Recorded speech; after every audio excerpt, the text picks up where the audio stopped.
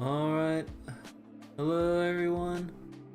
So let's go finish up the anniversary event in Granblue, and then probably after that we'll just go like farm raids and stuff afterwards, because probably not gonna take too long to finish up the current available story in the anniversary event. But yeah, let me just go turn off the music right now.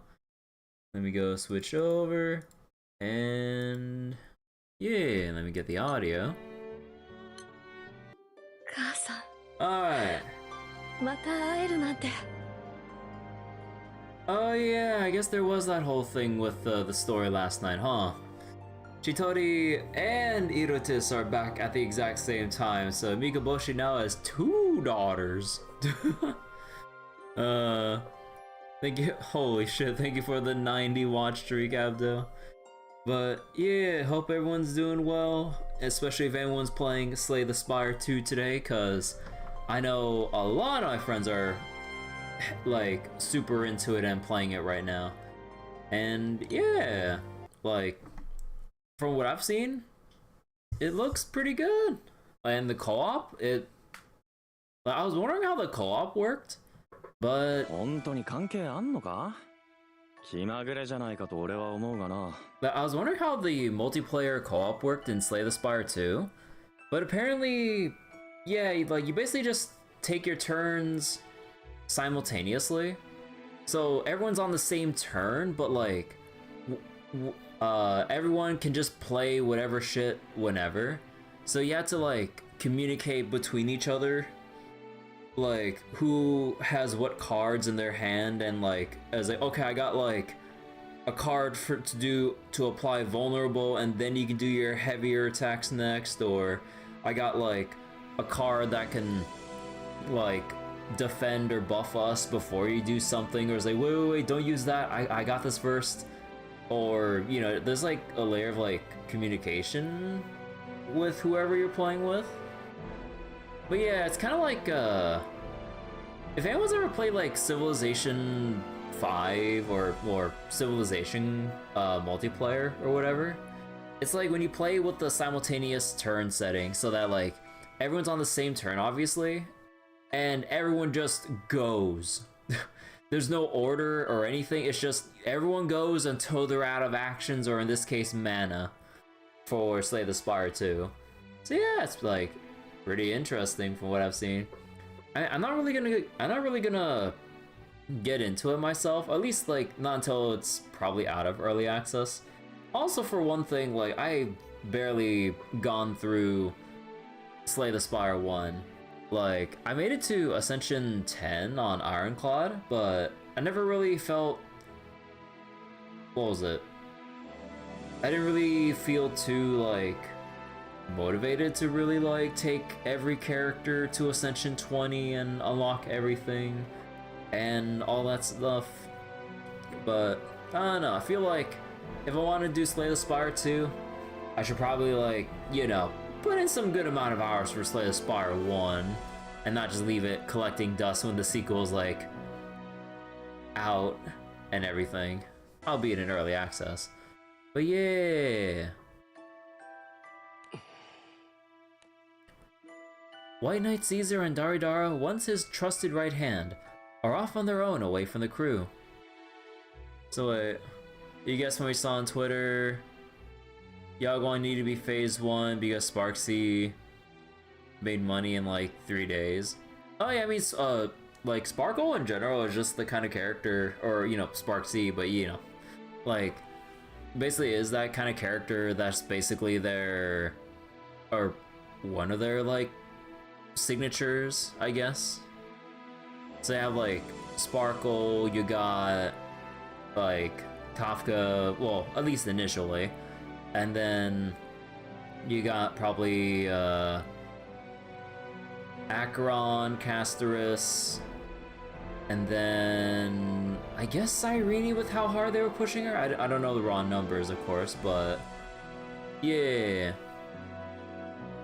And I think y'all going with like how she looked, like didn't really have that ingrained popularity with with her. Like there wasn't much like setup or attachment or initial love from like people building up to her release and everything. Because like from the kind of marketing and personality that Sparkle has, or like the pre-established popularity for like Akron or Ranime or A or however the fuck her name was again, I forget, sorry. And then there's a whole thing with like, you know, Cyrene and stuff, or who's she based off of again in Honkai Impact? Oh fuck, I'm forgetting. Elysia, was it? But yeah.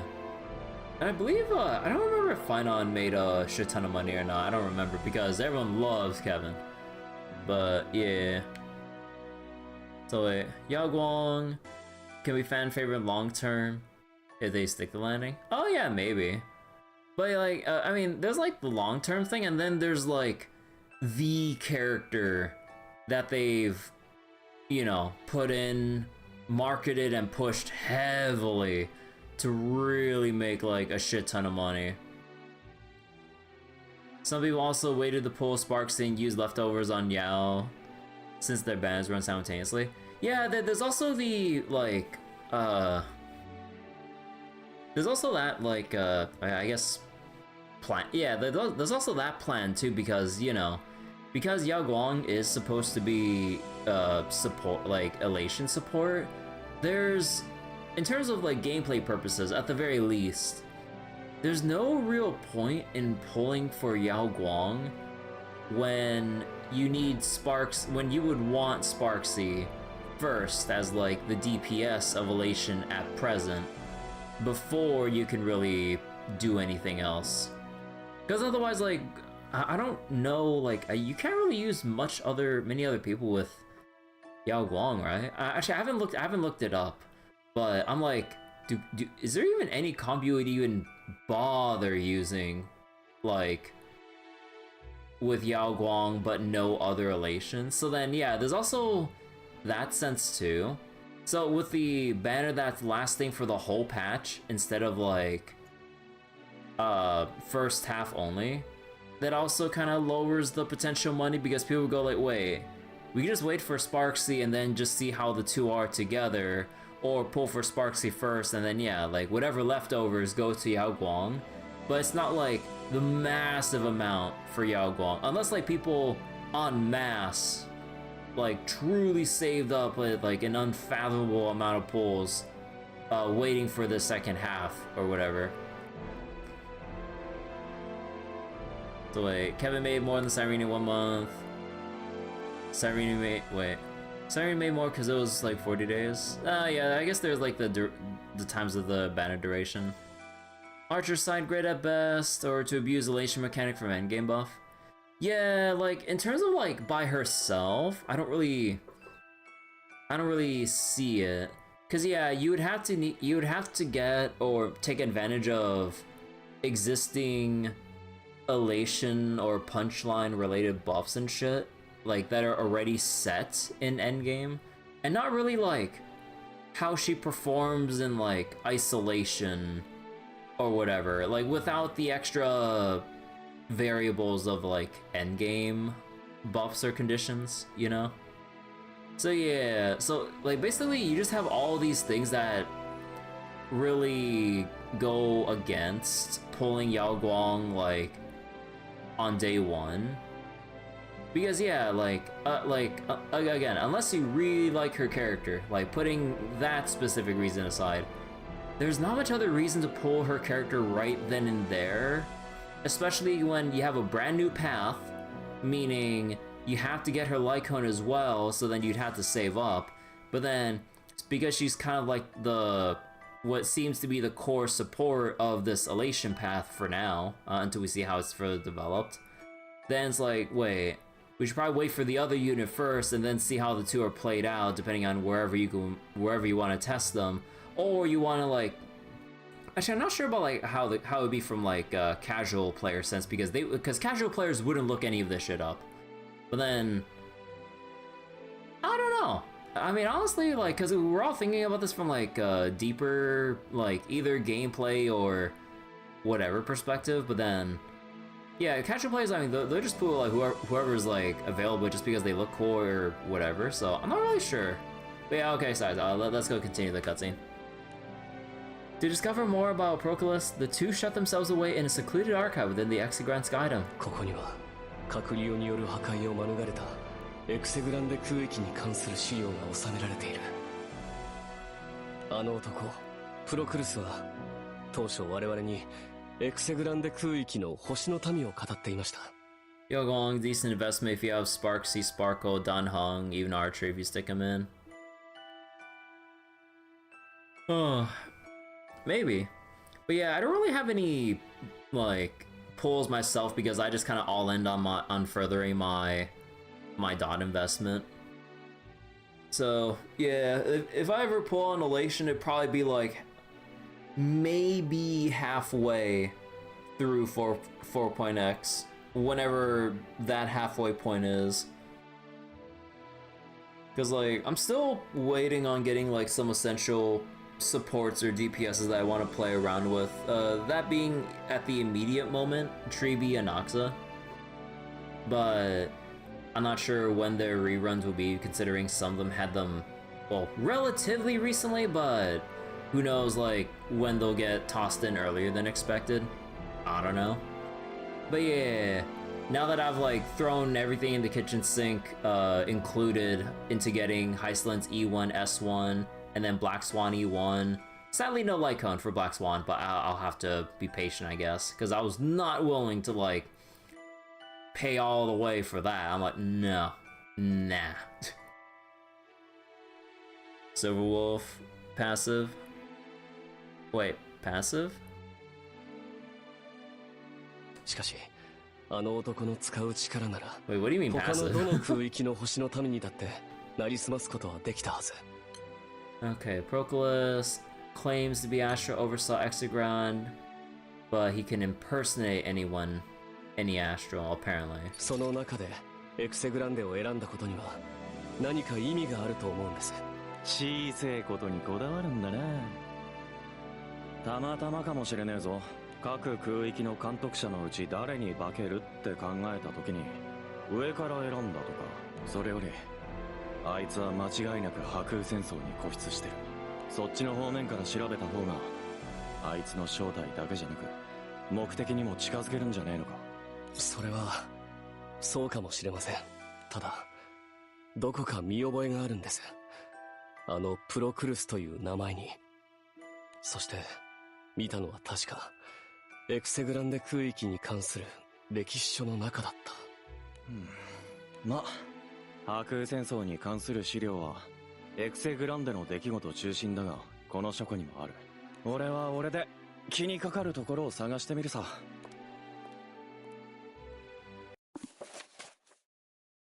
With that, Caesar picks up a tome covering the complete history of the Exegran Skydome, while Daridara focuses on records of the war. As they turn the pages simultaneously, both speak up almost simultaneously. バカな！ということ、奴は僕の…おいおいおいおい。いよいよあいつどういうやつなんだ。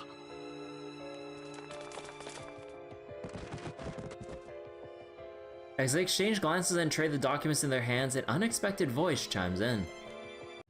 Motherfucker わかったか？俺の正体が。can just teleport wherever the fuck he wants. いつの間に？常認式から消えたのと同じ魔法か。つくづく便利なことだな。正外角。これが全ての不可能を可能にしている。ま、万能ってわけじゃねえが。Astral Hus. I mean, kind of makes sense with when you were just going around, like, pressing that crystal into the dead bodies of the Astrals lying on the ground. Or whatever.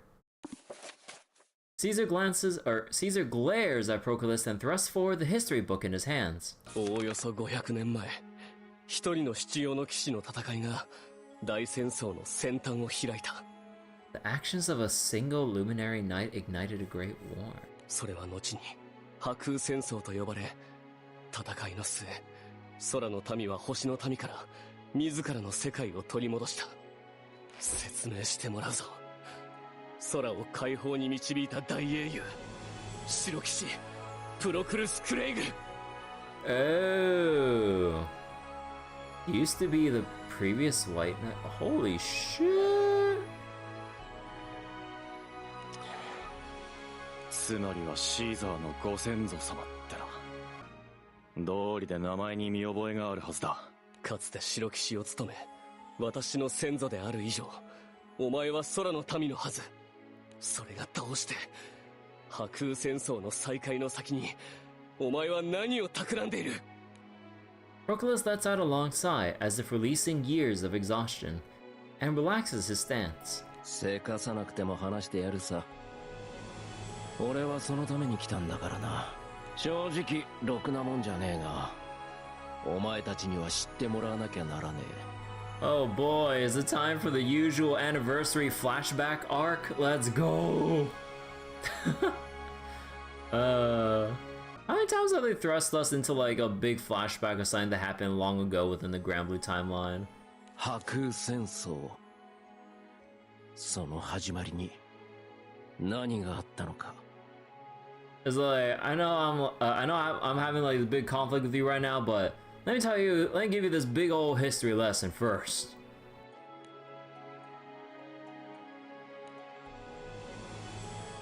As is tradition. 今から500と20数年前、俺はクレシュタイン王家の嫡男としてエクセグランデ空域に生まれた。520 years ago, Exegran Skydom, Christane, royal family, eldest son. 当時の空の世界は侵略者星の民による支配が1500年ほど続いていてな。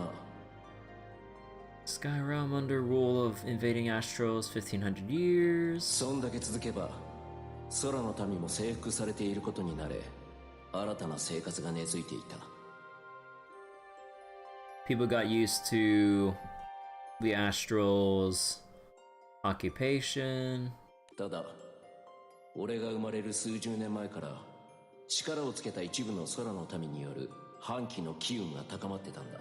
エクセグランデ空域の監督者星の民アペプはまあのんびりしたやつでな。 Appa was the laid-back kind of man, huh? 征服者と非征服民なんて関係にはこだわらず、誰にでも優しい男だった。立場上俺は幼い頃からアペプと接することが多かった。 Okay, spent his childhood with Apep apparently because you just treated people with kindness, regardless of the difference. 星の民アペプは俺にとって親であり兄であり親友だったんだ。俺が成人し白騎士の座を継いだのはいよいよ戦火の足音が聞こえ始めた頃だった。後の破空戦争が始まる少し前、当時の黄金の騎士が突然俺の元を訪ねてきたんだ。星の民相手に戦争？本気で言ってんのか？声を慎め。まだこれは計画段階だ。星の民に察知されては困る。You know, I just noticed this part of the trim, of the armor, a little bit different to differentiate the past Gold Knight with Alia.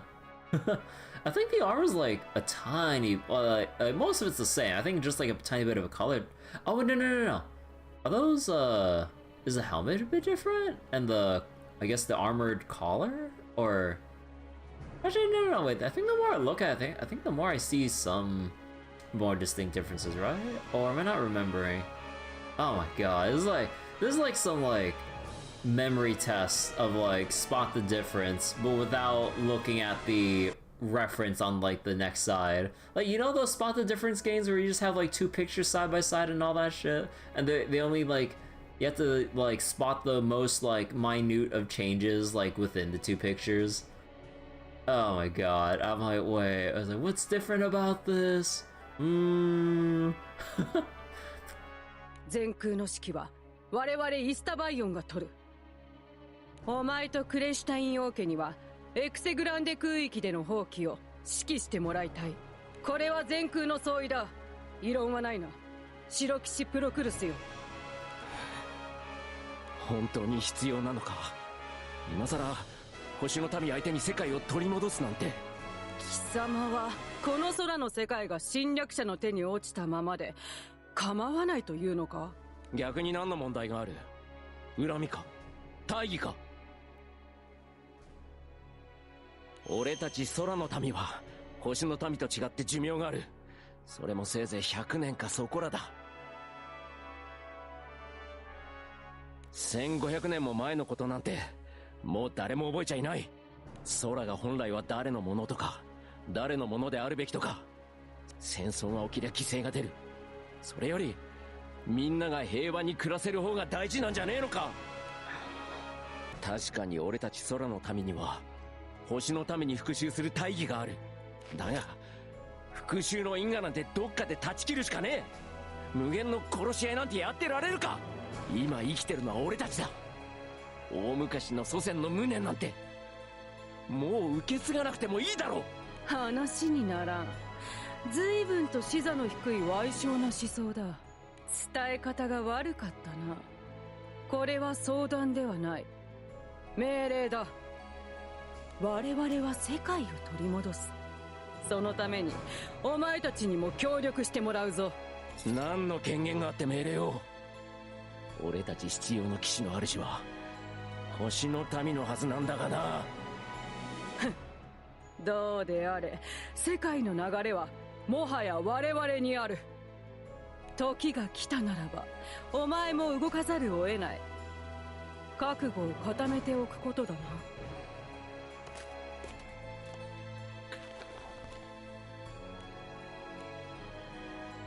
同じ頃、俺には一つの信託が下った。 Wait, divine revelation? どうやら俺には破壊の神の使徒として素養があったらしくてな。 What the fuck? As the god of destruction's apostle? 破壊と再生を司る空の神からの指令は時代と立場の都合、どうにも厄介なものだった。カレースグランデ空域にある星の民の研究所に潜入。 Astro Research Facility. その上で研究所からとある特殊な存在をエクセグランデ空域に持ち帰れか。 Special being from the facility to and bring back to Exaground. 星の民の研究所から極秘の存在を持ち出す。間違いなく星の民への敵対行為だ。ただ俺にも危険を冒すだけのメリットはある。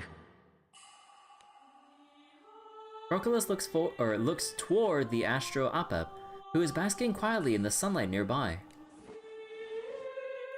Man, given the fact that they named this NPC and everything, I really wish they gave Apep an actual appearance. Like, come on! Like, you give them a name, at least give them, a non-generic, image or whatever. アペプの研究は破壊と再生を司る空の神に関するものだ。俺が信託を受け入れて使徒としての立場を手に入れれば研究の助けになるかもしれない。そして破壊の神の使徒になれば神の眷属として莫大な力を得ることができる。今の俺には力が必要だ。どんな戦争が始まっても大切なものを守れるように。アペプ、お前のことは俺が必ず守ってみせる。だから俺を信じて少しの間待っていてくれ。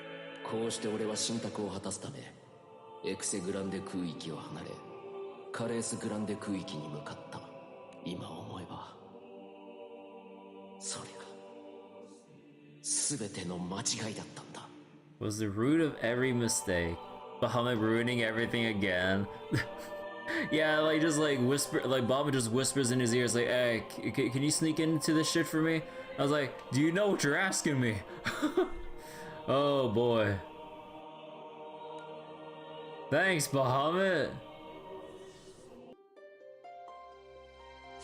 私は研究ができればそれで十分だったからね。戦争なんてごめんだよ。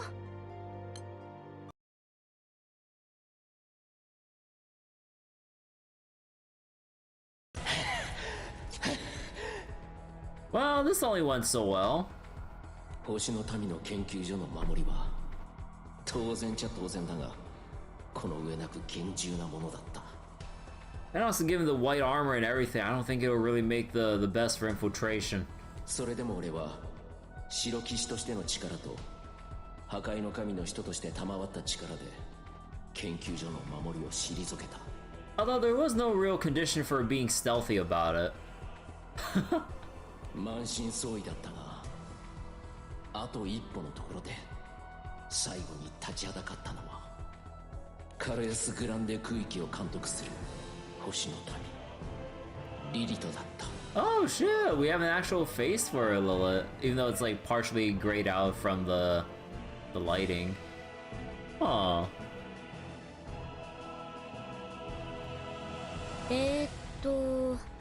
プロクルス君だよね。エクセグランデの必要の騎士の。何か用事ってのは白々しいか。奪いに来たんでしょこの子を。Lyria. Inside the mechanical coffin beneath Lilith's hand, a blue-haired girl lies asleep. 話が早くて助かる。こっちももう限界でな。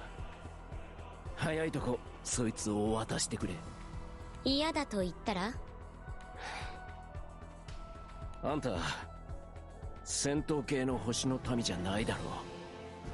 そこらの空の民ならまだしも俺に勝てると思うのか。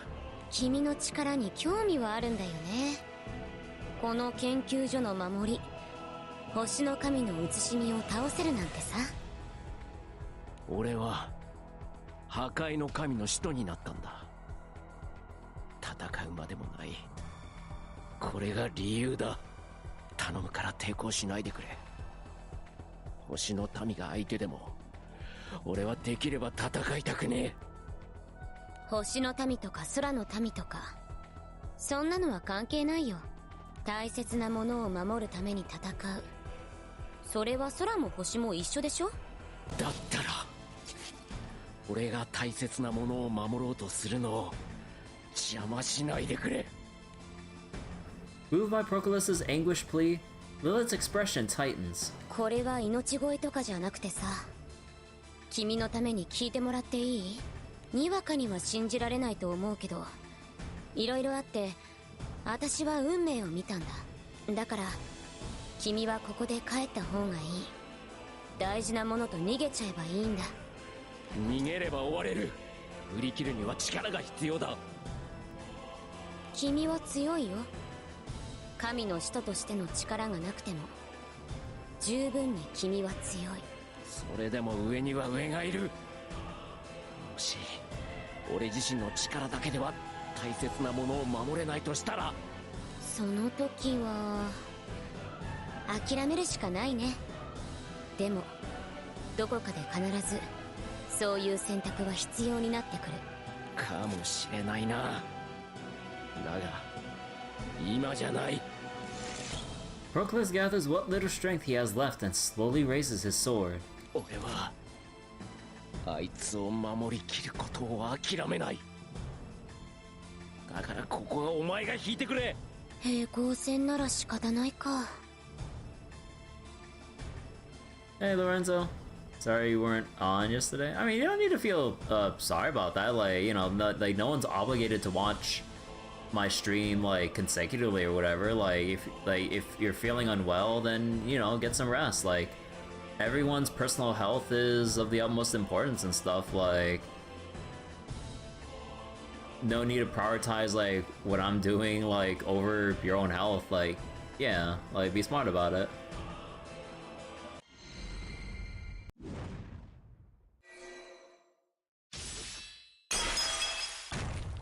俺が予想した通り、研究者であるリリトは満身創痍の俺でも勝てる相手だった。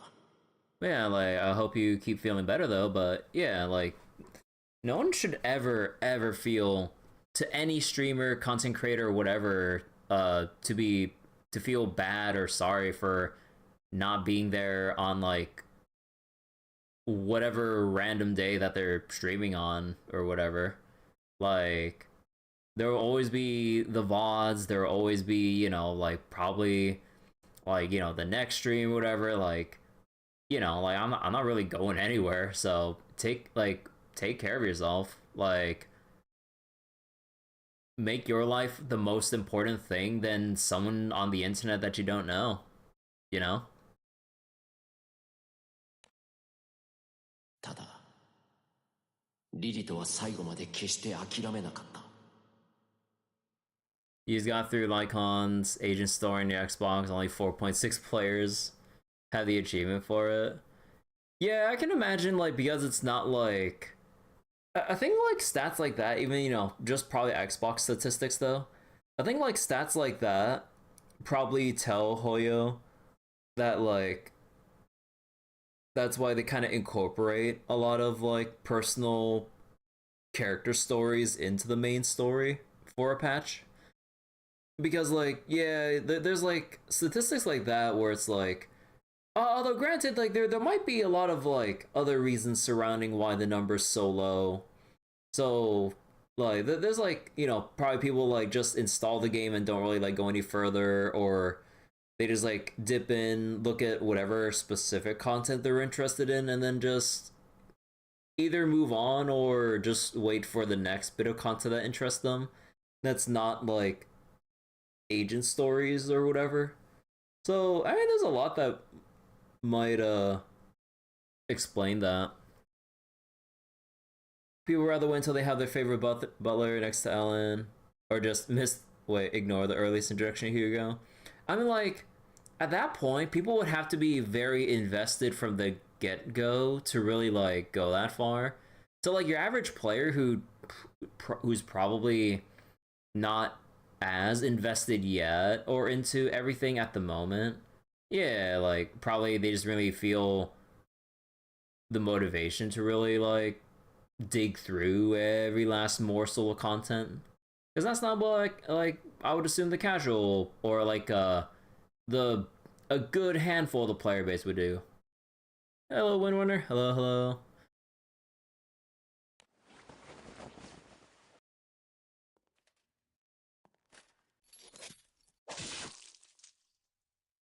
だから信託を遂行するために、俺はリリトを手にかけるしかなかった。Oh. Give players to love our best dog, Lycon. I mean, like, the agent stories are there to really, like, you know, give that extra background and reason to care about these characters, which is great. But it always comes down to, like, in any other, honestly, just story in general, like, if people just didn't care to begin with to get into why they should care about something, they're not going to be pushed in any way to do it unless they do it themselves, you know? そして予想外だったのは、どういうことだ説明しろ、プロクルス。 Hello, past Blue Knight. Yeah, hey Bryce, Rip Leary's mom. Yeah, Rip Leary's mom. You spent 2 hours on Hexa, failed to clear until... Wait. Failed to clear until 11% on solo raid? Aw. Sorry to hear that. 研究所の異常を察知して来てみれば、お前がリリトを殺したのか。そうだ。星の民との関係について、お前は穏健派だと思っていたんだ。お前も空を取り戻すという大義に取りつかれているのか。違う、俺は問答無用。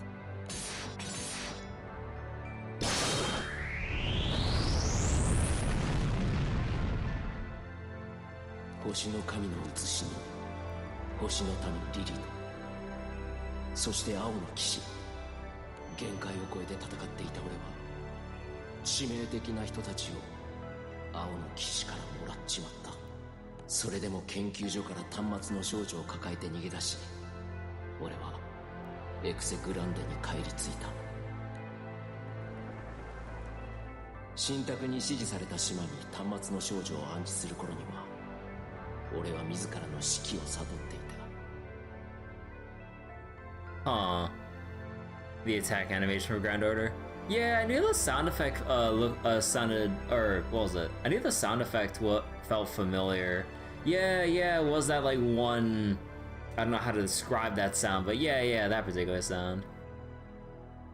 My death was drawing near. Place the girl on the island of my revelation. Is that Zinken still? Oh no, not Zinken still. 俺はあいつの顔を目に焼き付けておきたかった。 Burn his face. ただそれだけだったんだ。アペプ。おお、プロクルス様のお帰りだ。英雄の凱旋だぞ。何？いよいよですね。騎士様が開いた先端に皆沸き立っていたところです。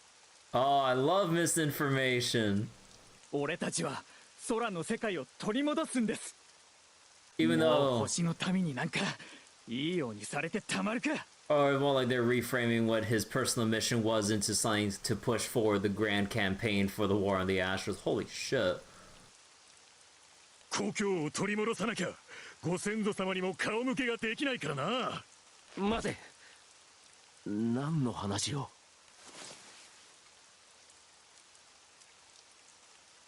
Through his fading consciousness, Proclus notices a small bundle at the crowd's feet. It appears to be cloth wrapped around something, closer in form to a garment than a covering, and its design marks it as Astro in origin. Caked in dust and stained in places with dark dried blood, a thin small hand protrudes from the folds.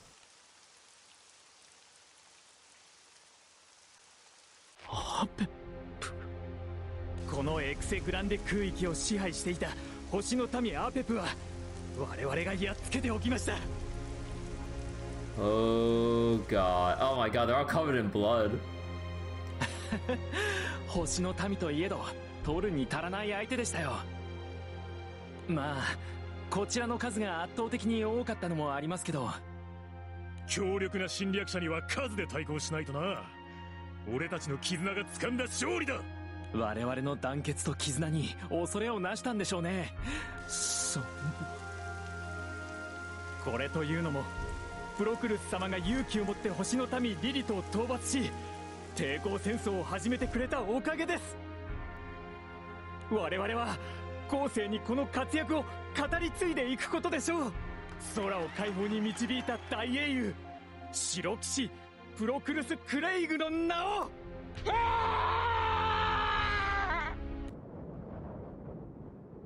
Bahamut doing shit. Thanks, Bahamut. そして俺は青の騎士から受けた傷が致命傷になって命を落とした。それが波空戦争の始まりだったのか。それから500年後だ。これはお前たちも経験しただろう。星のレコンキスタ。その最中の戦場で俺は目を覚ましたんだ。 Then 500 years later,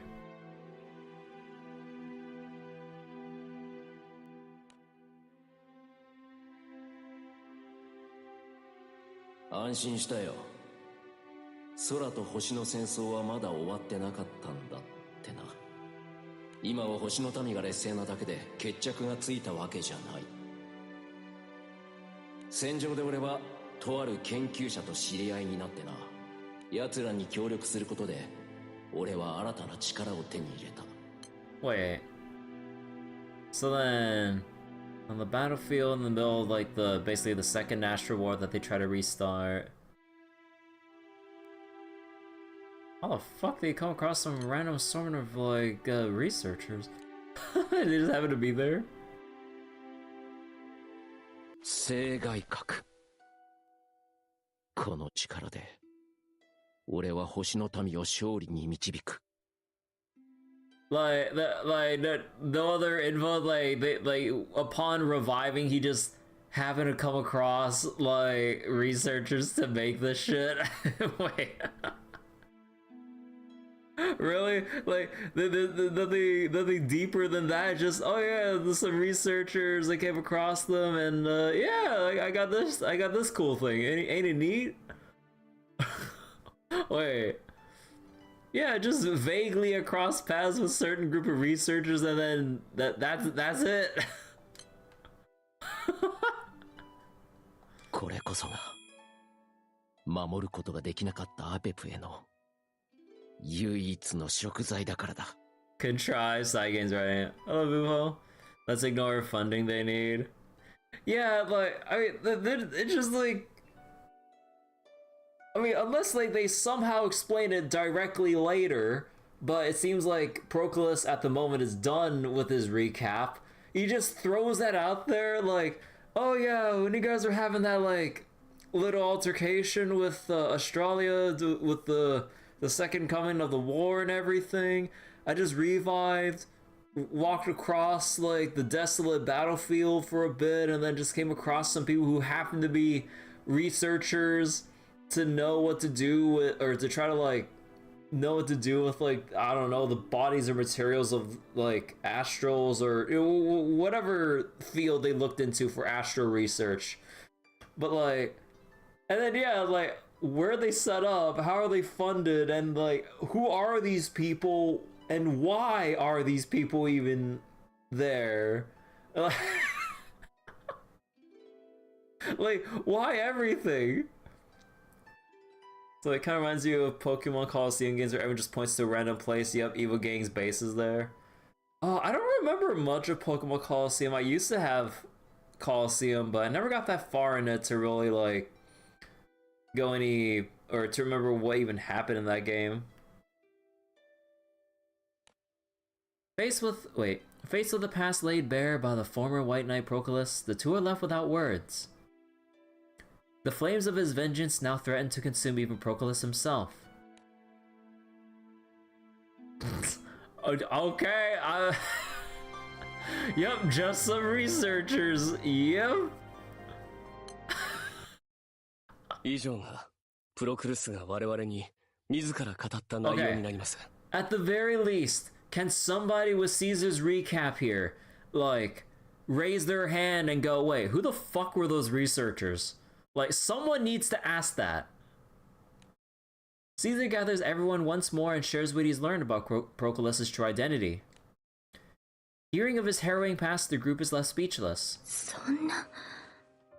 我々に正体を明かした後、プロクルスはこちらに協力を求めてきましたが、沈黙を拒絶と捉えたのか、そのまま姿を消してしまいました。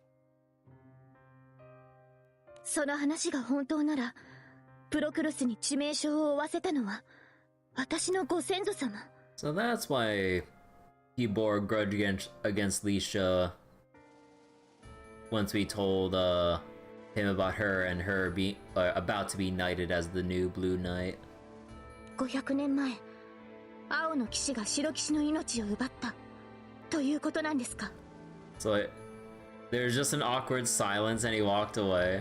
Yeah, like I didn't really put too much thought into it, but now that you pointed out, like, they could have extended the cutscene a couple more lines to go, like, you know, like, now that you know my tragic backstory, like, do you understand now? Will you actually help me, or, you know, like, stay out of my way, or, you know, just something like that, and then leave? Or at least, like, have a moment, like, the tropey moment of, like, Caesar going, like, it's like, but wait, and then like you know, like Proclus just leaves without even trying to hear them out or something, as if they didn't respond fast enough or something. Like, you missed a QTE in like the Walking Dead game, and then like you didn't get your actual like phrase out before they just took it as silence or some shit. It's like, well, you missed your timing window. All right. But yeah, like, they could have added like another line or two of like him asking and then just leaving without saying anything else. So overall, need somewhere to go to a random place. Wasteland, Boom Evil Base. Colossus story, basically talking around NPC until one tells you about something somewhere. There you go, beat antagonists up, repeat for the whole game. No. 資料もいくつか残ってたし、嘘を言ってるって線はねえだろ。 Especially with the hot-headed Harvin there. Yeah, like, I know that, like, Daridara is still, like, stunned after, like, hearing that whole backstory, you know, left speechless and whatever. But, like, you think, like, with how, even after hearing such a harsh truth from, like, the past and whatever, like, you think, like, he'd impulsively would speak up, or and then, like, Caesar would, like, tell him to hold back, and then, like, maybe it's like, we need to, like, bring this up to the crew, and then we'll see where we go from there, or some shit like that. But then they just kind of, like, end the cutscene just like that.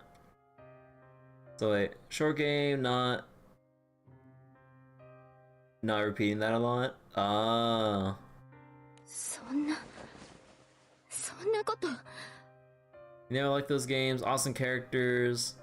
Mirror B, but the grind. How you find locations. 私の信じてきた正義は、秩序は、一体何のために？ Walfrey moves closer to his distraught daughter, gently supporting her. 私たちは少々席を外させてもらおう。今リーシャには時間が必要らしい。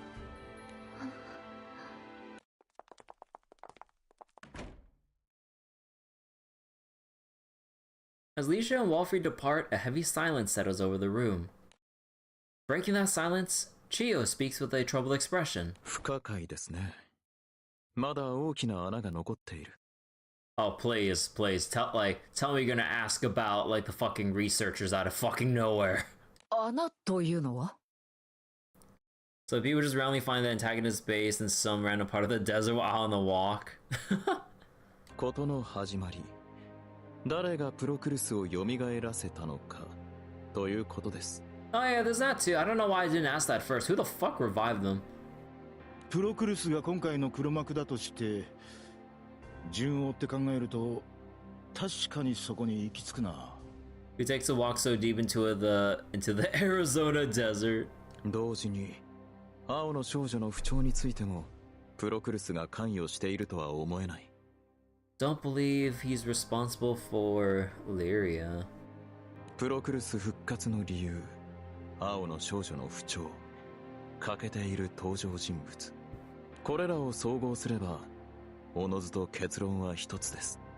関係しているのは、ルリアを作った星の民、リリトということか。このカルエスグランデ空域には、私が生まれた研究所があるんですよね。ええ。波空戦争の騒乱の中で廃墟になっていると思いますが。私、その研究所に行ってみたいです。きっとまだ、これから大きな戦いが待ってる。ビューレイストさんと戦った時みたいに、何も力になれないのは嫌なんです。Let's go together. ありがとうございます。あなたが隣にいてくれるなら、怖いものなんてありません。 Girl and Cyan, actually. I don't know shit about colors. いよいよ星の民リリトに向き合う時が来たということだな。 Like, aside from probably like the basic colors that like if you went for like different shades of other colors, I wouldn't know what their specific like names would be for whatever specific shades or tones or whatever the fuck. 最初から叙任式の後には調べるつもりだったんだ。もう腹をくくるしかねえな。 And it gets even worse when you like look up like, oh wait, hold on real quick. Hold on.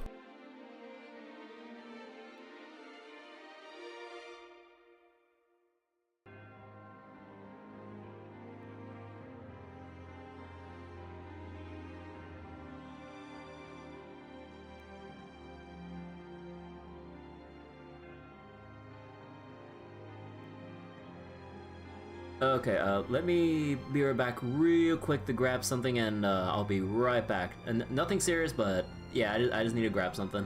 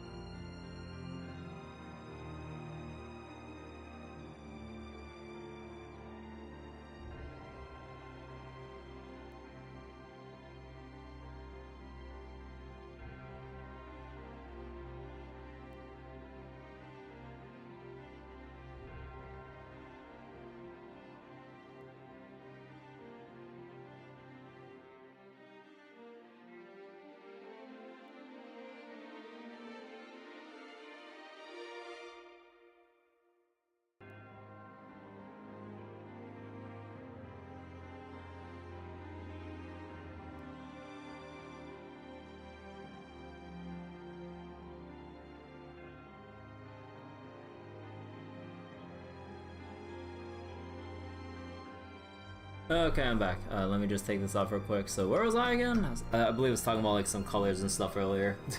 Like, it also doesn't help like with me not knowing like, oh, like the specifics of like the names of certain other colors or whatever.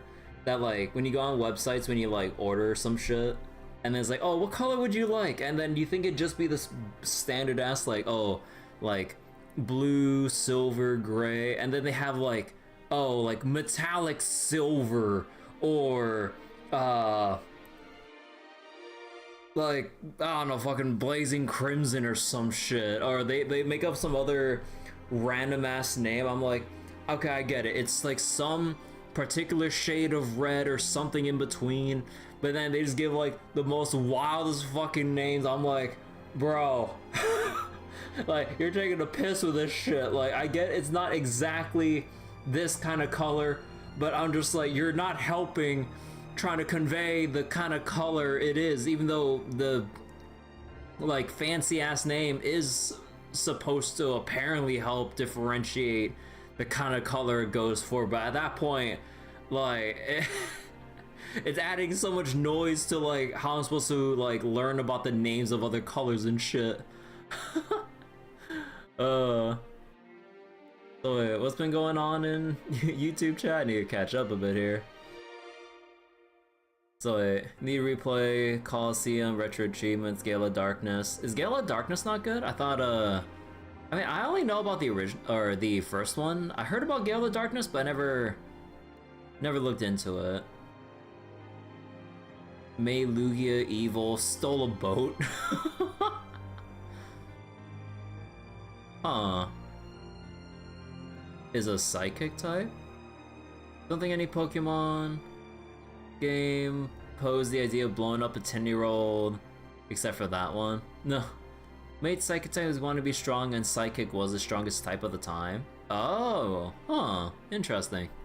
Man, I love to replay or get my hands on Pokemon Coliseum again to like replay it and see if it was like as good or boring as I probably thought I remembered it. Cause like I thought I had fun. I remember having fun with it, but it never really stuck around long enough in my mind to like see through from start to finish. Then and I think I got lost. Actually, no. I think like what I was like obsessed with doing was like something.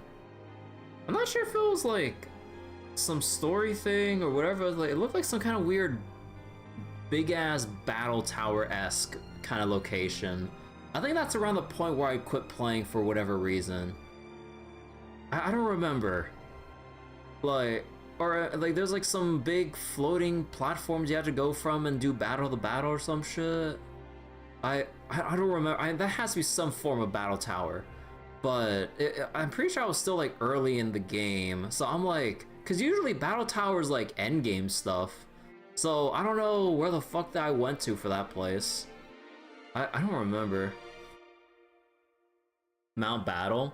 Oh, yeah, so wait, what was Mount Battle supposed to be? Because, like, was it a required thing in Coliseum? Because I remember just going from place to place, not really understanding what the hell was going on.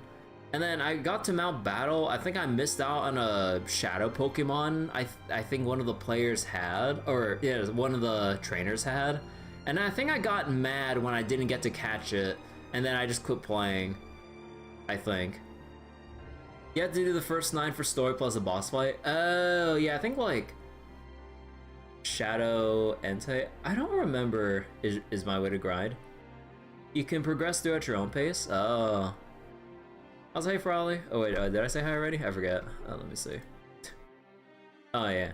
GameCube Pokemon games were so good. Game Freak sends their company to life in mobile dev. Aww.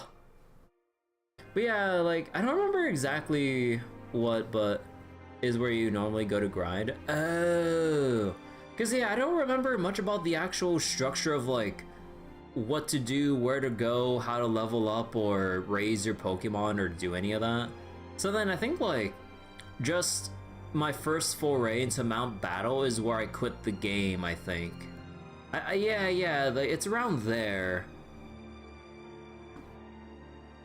But yeah, okay, let's go continue. では手分けしましょう。まだプロクルスの脅威が去ったわけではありませんから。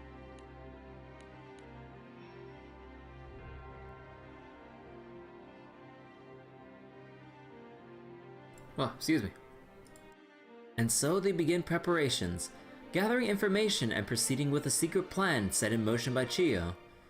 You know, is it really like a secret plan, like, if you can have Proclus just, like, phasing in and out of locations whenever? Or did he just have to, or did he just knew they were there looking up his history the whole time and just waited until they had their, like, how do they properly time his fucking, like, teleportation into the archives to go, ah, so you learned, huh? But let me tell you what really, I'm like, what's stopping him from going, like, in between everyone to just get the jump? Oh, I know there's like a shit ton of us here. But, I don't know. It's like, how the hell is he surveying people to at least know where, like, Caesar and Daridara are when they were looking into his history? Some ready themselves for battle, while others stay behind out of concern for Alicia. Splitting into several groups, they each do what they must. So it seemed like he was waiting to try to recruit them, so maybe he was prepped. Yeah, I guess there is that angle. He was trying to see if he can like persuade them to joining his cause, because, you know, like, hearing a story like that, I mean, yeah, you feel pretty bad for him, but no one wants to make a second, or no one wants like a third war when we literally just stopped like the second war within the day. So it's like, yeah, I don't think anyone would wanna go to war again.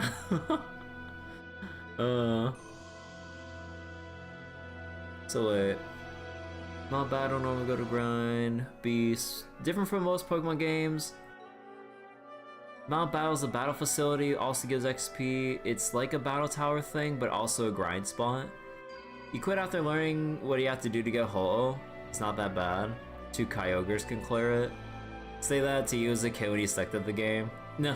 Yeah, like, oh, when I played Pokemon way back when, like, I didn't know shit about optimization. So then it was always a struggle when, like, you ended up having, like, a slow Pokemon or with low EVs or whatever because you didn't know what the fuck an EV or IV was, like, when you played as a kid and shit. Like, nobody knew that shit. So when you actually go through, like, the last ends of, like, your usual Pokemon playthrough in whatever game, you probably just get bodied or whatever because they're all super fast, or you just burn through full restores as you're biting your nails to try to get in another attack again or something like that, without realizing that, like, you know, if you had prior knowledge or knew about the game systems, you'd have, like, decently trained up Pokemon that would then just straight up outspeed or overpower, like, the Elite Four or whatever. Like, let me tell you, like, going through the Pokemon games back then, at least with, like, the Kanto, Johto, and Hoenn regions when I played back then, and then when I finally got back into Pokemon, or at least for one entry, playing Pokemon X, I was like, man, after, like, raising, like, the EVs or whatever for my Pokemon, or at least, like, the Pokemons I cared about, I was like, man, everything's just dying. In, like, 1 or 2 goes. I'm like, holy shit, this shit easy. It really is a crazy ass difference. まだ何か気になることでも？プロクルスの目的です。ここまで来てもまだ回りくどさが否めない。 When you got told to do EV training as good, he told you to grind to 100. Yeah, like because, like, it's always like those hidden stats they don't show you until, I'm assuming they show you in later games, because that's what they did for Pokemon X. Was Pokemon X, like, the first time they showed you explicitly the EV values for Pokemon stats? I don't remember, because I haven't played, like, I haven't played Platinum or Black and White or any of that. So I don't know when they started showing EVs or all that. Like, when I got Pokemon X on a whim, and then I was trying to train my Pokemon, I was like, wait, you could just straight up raise EVs through, like, mini games and shit without having to, like, use items or use items or having to battle specific Pokemon that raised certain EVs or some shit. I'm like, wait, you didn't see it even up to Black and White, how to calculate it manually? Oh.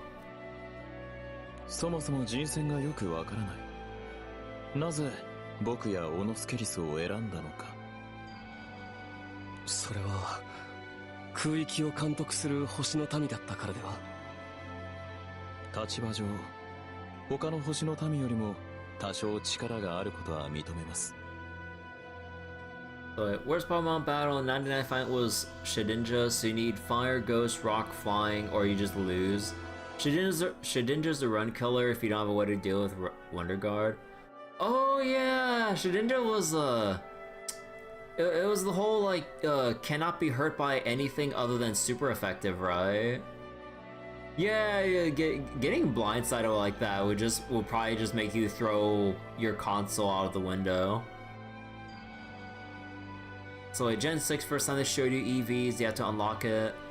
Then Gen 7 they let you increase it. Ah. One thing share from childhood today, friendship time-gated based evolutions.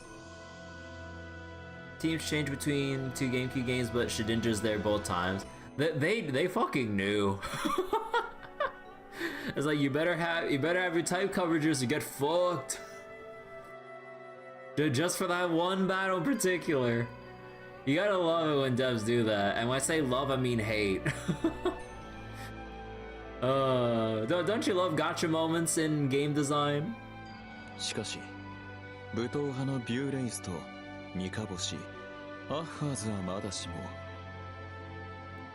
So it only affects a move, so Toxic or Sandstone would also clear. Oh, they're affected by dots or weather effects or whatever too. Okay then. So yeah, there is more ways than I thought to get around that. Okay.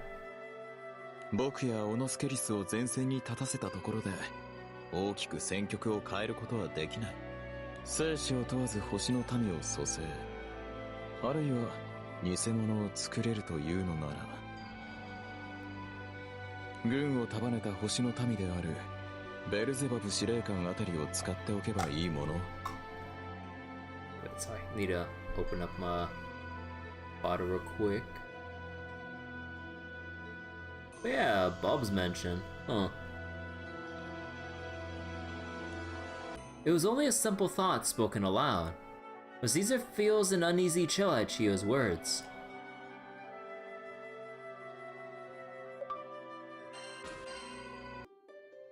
Aw. Wonder Guard sounds scary until you learn how limited it is.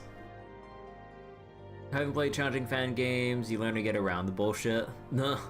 Yeah, get the creative juices flowing. It's like, what's the strategy here? Wonder Guard and Pokemon without weaknesses.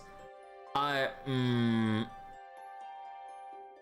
at that point, yeah, it really is like a toxic sandstorm check, isn't it, huh? Well, if you could even get it via randomizer anyway, depending on how the randomizer sets you up. Although I never really played like a Pokemon random before, or I think like I dipped my toes to like look into it just to see like the stars, like, oh cool, I get like some random shit, oh wow. But then I never even went to like the first gym.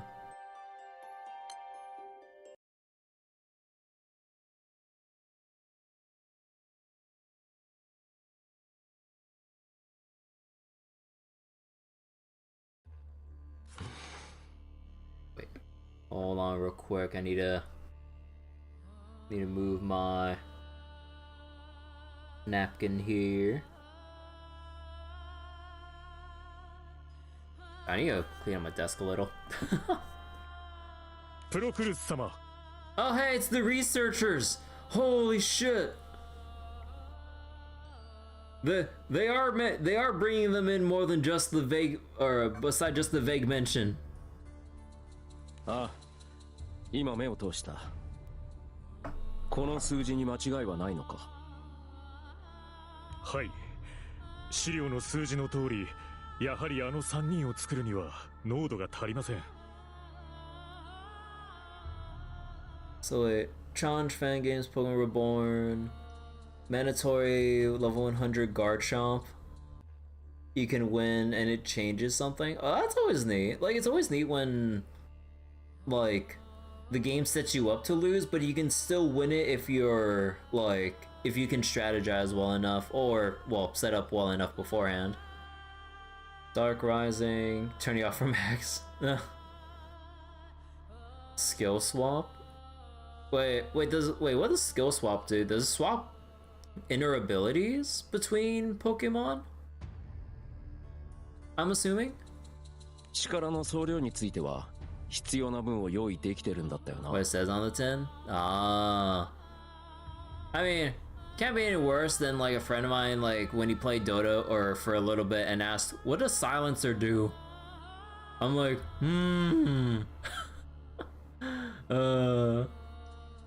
はい。しかし、膨大な量となるため、やはり濃度を上げないことには器が耐えられないかと。Swaps abilities, but not Arceus's? Learned that the hard way. While Kirby and the others have split up in preparation for the battle to come, Proclus is in a sealed research facility. しかし、プロクルス様のご協力のおかげで、研究は大きく前進しました。So, understatement, creators different nowadays, but that game brings bad memories back to you. Beating that fight is one of the requirements for a secret ending. Oh, what the heck? さすがは波空戦争の大英雄。空の守護者は本当に頼りになります。Great hero of the war. ああ、他の方法でも濃度を上げられないか。引き続き研究を進めてくれ。They they still recognize him as the great hero, despite what Proclus told us of his backstory. お前たちの研究は空が星を隷属させ繁栄を高級のものとする礎となる。これからも期待しているぞ。 With the sky subject. Oh, okay, so yeah, just straight up lying to them. I was like, oh yeah, all for the sky, yeah. はい、大英雄プロクルス様。大英雄か。ヘドが出る。何もかも。それでもアベブの無念を継ぐためにはこいつらを利用するしかねえ。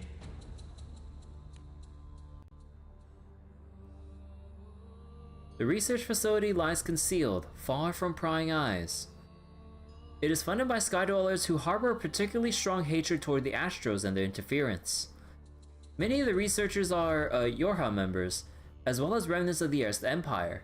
Okay, now they explain all this. Okay, because I remember hearing the name of this group before, although I don't remember about the group in general, but I remember the name was brought up beforehand, so at the very least there's that.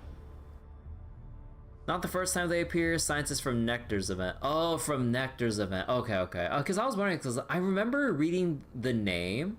I didn't remember where they first appeared. 結局のところ、俺は騎士であり武人だ。世界を相手にしようと思ったら、俺一人じゃ限界がある。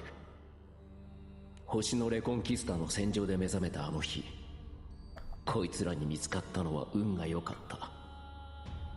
Fortunate enough to be found. So you have the Yorha members like during the start of the Reconquista and everything to...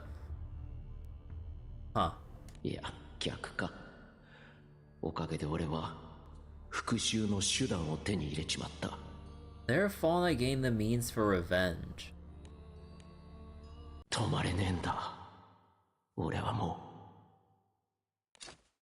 う。 Cursing his fate, Proclus reaches out and takes one of the crystals resting on the research table. ゲドウの研究だってのは理解してるが、おかげで俺は空の世界をぶっ壊せる。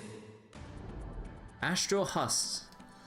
They're crystallizations formed by converting the immense power found in the very bodies of Astrals into energy. It is the power of these very husks that enables the resurrection, reconstruction, and brainwashing of Astrals. That said, the energy contained within an within an Astral's body varies greatly by individual. The more powerful the Astral, the greater the energy their body contains, and the reverse holds true as well. やはりビューレイストとミカボシ、オノスケリスの洗脳を解かれたのが痛かったですね。奴らが予定通り死んでいてくれれば、計画を次の段階に進められたのですが。Every Astral Husk Proclus uses is created from the remains of Astrals who perished during the Reconquista. However, even among Astrals, they were not especially powerful. In fact, their bodies were less than ideal in terms of energy density. The plan was to first harness lesser husks to resurrect the powerful Astrals who once oversaw skydomes.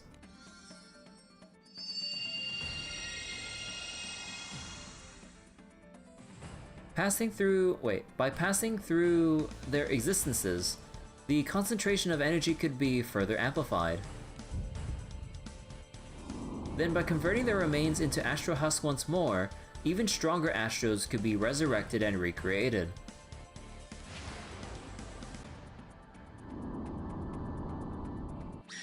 Uh-oh.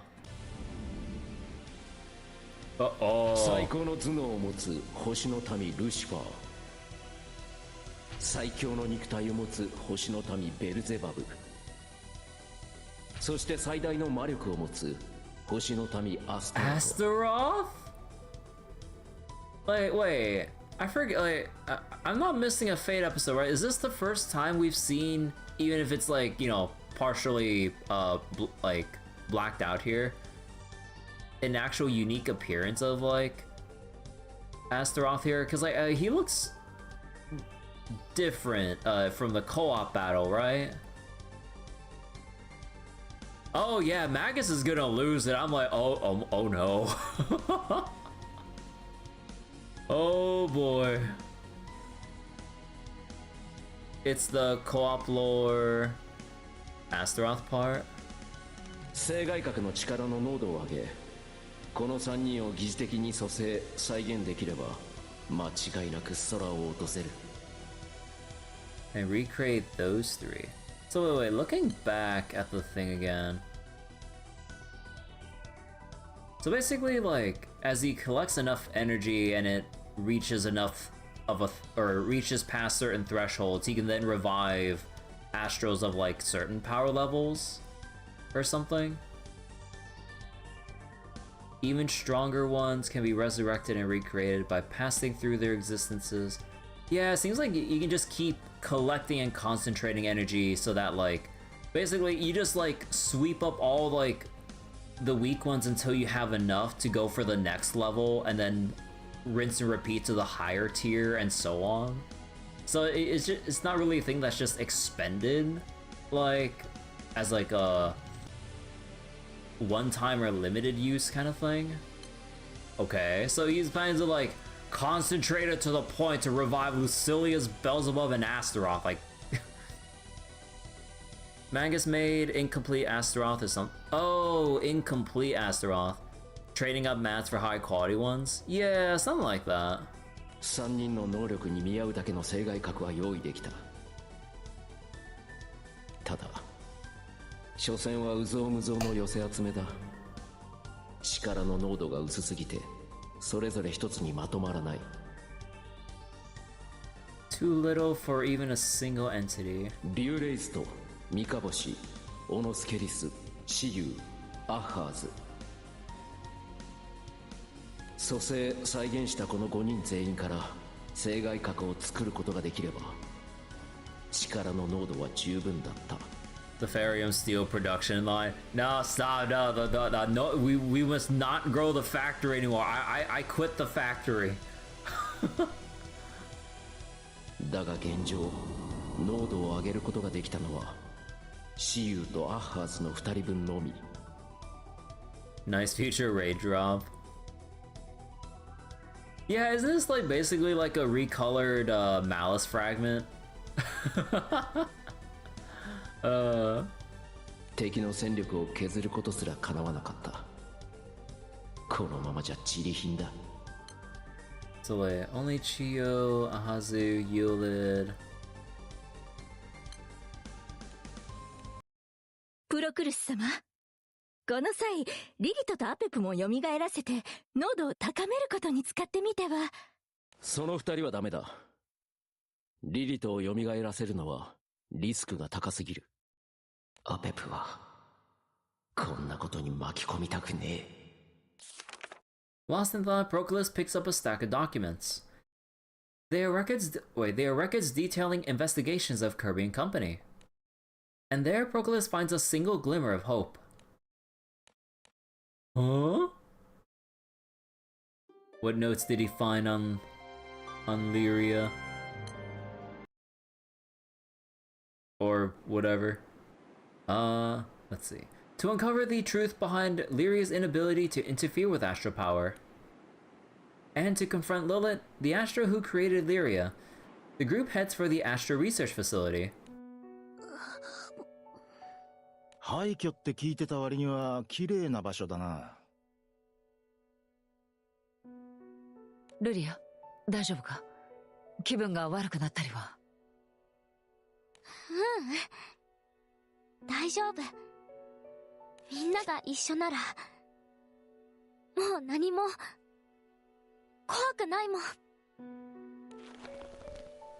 Despite her words, Lyria grips Kirby's hand tightly.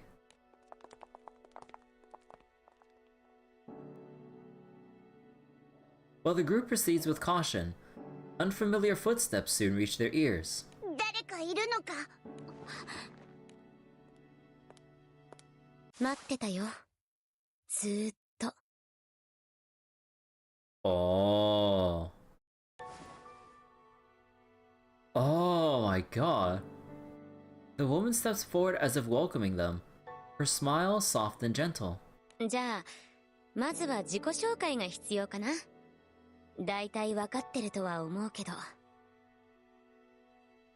あなたが星の民リリト、カルエス・グランデ空域担当の星の民であり、私がこの研究所で青の少女を作ったんだ。それじゃあ Leary gets two moms in this event. あなたが私のお母さん。お母さんって呼んでくれるの？一緒にいてあげることすらできなかったのに。そんなこと。 As Leary reaches out, overcome with emotion, Lilith stops her and speaks the truth. それに今回の件は私が全ての黒幕だよ。 The trailer voice. No. プロクルスの復活もルリアが今抱えている問題についてもね。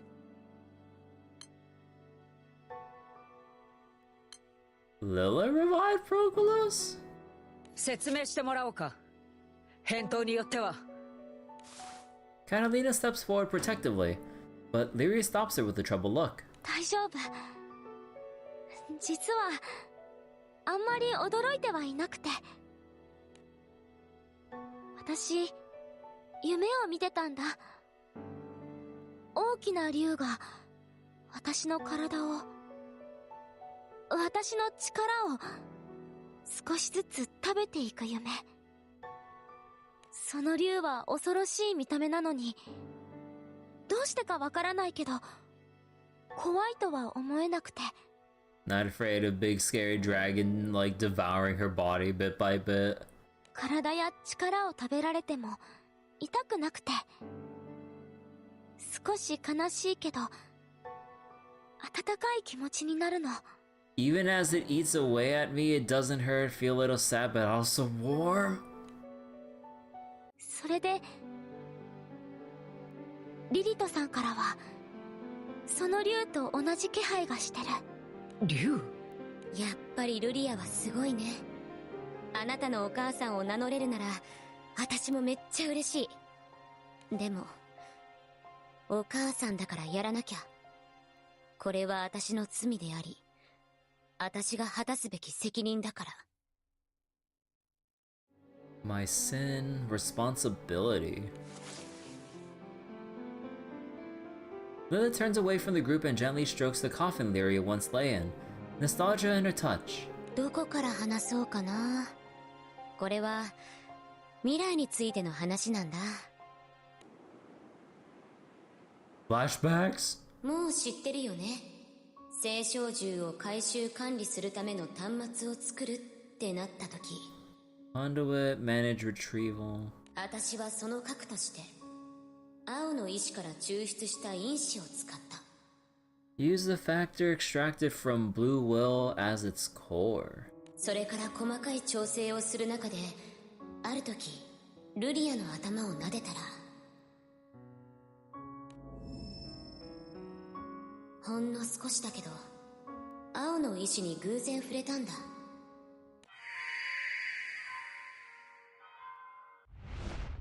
そして私は未来を見た。遠く遠く遠く、時間の果てのその先まで。 All the way beyond the end of time? ルリアはこの研究所から少し乱暴にだけど外へ出ることになって、エクセグランデ空域の破壊の神のお膝元で眠り続けて。 Remain asleep beside the god of destruction and Exegran. やがて破壊の神の使徒と巫女が島を訪れて、悲劇の果てにルリアを連れて行く。 Ah. In time, god of destruction's apostle and accompanying shrine priestess, so our dad and grandmom take Lyra with them in the wake of tragedy. ファータグランデ空域ではエルステ帝国に発見されて、 To be discovered by Erst Empire. Oh, Lyria, right. 騒乱の中でついに運命の相手と出会い、果てなき空の旅に出る。嬉しいこと楽しいことだけじゃない。辛いことや悲しいこともいっぱいいっぱい経験して。ルリアは旅の中で心を大きく成長させていく。瞬間的にそんな未来が見えてさ、もうね、嬉しくて安心して泣くかと思っちゃった。じゃあなんだって今こんなことを？私が見た未来にはまだ続きがある。空の果てにまで至る大冒険から100年。当たり前だけど仲間の多くが正しく機能したイスタルシアに帰ることになる。Hey, so I know you saw further into the future and everything, Lilith, but can you tell us where the fuck Io, Rosetta, and Eugen went after we did our whole thing at Astalucia? Like, can you at least tell us where they went?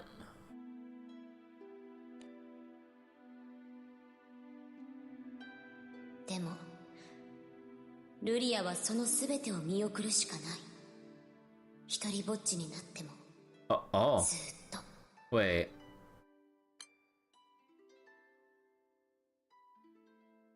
Century after the great adventure that reached Estalucia, return to the properly functioning. Oh. They went on the bench. Io turned into Primal Beast. Could be with Rosetta forever alone. The order in which they disappeared to? Yeah. 得意点とは今は教えの採用でつながってるじゃん。 Connected through innermost teachings. でも年を重ねればやがて得意点の体が力に耐えられなくなる。 Unable to withstand the inner teaching. そうなると教えの採用のつながりも断たざるを得ない。得意点は人として生を終え、それでもルリアの中の力はルリアを生かし続ける。200年後、知り合いですらほとんどがなくなっていく。残るのは青少獣くらいかな。 And he sees Sandalphon in his like new spanking armor and everything too.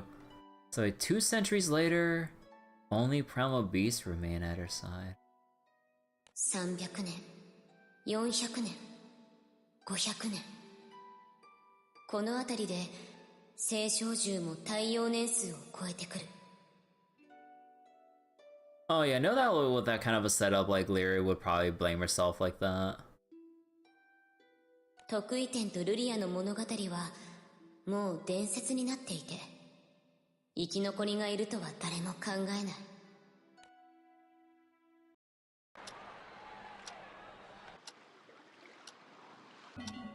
Oh no. The time lapse.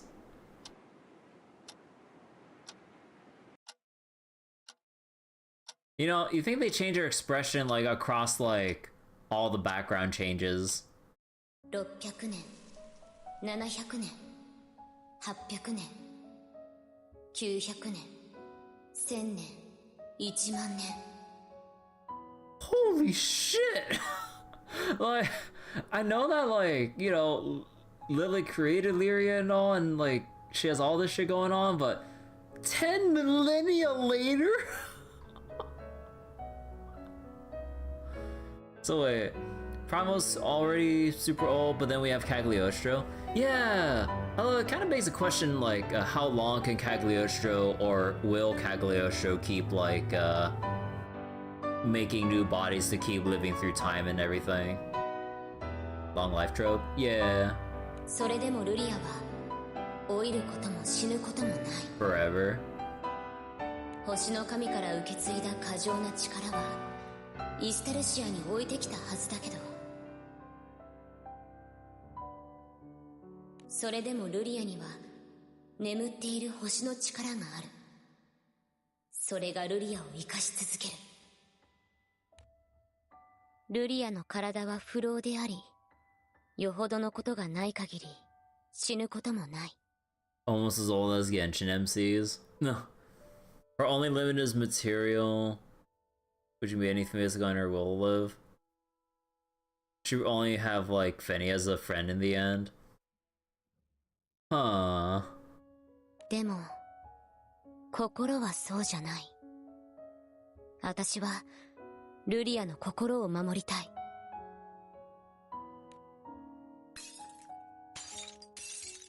私が見た未来、ルリアが孤独に苛まれて少しずつ心を壊していくなんて、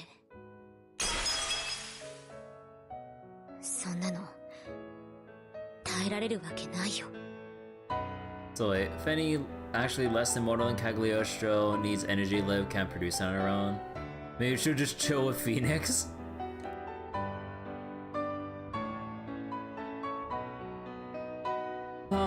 So...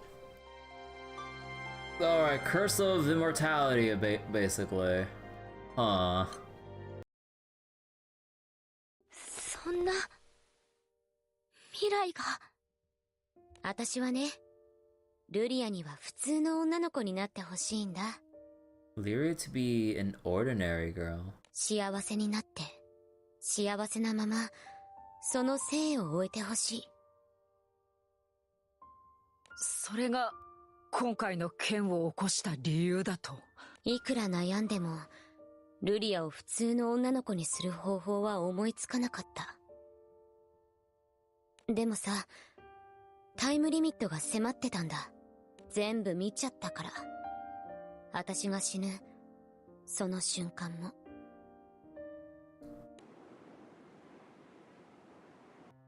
頼むから抵抗しないでくれ。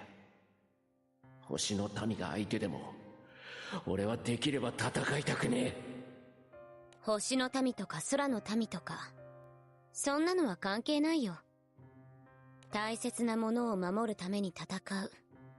それは空も星も一緒でしょ。だったら俺が大切なものを守ろうとするのを邪魔しないでくれ。当時この研究所は星の神の写しみに守られてたんだけどね。青の少女が作られるよりも前に星の神から分かたれたその写しみをプロクルスは一人で倒してしまった。そんな奴相手に当然私じゃ勝ち目はなかったけど、でも体が動いてた。空で長く暮らした影響かな。ほんと非合理的だよ。ああ、痛い。死んだなこ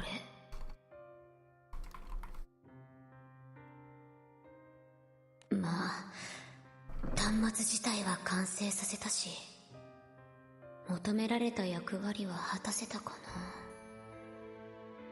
私の仕事は作るまで、その後の運用やらなんやらは私にとっては管轄外だし。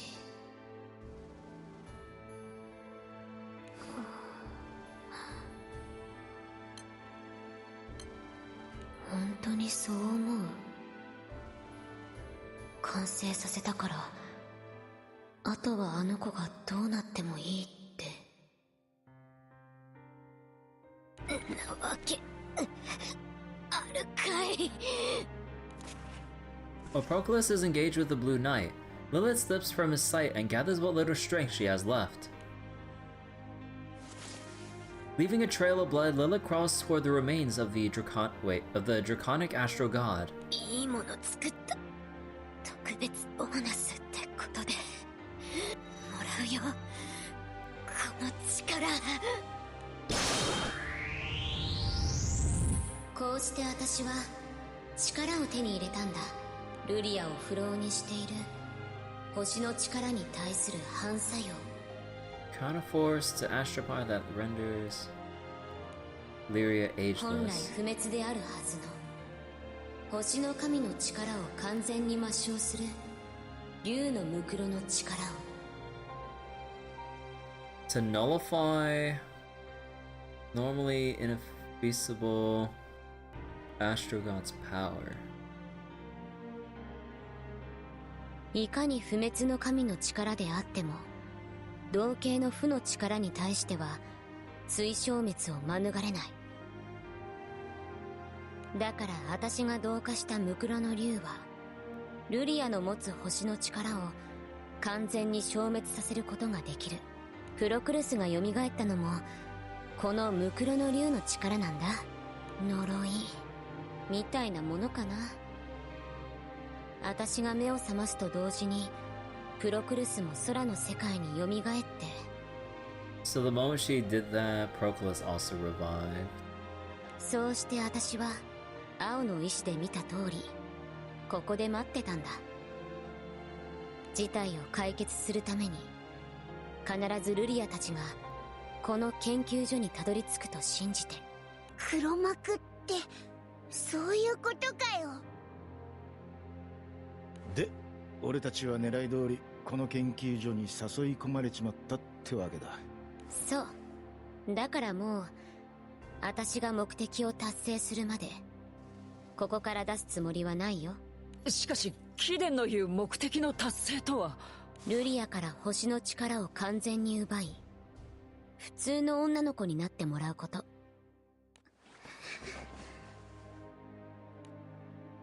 Though aware of Lilith's pure intentions, Lyria cannot bring herself to answer. Fixing her gaze on Lyria, Lilith continues. 空と星の因果も波空戦争も私にとってはどうだっていい。ただルリアに幸せになってほしい。それだけが私の望みなんだ。 Arranged for the spontaneous researchers. Yeah, like, it kind of feels... I mean, you kind of have to... What was it? I guess that's the explanation we just kind of have to go with, like, that, like, all the... Like, it kind of feels like a cop-out, I guess. Like, all the little questions we have on the side on the hows and whys and whens. Then it's like, oh yeah, Lilith orchestrated everything. Like, something that's confusing you? Lilith. I'm like, okay. That, I don't really... I don't know how I feel about that. Yeah, it's very hand-wavy or lazy. Cause like, I don't know. Like, ever since like I started my whole thing, like finally getting my lazy butt through the Estelucia arc from chapter 178, and then starting the new arc, catching up, and now reading, you know, the anniversary story so far, it's... the story's just... I'm like... Again, like the world building, like with the new races and like the whole world event of like the grand uplift and whatever, and you know, the possibilities, I'm all for. The actual writing of the like immediate story, or the fact that like they leave a lot of blanks for no reason and they just don't really give a shit about providing context or proper lead up to like things that did happen, that you just have to go, oh yeah, they're not here anymore. It's like, what, when, how, why? So much. Wait, used to be even the gameplay going shit, we just had story. So much for that. Yeah, I really don't know anymore. I'm your mother, remember? But yeah, it's like I really don't know what the hell the writers are even trying to do anymore, because like you have the end of the Estelucia arc, which is basically very, very condensed and rushed and stuff. Although the whoever's responsible for setting up the fight choreography or the fight scenes in these like story bits, they still do a bang up job. Let's give credit where credit's due. Like the fights, that like they set them up really well and they're thoroughly enjoyable. But yeah, like for essentially a 12-year wait to finally see Granddad, like, and then he just kind of like I mean, the whole fact that like he gets killed off screen, even though technically he was alive in Estelucia, so now he's still technically alive, but now properly in the afterlife in soul form, essentially. But like, I really feel like you know, like, if they could have gone back and rewritten shit, like, he should have been introduced a little bit earlier, and we should have spent, like, some more actual meaningful time with him and Reen, or, you know, Grandmom at this point. And I also felt kind of, oh yeah, like, also Fairy's presence or lack thereof in the main story, and then she's basically there as basically the, like, the dragon radar for the main crew. Is like, oh yeah, there's Eugen, there's like so-and-so over there in these particular spots within Estelucia, go this way, Noah. But then, aside from like the very rare occurrences where she interacted with the otherworld aspects of the main story, criminally underutilized. And then like, I mean, like, the backstory and shit with like Galanth and Demiurge was kind of neat and all, although maybe I'm forgetting some particulars off the top of my head in this particular moment. But I think that was kind of neat. But I don't know. And then like when we go into the new arc, like the fact that like Six and Normaya just join us rather unceremoniously, because like, okay, like with Six, like we gave him the letter from the new letter from our dad, but then it's also the whole weird confusing shit of like, from what you guys told me, the apparently JP Granblue Twitter only video of them making the official confirmation to re-merge all the timelines into a singular one. So now everyone that we thought who were probably in their own separate isolated event timelines are now just merged together. So they're just included as if like we knew them from the start in context of the main story lens only. So then like everything related to Six and the Eternals, oh, they're just there now. Narmaya, she's just here now. Like we didn't even get like proper introductions within the main story context of like her presumably filling in the missing holes in our roster, missing roles in our roster, because Io, Rosetta, Rockham, or is that not Rock? Eugen, I mean not Rockham, sorry. Like Io, Rosetta, and Eugen, they're just not present. Like we didn't even say goodbye. Like they didn't even like say that like, oh, we're going on our own personal journey, or we found out something that we want to do but it's gonna take away from your next adventure, so we're gonna like hoof it on our own or some shit. Like nothing. And then and then Six, when he got the letter from our dad, like he didn't mention shit. Like he just got it, read it, maybe found something that kind of like surprised them, that probably we had to infer from our minds, that spurred them to then join the main crew as one of the new mainstays. But then it's like not even like a filler episode of like, not even like a filler episode of Six like brooding or wondering or rereading the letter in his room at the dead of night, just like trying to piece together his own inner thoughts. And then we read, you know, the new letter from Dad in Gallant's voice, telling him to basically travel with the crew for whatever reason that he thought about. Like, there's nothing there, and there's no lead up to Narmaya joining us. Like, for what reason and where and when do we pick her up after the events of, you know, Estelucia with the Grand Reset? The main story context is fuck you, you've all been playing this for 12 years, you already know them already, new players get fucked. Hello new Steam users. Your bullshit canon, Narmaya is always in people's minds.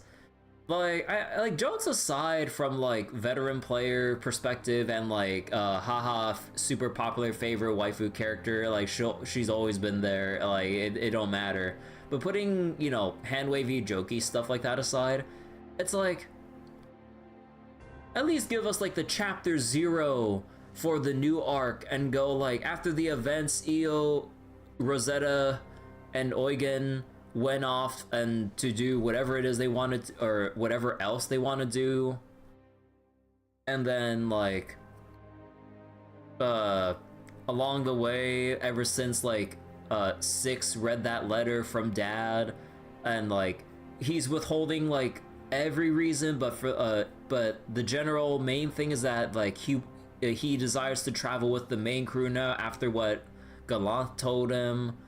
So maybe at like a critical point, then like 6 reveals like whatever real reason or secret reason that he joined the crew or wanted to see something through, then oh sure, I'd be fine with that. And then along the way, it's like, even with 6 here, like it still feels empty now that like, you know, 3 other people from before are gone. And then maybe like they make a pit stop along some other island and bump into Narmaya, and then they pick her up there. Like it wouldn't have to be anything like super like that needs like any special setup or anything. It could just be like, oh, we just bump into Narmaya and then boom bam. Like I'd be okay with that. Like, where's Walder? Oh shit, yeah, wait, we need our boy Walder back. Come on. Narmaya could have been chilling with the Eternals alongside 6. I mean, if anything, we could have had like, if they're gonna bring in 6 and therefore the Eternals, we could have just had like a little filler episode or skit of Narmaya, Fifth, and Octo just hanging out, and then along the way they bump into the main crew who are like doing a little pit stop on some other island while they're still looking for fillers for their roster. And then after some conversing and stuff, they bring Narmaya into the fold. And then maybe if they want to set up or foreshadow things down the road, you know, to make something more interesting to build up reader anticipation, have Octo or Fifth like allude to something on the horizon now that the grand uplift has happened. New races of people are mingling with the Sky Realm, like new monsters from the Edgelands rising up and merging with the Sky Realm. You know, like they could have done so much more to like set it up and actually ease us into the current chapter 1 we're at. But they just plop us right there, and then all of a sudden, like, you know, some indeterminate time has passed that like people from the Earthen Realm have already mingled with people of the Sky Realm. Like, whatever happened, like, why can't we have like a filler chapter or mini arc of like the first contact? Like, where's the whole mass panic across the islands and skydomes of like the Edgelands and therefore the Earth Dwellers merging, or parts of them merging with the Sky Dweller populace? Like, where's like, I was like, oh my god, I was like, why is there new lands popping up? Everything's shaking, holy shit. It's like, what are these monsters? And then people who are like, you know, in danger from new monsters never before seen get saved by Earth Dwellers who, you know, come up out of nowhere, seeing all this weird chaos going on. And then it's like, oh my god, thank you for saving us. Like, wait, what are you? I was like, I haven't seen anyone like you before. It's like, what do you mean? It's like, haven't you seen the, you know, like so-and-so kind before? It's like, we've never seen any people with blue skin before, let alone like wolf people or some shit. You know, like stuff like that. Literally anything. Like, they could have done any of that. But no, they just got lazy and we skipped. Because like usually when stuff like this happens in any grand like new introduction to a new arc in a big long ongoing story like Granblue, right? We've seen wolf people before, but yeah, but now they're more commonplace and everything, because like they're not, because it wouldn't really be well known to like the general like Sky Realm, because we only have like Wolf and that one dude, I forget his name again, that other wolf dude, so it's only 2 like confirmed appearances of like woven people. But now we have like woven people from the Earthen realm that would then be the other Sky Dwellers' first introduction to them on like a more public scale and everything. But like, I really don't fucking know. Chapter 0's the fan-made trailer got deleted too. Wouldn't be surprised. But yeah, it's just like when you have a world as grand and vast as in like with Granblue Fantasy and everything, and then you start a new arc with the, you know, earth-shattering like events you introduce of like removing the Grim Basin, therefore removing the restrictions around Skydoms, unveiling new Skydoms, like removing the Crimson Horizon and merging the Edgelands with the Sky Realm, bringing up like a new realm, like pockets of the Earthen Realm into the Sky Realm, therefore like having other peoples and beings like clash and mingle with one another. We're just gonna like not even like think about writing in like the first contact moment. Like, do you think that'd be like you think that'd be like extremely important to like at least like hear about the chaos of what happened? Because like it's not every day when you have literal realms or worlds merging together. Like that would be like that would have been so interesting to see. And now everything's just hand wave as if they didn't even consider it in the first place. And like I don't know, like there's so much excitement you can build like from like that, you know. It's like the whole thrill of like the unknown and everything, like again, new environs, peoples, and all that shit. But there's and that sense of discovery as like not only the people in the story but us the reader. Like we get to see like the first appearances out of nowhere. It's like, wait, like what kind of like well, like why is that person have blue skins? Like it's a new race of people? And you know, like with the other three races that they mentioned within the Earth realm. And now you just kind of get like a casual exposition thing from Filcus, like mentioning them. It's cool to learn about them, but it would have been so much cooler if we had that like prelude episode of sorts or prologue of sorts to go show the exact moment of the uplift happening. And then like you'd have like, and then even after like, you know, the first contact moment, then you have like the Earth Dwellers being confused as heck. It's like, wait, why are the islands floating? Where are we? I was like, why can't we go back down? It was like, can we even go back down? And then you leave that up in the air as we settle into like weeks later, as the Earth Dwellers like settle in, like get forcibly settled into the Sky Realm, because you know, like everyone's just been what was it? Dislocated? No, dislocated? No, no, was that the right word? But yeah, like they just been like moved out of place and everything. It's just, I don't know. Yeah, it's like a Realm Reborn but done badly. Oh yeah, like relocated and shit. Yeah, I was like dislocated. I was like, wait, they're bones? I was like, wait, no, that's not the right one. But yeah, it's like I tend to forget like the right words to say when I'm like ranting about shit like this, like without stopping. Alright, let's continue. でもこのままじゃ空の世界でまた大きな争いが。 So wait, year 2 later, anniversary event, Octo retires and Nomai takes his place. No. 人が生きる意味は世界を救うことじゃない。幸せになることだよ。 Why do you feel like merging didn't mean anything at all? It was one, after all. Oh, like, why do you feel that, like, it didn't really have any, like,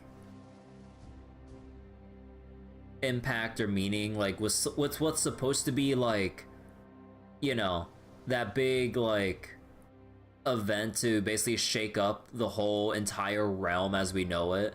Yeah, it just feels underwhelming, like, I'm assuming what you're meaning, right? Like, you have what's supposed to be the biggest thing that happens in the entire universe of this game.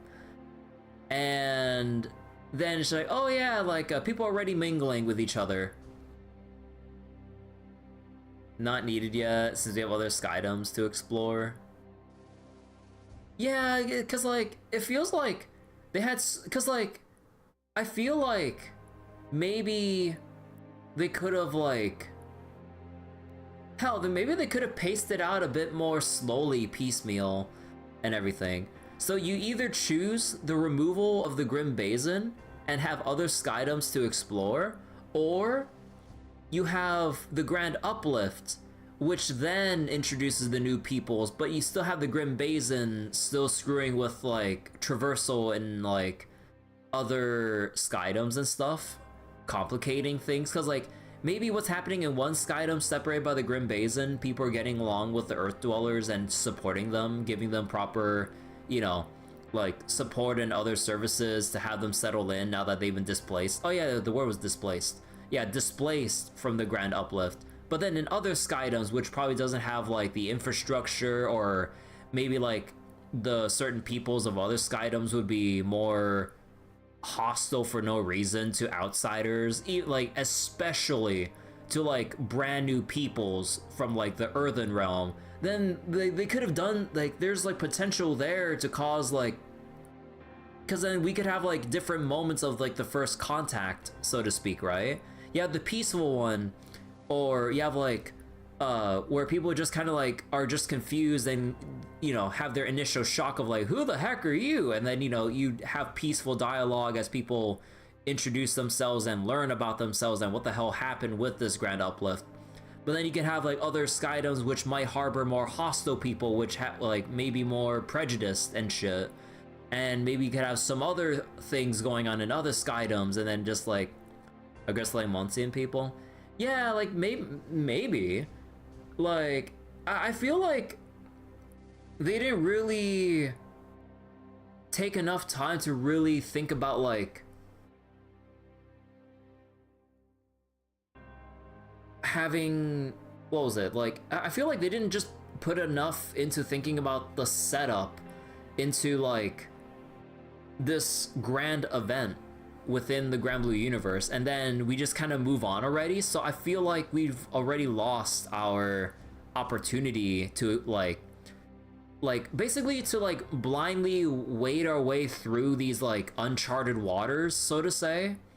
And now we're already going to like, everyone's been pre-established to have like met each other, have dialogues with each other, so like people already, governments already sending their support to help people who have been displaced and all that stuff. So then now we avoid all the issues which could have been good story or event material or something. Kind of surprised we heard nothing about Lilith in this event. Was she like a nobody? Yeah. Also, like I was kind of wondering if there's anything weird about this, because there's Lilith and then Lilith. I thought they're like, I thought like they're gonna bring in Lilith from Relink by, you know, having either an alternate version or just like a slightly altered name but then the same person. But no, it's different.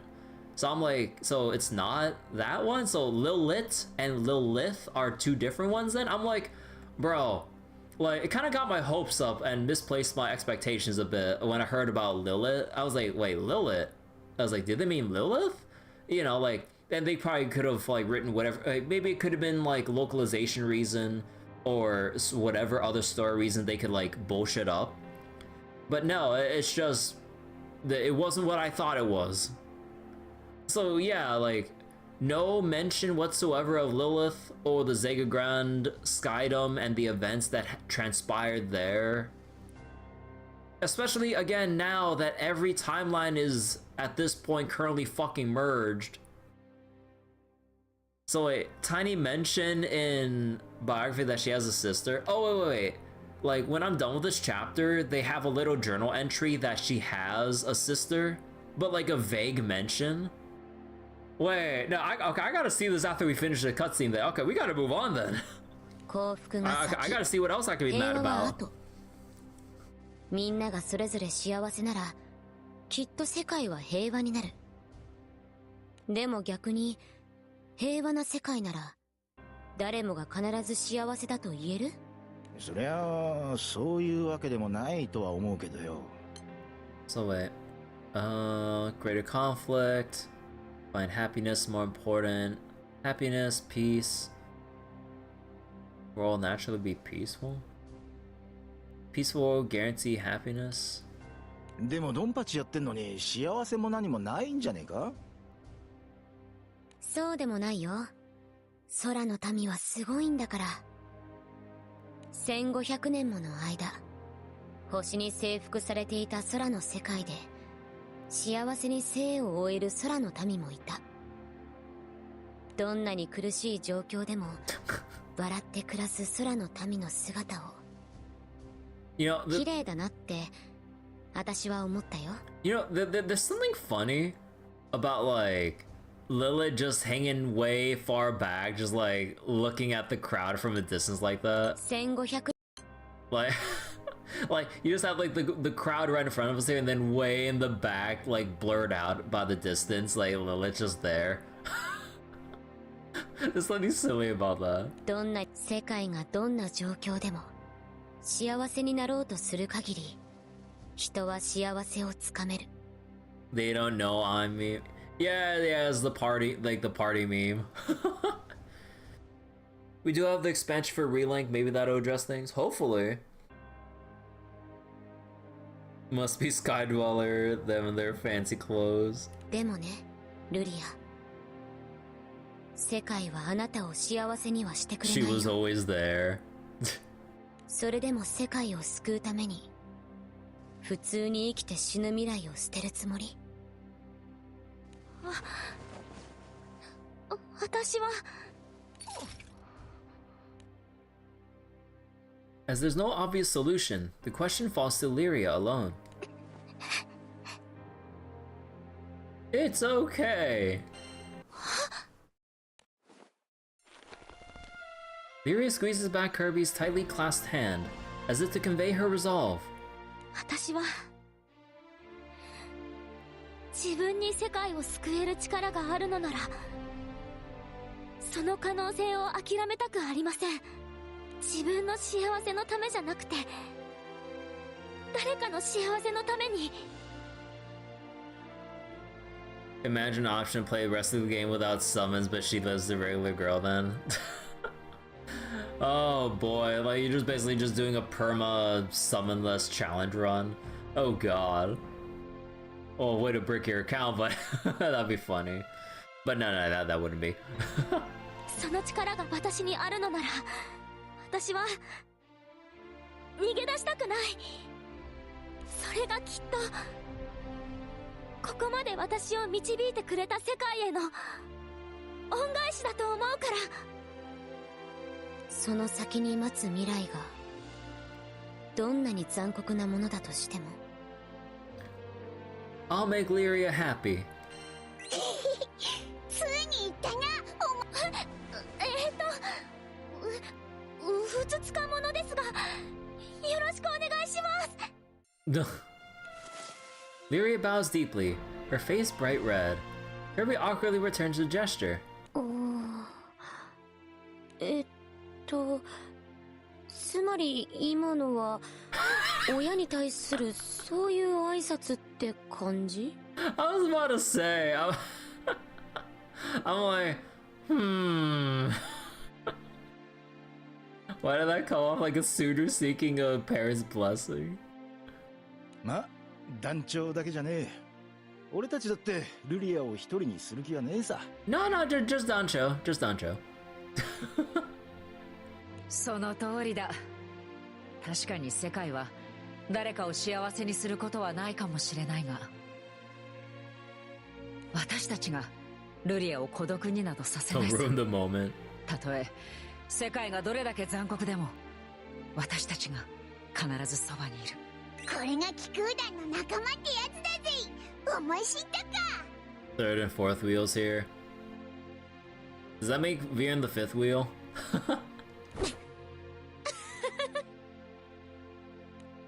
As the tension eases, Lilith's lips curl into a faint smile of her own. やば。どうしよう。止めなきゃいけないのに。 Veer's 絶 the 対に pet. 認めちゃダメなのに。Catalina has passed because she's her mom. なんでこんなに嬉しいかな。本当、何なんだろうね。この感情はさ。 As if to hide her expression, Lilith covers her face for a moment, a soft chuckle slipping through her fingers. You would say she's more of the older sister?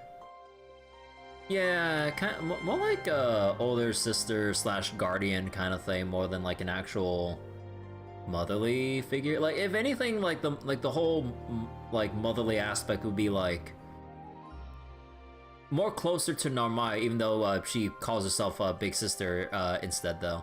But yeah, like at least that like label would probably be slightly more appropriate for Normaya than Catalina by comparison. Again, despite the fact that, you know, Normaya calls herself, or regards herself as, like, everyone's bigger sister or some shit.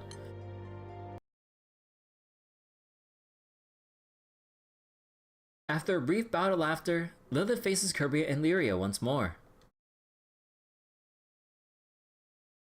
Wait. Oh, wait, the audio is broken. Okay, hold on. There we go.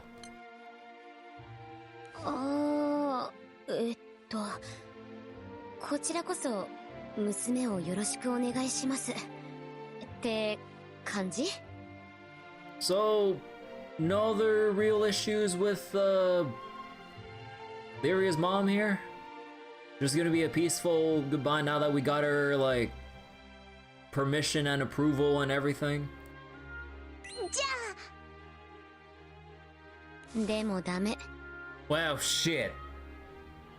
だって得意点くんはさルリアが普通の女の子でも幸せにしてくれるっしょだから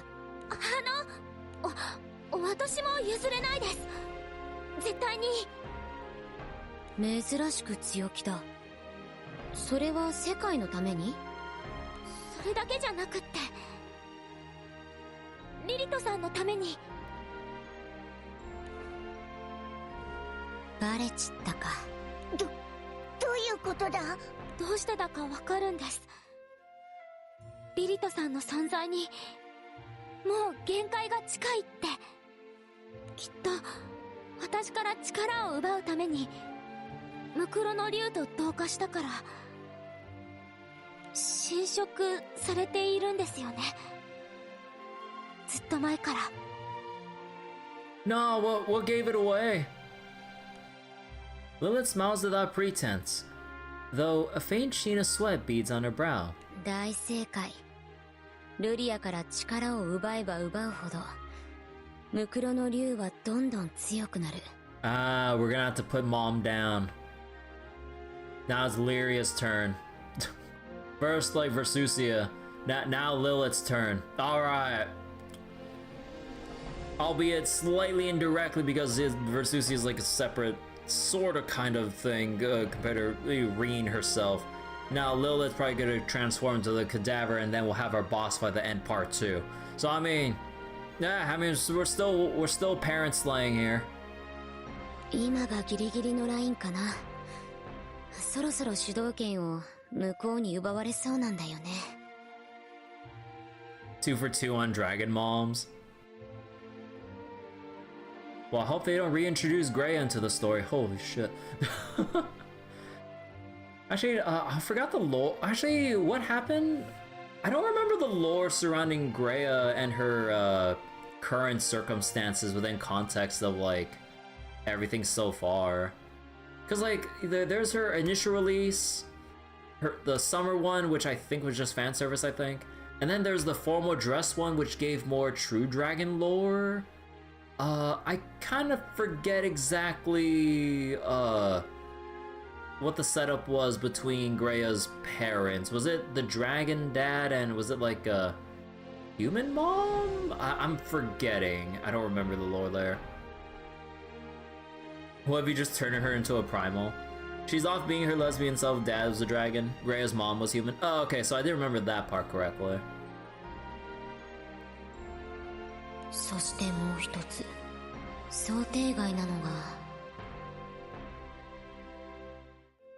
I forget, like, are Greya's parents, are Greya's parents still around? I'm assuming the dragon, like, the dad's still around. I think because, like, I believe, did Greya talk with her dad during the, like, light version Fate episodes? I'm not sure about the mom. So wait, knocked up while dad was a dragon. We never see human form for him. Yeah! Greya's mom's a freak. I'm sorry, I just had to get that out of there.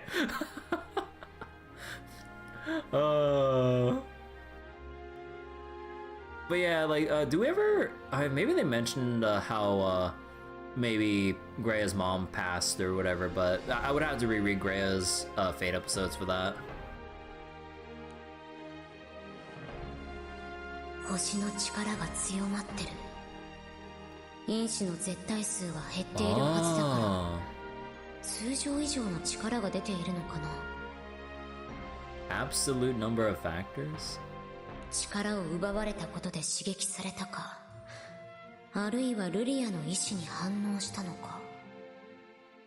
そしてその星の力ともともと持っていた写しみが混ざり合って新たな何かに変容しつつある。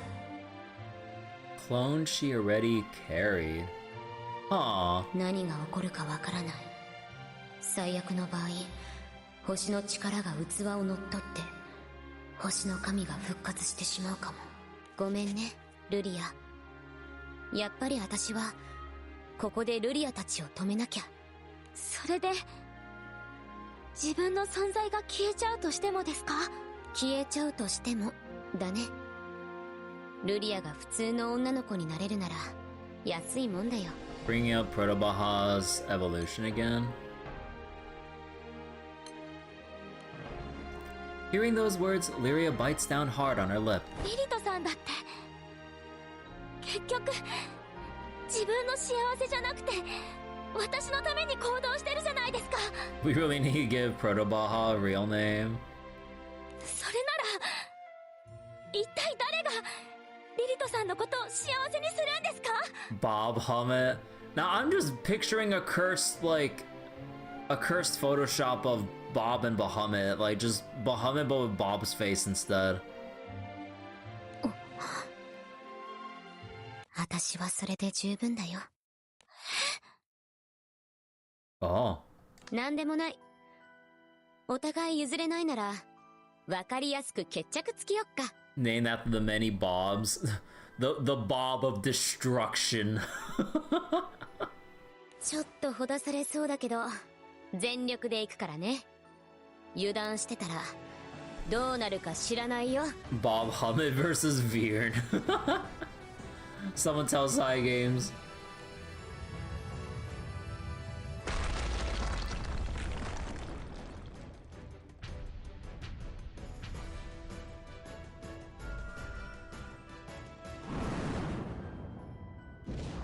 Oh.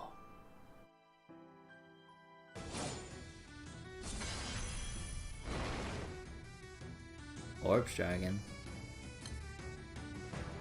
Let's see. The Cadaver Dragon will consume me in due time anyhow. If that's my fate, then at least let me give everything I have for you, Lyria. I'm going to save you, Lilith. Please lend me your strength, everyone.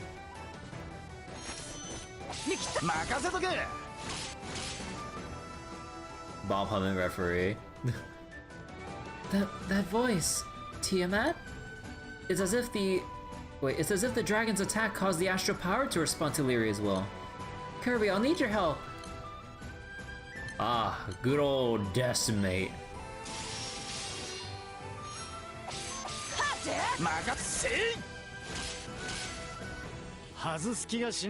The astral power is transferring over. Ooh. Oh, there's the vocals now. It's only going to get more dangerous from here. I won't be able to hold back. I won't let it happen, because I promise to save you. Lend me your strength. Tiamat! That's the Lyria we know. Don't worry, we've got your back.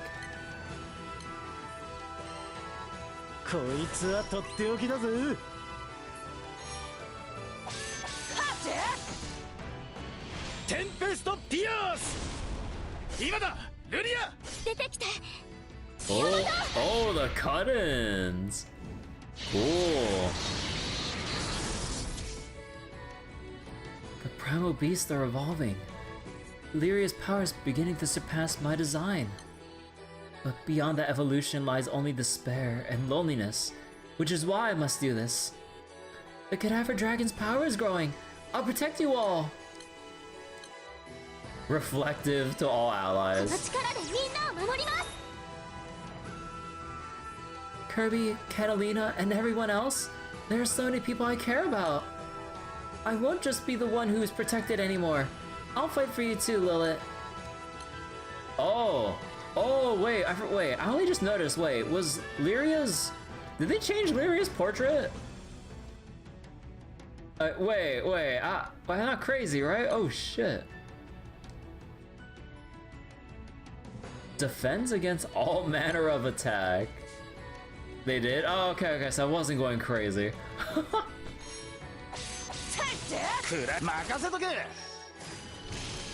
Take a guess as to why. Yeah, I'm assuming she's gonna be the new character I'm getting at once we're done with part 2. Maybe this is my punishment for reaching out to something I never should have. I can't help but worry about your frightening future, but there's little more I can do. If I'm to call myself your mother, Lyria, then I'll just have to place my faith in you.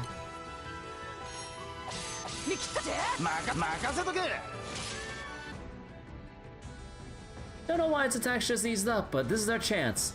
Let's finish off the Cadaver Dragon. Yes, Lyria has us, and we're going to prove that. Honestly, part of me is starting to think that with friends like you, maybe Lyria will be alright. And that's all the more reason I can to do what I can before I'm gone. Providence Rend. Lyria's already playable. We don't count the SR. No, I was kidding. Unfair to Viren though. Yeah, I mean, I really wish Viren could have kept his like special form so that we'd actually have playable Viren. Like, come on, man. The Cadaver Dragon's power is spiraling out of control. If this keeps up, Lilith would disappear. It's alright. I never meant to make you suffer, but this is the last thing I can do. So show me the resolve of those who stand by Lyria's side. Our oaths and resolve were settled long ago. We will protect Lyria no matter what. Vow by the sword, just as I swore from the very beginning, my resolve to protect Lyria will never falter.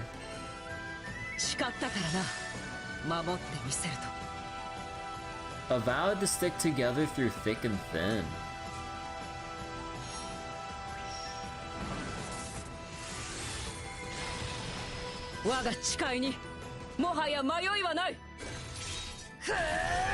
Oh, shit, the block! Oh, you're strong. But more than that, I can tell how much Lyria means to you. Whatever happens going forward, I'm sure we can change even the future if we face it together. So please, believe in us, Lilith. I lost. Hey, Kirby? Take good care of Lyria.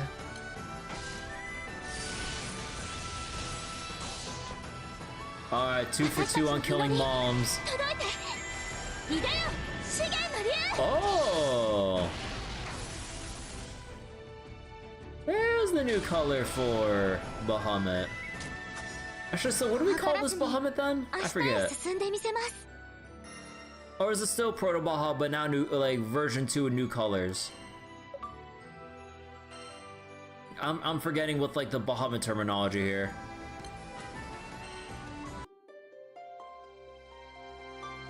This is what happens when a parent tries to take something from their kid, they double down.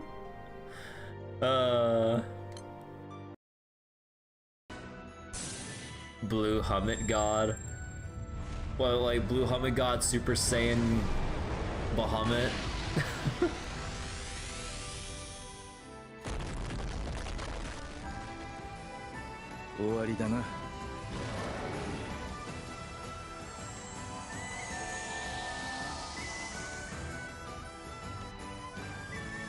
As the Cadaver Dragon scatters like falling snow, Lilith staggers forward toward Lyria. The moment Lilith's fingertips brush against Lyria. ここはルリア。 Lyria turns around to see Lilith standing there. Her expression somehow lighter, as if a burden has been lifted from her shoulders. ありがとう。お礼を言わなきゃだね。でも恥ずかしいな。ルリアの未来を思って自分の全てを捨てるつもりだったのに、結局助けられちゃった。情けない姿を見せちゃったよね。Lyria shakes her head and shakes her head and grips Lilith's hand tightly. そんなことないです。リリトさんの気持ち嬉しかったから、ここに来てリリトさんとお話できて。本当に私ルリアの未来についてとんでもないことを話したと思うけど。大丈夫です。だって私には彼女がいて大切な仲間もいますから。 Okay, so that's where they got the portrait for the new Lyria version. It's like just straight from this shot. Oh, actually, no. I think I think I'm getting that backwards. No, they took it and then layered it on top of this illustration, looking at the backs of Viren and Danja. Yeah, I got that backwards. But honestly, wait, hold on. Let me. Okay, I know there's the website to look at the Granblue assets, but I kind of want to take a look at the individual, or take a look at the actual thing itself. Okay, hold on. Let me just inspect the element real quick. Now where the fuck is it?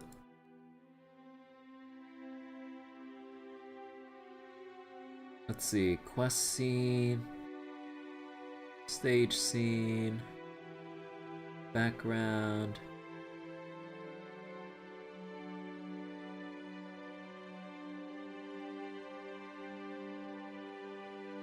Ah, here it is.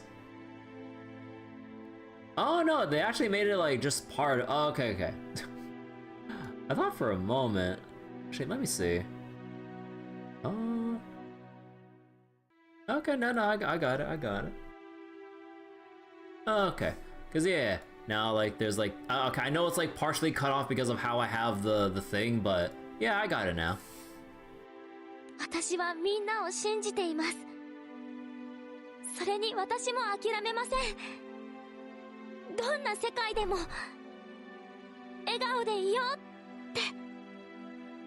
You know, it's kind of like the neat little benefit of this being a browser game. You can actually just inspect the element of the page itself to like basically directly rip the whatever illustration or character art or expression you're looking for.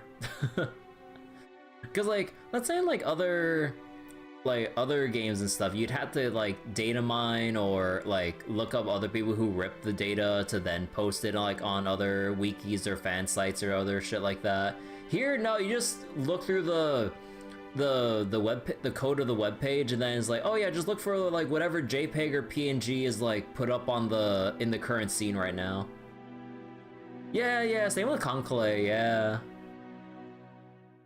God, like part of me misses Conclave, but also because I believe my accounts through DMM and stuff, they I mean, I'm pretty sure you could just use some VPN extensions or something to regain access, if I remember correctly, maybe. But yeah, I don't have access to my Conclave account anymore, so fuck me. ルリアは立派になったね。 Oh, not like that's really an issue because I quit playing on my own volition like just a long time ago though. Requires a proxy? Yeah, Conclave really dug its own grave, like in terms of like international reach and whatever, because just for some reason they just like decided to just ban or just make it harder for people outside of Japan to play Conclave. I'm just like, come on, like I had a good amount of years where I was like streaming Conclave and shit, and it was like fun for, you know, the nail biting RNG of going through event hell again and again, like as it came up and shit. Like, come on. But yeah, I don't know why, like, and then like because of that like hole in the international market, now you have like Azure Lane being as prevalent as it is still, and other similar things like cropped up in its wake too, like, you know, Girls Frontline essentially, because it basically like Conclave in terms of like the materials and resources you farm to then construct other gun girls and shit. So then like in that sense, like they kind of like pulled from there and like made their own niche and all that. Azure Lane and shit. I mean, people only just talk about like the horny shit of Azure Lane, like no one talks about the gameplay. Yeah, no one plays Azure Lane, everyone just goons. That's why you stopped playing. Oh wait, that's why you stopped PSO JP, companies and region lock. Yeah, I remember playing PSO 2 for a time, and then like, although this is like before region locking, I just got bored. Like, there's a lot of issues with like the UI and the menus upon sub-menus and other shit within PSO 2. I just got bogged down with like what the fuck I was supposed to do. So wait, World right now isn't very pleased with anime feminist group going after JP, CN Games. Conclave was in a really bad state in niche market back then. Huh. So wait, mostly goes to official no death, jerk off to games, sexy design, and good characters. Yeah, like I'm still standing on my like, on my own hill that like, despite the popularity, the designs are effectively like not as well thought out compared to Conclave. Because like Conclave, like they do pay attention to all the like little historical tidbits and like the little like aspects of their equipment, like their personalities and how they interact with like other ships within like their division class, or you know, just whatever other thing, or you know, like just like even the gameplay stats referencing how good or bad they might be. So like if you have like ships that like really survive through thick and thin, or and like maybe had some great achievements during their time in service or whatever, then they have like some god tier stats, or some unfortunate accident happened and they like exploded because of some equipment failure or something.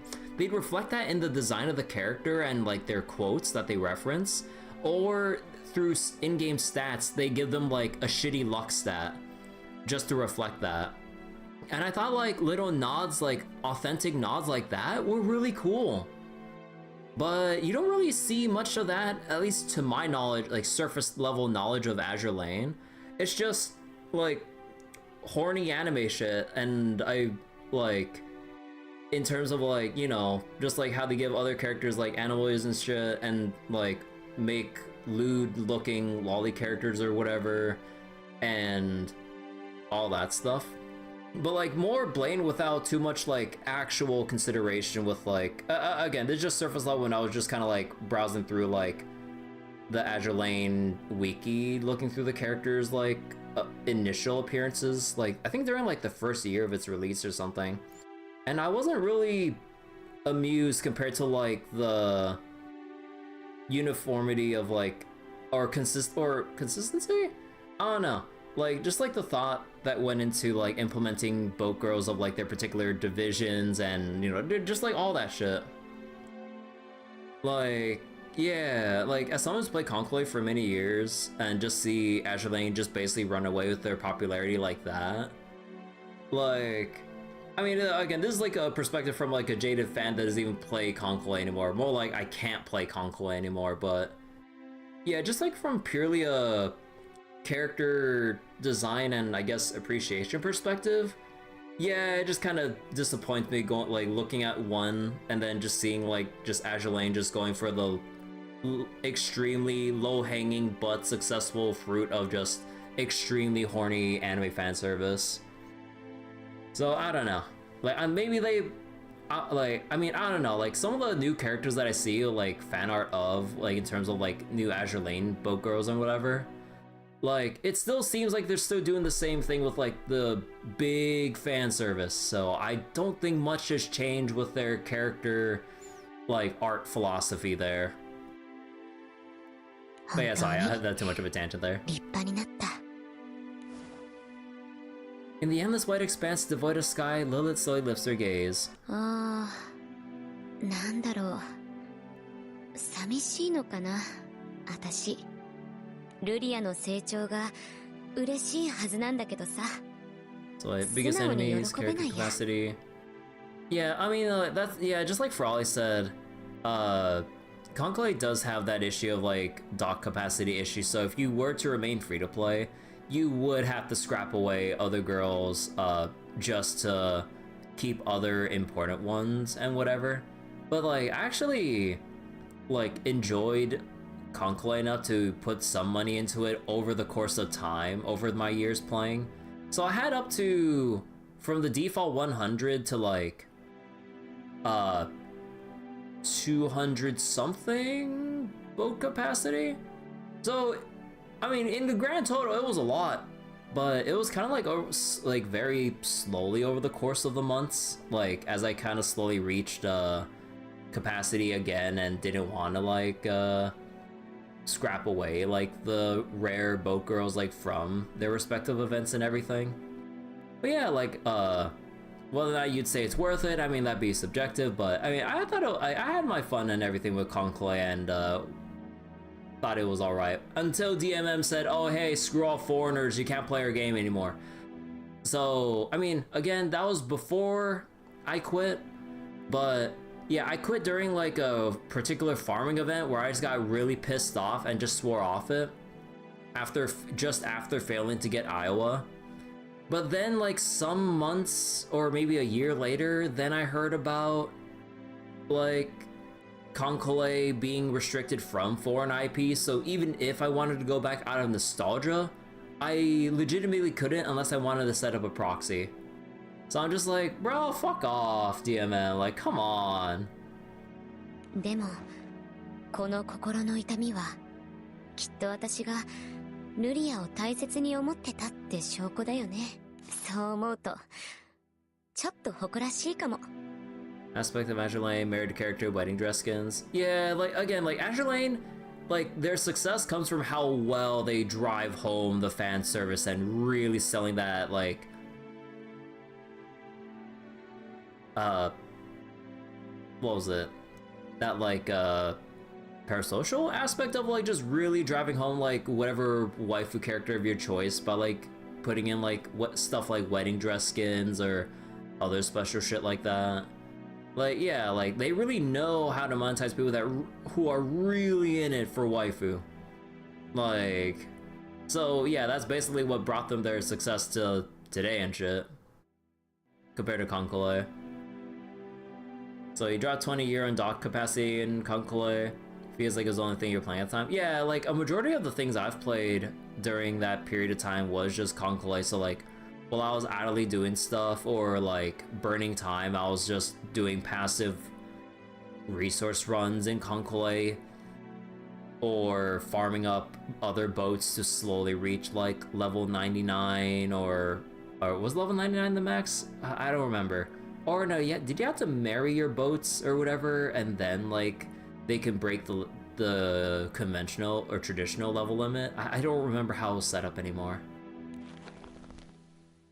In response, Lyria takes both of Lilith's hands and looks straight into her eyes. 私もお礼を言いたいです。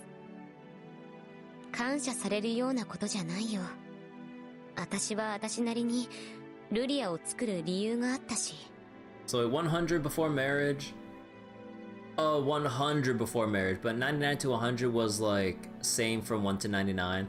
Man, that is like levels of reaching like halfway there in like RuneScape. I was like, congratulations on hitting level 99, or sorry, level 92 in your skill. You're only halfway there. I'm like, huh?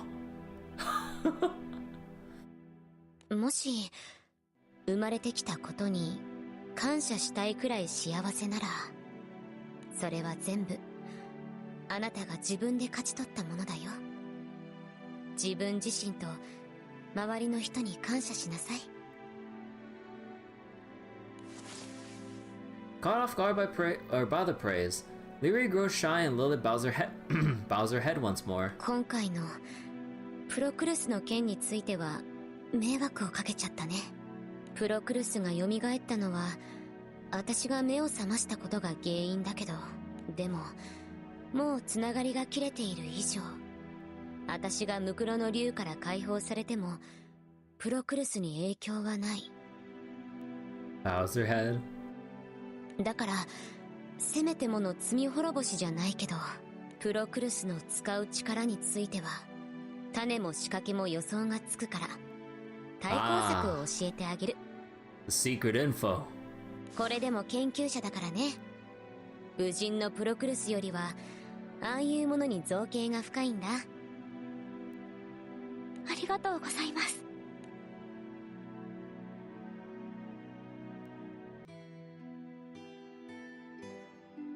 After receiving Lilith's advice, Lyria realizes that it's almost time to say goodbye. リリトさん、そろそろこの時間も終わり。私はイスタルシアに行くことになるのかな。 I'll be heading to Estalucia now. 待ってるからね、ルリア。いつか幸せに生を終えてイスタルシアで再会できる。得意点くんと仲間がいればきっとなんとかなるって私も信じることにするよ。ん？ With quiet resolve, Lyria pulls Lilith into an embrace and whispers into her ear. 行ってきます。お母さん。 Aww.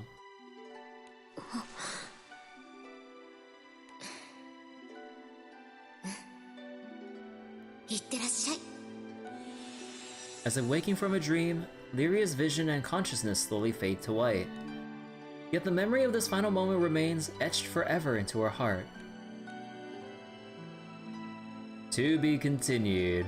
Ah, okay, they leave it on such a heartwarming note. Aww.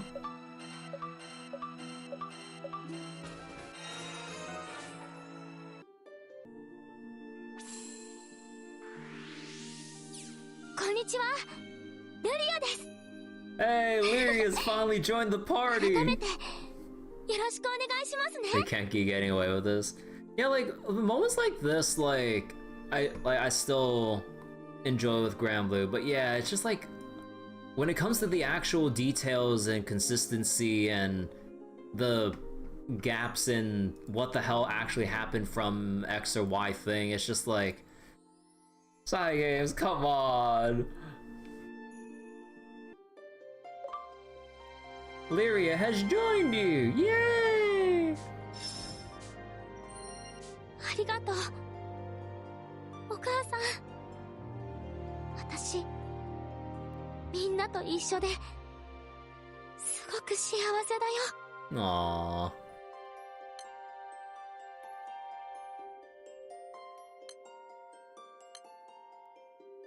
So wait, now I can go to Sense Blue Will and go down for surprise. Oh shit, wait, let me see. Wait, and go down? How far down?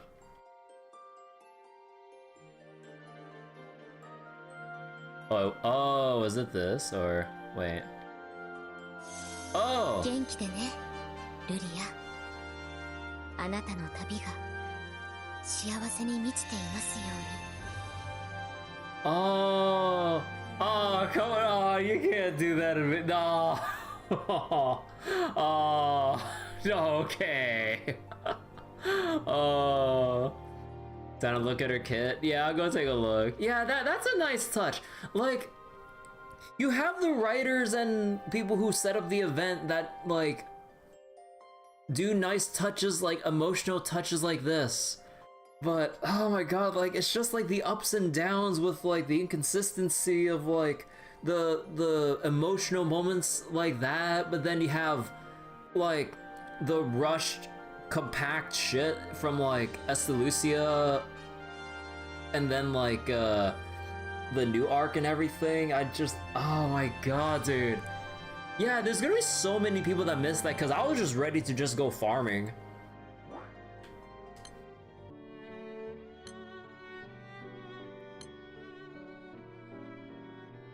Wait, wind? Wait a second. Let's see, unyielding blue. 40% boost to charge bar, boost to MC and caster, CA cap, CA reactivate. Oh. Shield effect to all allies, defense and armor.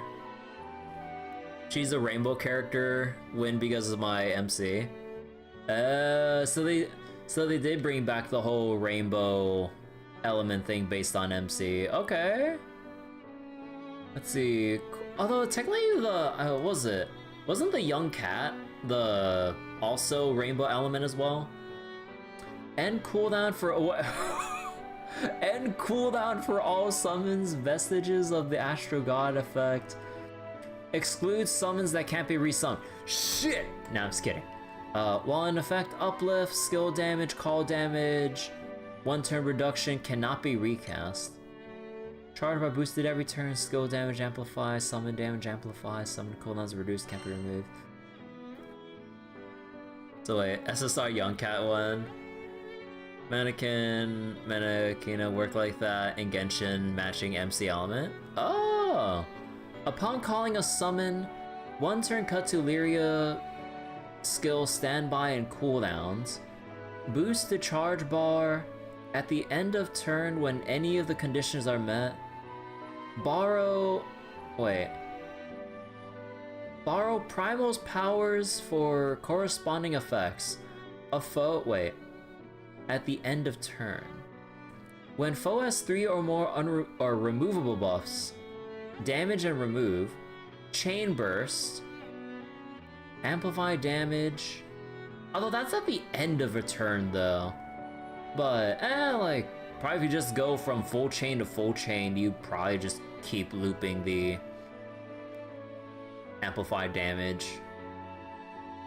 When charge bar full, partial reflection, special attack, earth damage, restore HP, remove 1 debuff. Oh.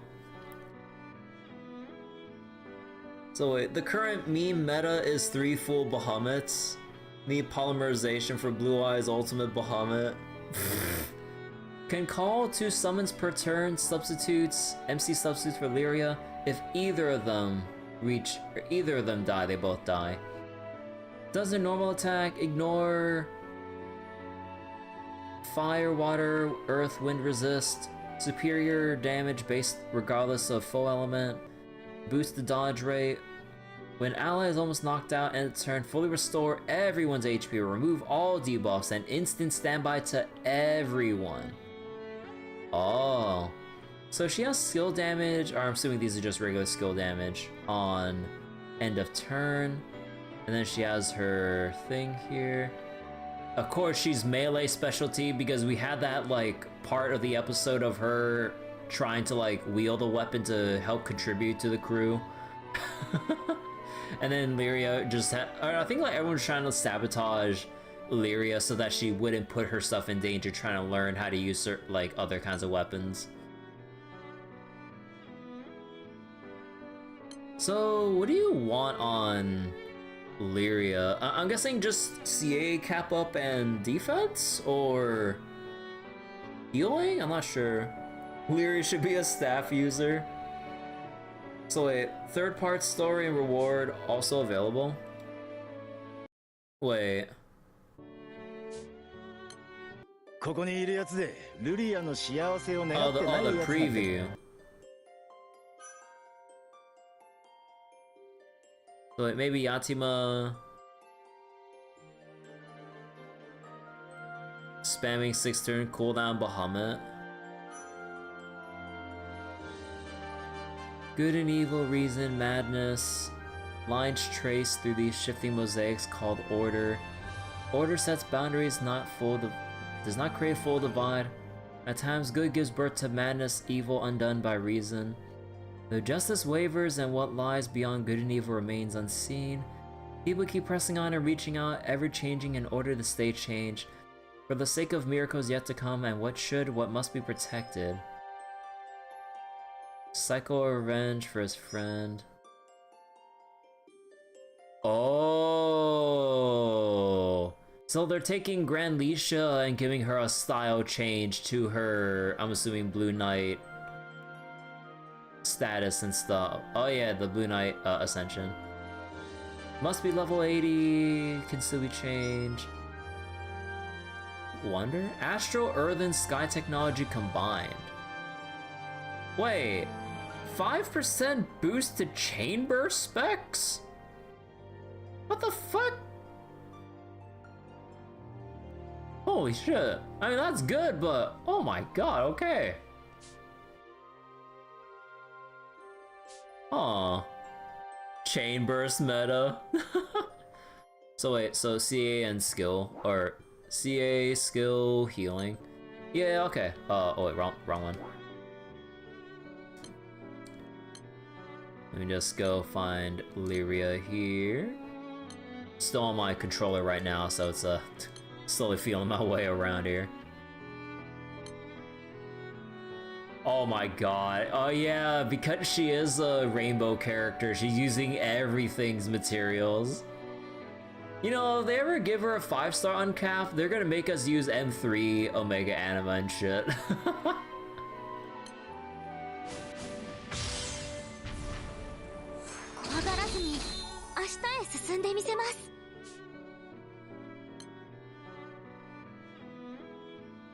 So wait, CA, skill, healing, defense, attack. Oh yeah, I mean, attack's always gonna be a thing. She gets uncapped, please return super buff MC.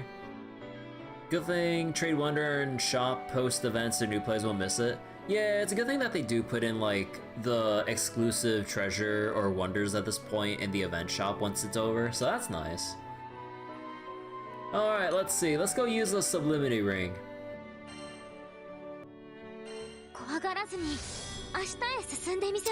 I got my hopes up thinking this was charge attack damage cap.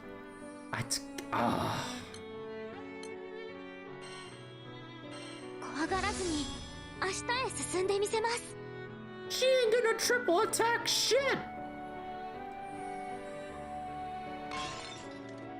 Relink PTSD. Oh my god, it's been so long since I stopped playing Relink, I forgot they had like their ring system basically.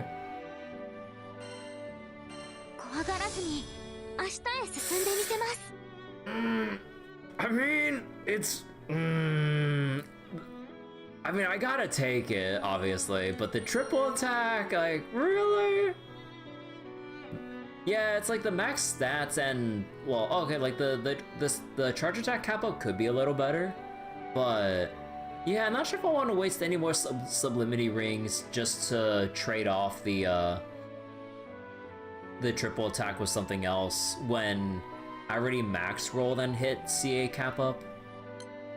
So, I don't know, maybe I want to get more sublimity rings or something.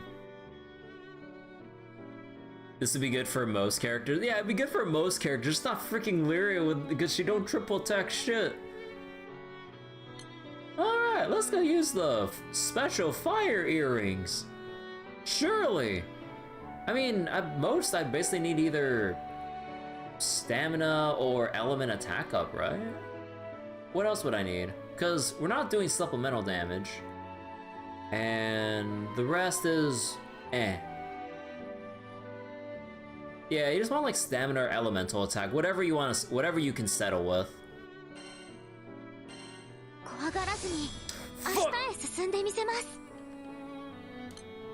Oh man, look, I'm not really gonna use these earrings anyway anywhere else, so I might as well just throw them on Lyria and pray for the best.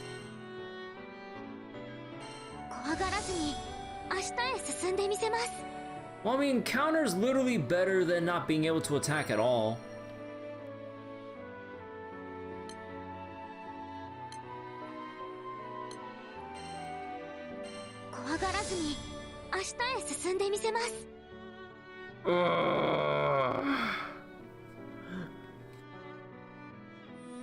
It's what I've.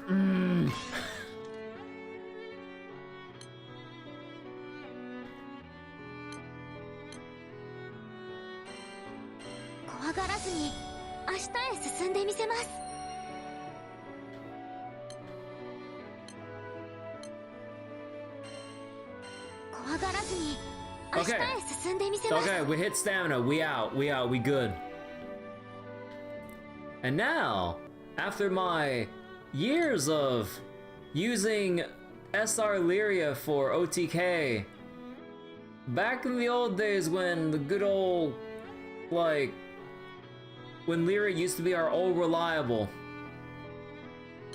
Alright. Let me just, actually, I forget how much you exactly need, but I'm just gonna do this first. Okay, you know what? Okay, this shit is too frustrating to do on the controller cursor. Oh my god, I'm raising my chair back up and getting on my fucking keyboard. Holy crap, like, I'm going crazy. Or reliable was universal buff Siete. No, not even Siete, like, just heckin', like, all of his swords or something. Or do you mean, like, did people just use, like, Siete everywhere? Because that part, I don't remember.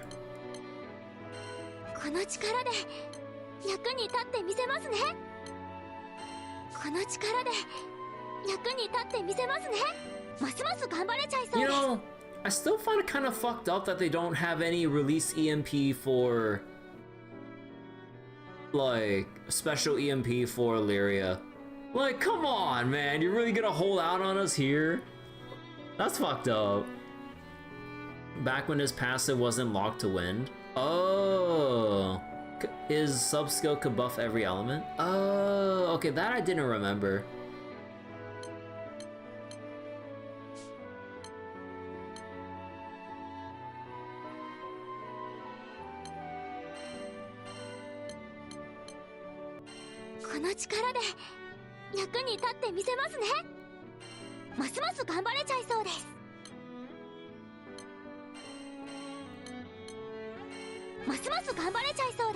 There we go.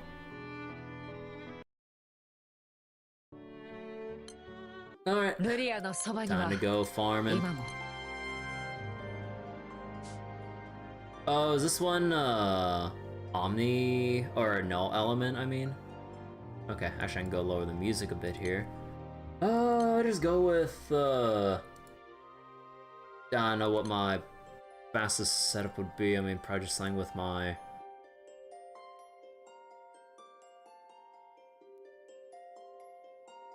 Probably just something with my dark team or something.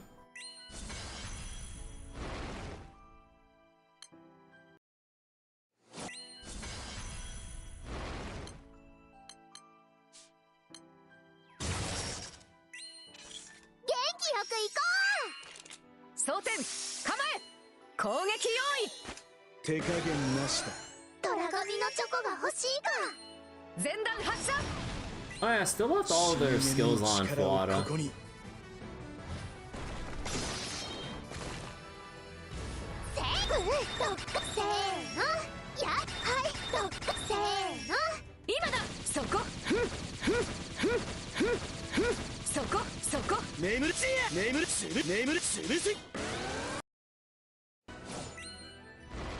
Oh yeah, I forgot. I don't have my amplified damage. I need the Grand Order. I need the Grand Order summon.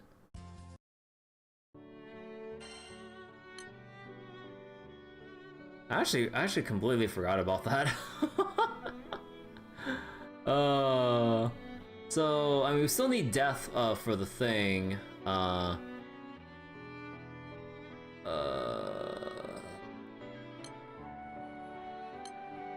I guess Fedio? Oh god, I feel bad. You have two Erish team, one for dark advantage, one for null. Yeah. And that means replacing this one with, like, something that actually contributes to damage. Let's see.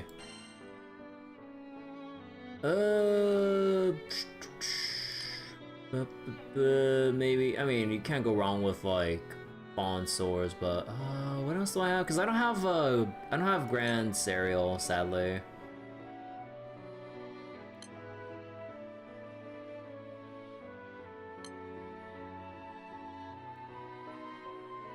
Oh,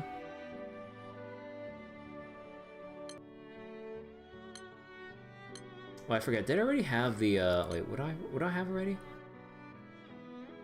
Oh, right. Wait, if I remove Oh, wait, no, these count as katanas, right? Oh, no, so I could just replace this with another katana. Well, shit. You know what? It's just filler. Cause like 1, 2, 3, and then 4. That should still count, right? Yeah. Why do I need HP? Summon on Erish team? I'm using Yatima. It's for the Echo. Ultima Katana? I don't have Ultima Katana. ここにいるやつでルリアの幸せを願ってない。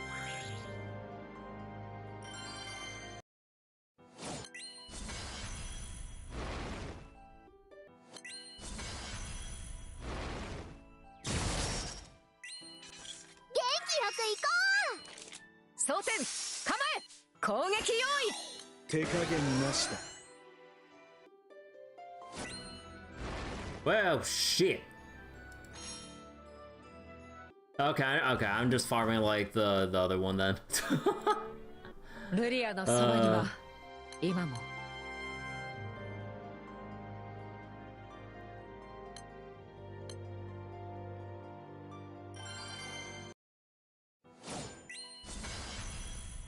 Do I need Summer, Belial, Erish, and Darren does enough damage? Nah, not enough, I guess. よく言ったぜ相棒。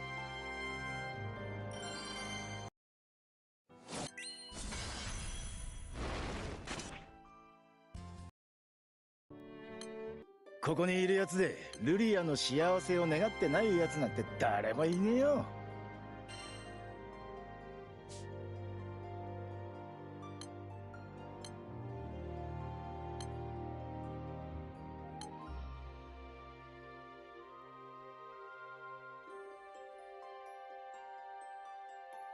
Forgot, what was I going for with like all this shit? Now, you know, I haven't cleaned up these setups in a while, if I remember correctly. Well, except for the Nightmare 251.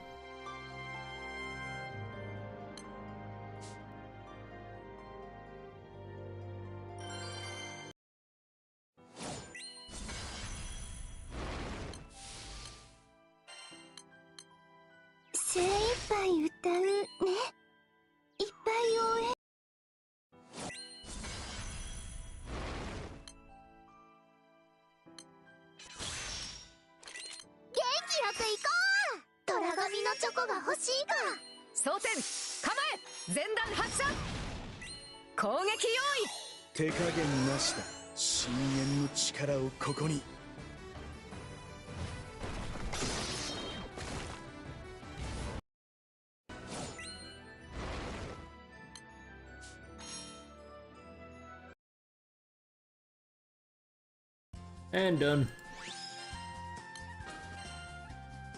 ここにいるやつでルリアの幸せを願ってないやつなんて誰もいねえよ。 Okay, caught up on all that. Now, just need to go grind out a little bit for. You can grind out for Illyria a little bit.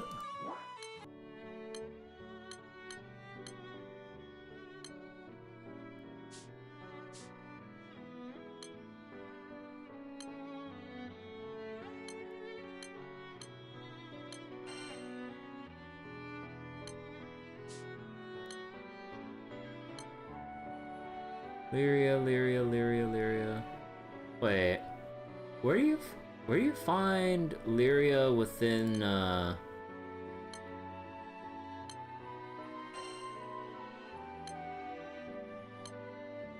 Oh, oh, right, she's level 1, so she's all the way down here. 依頼も買い出しも一緒に頑張りましょう Didn't ね try out Forbidden Mortality. I did farm out the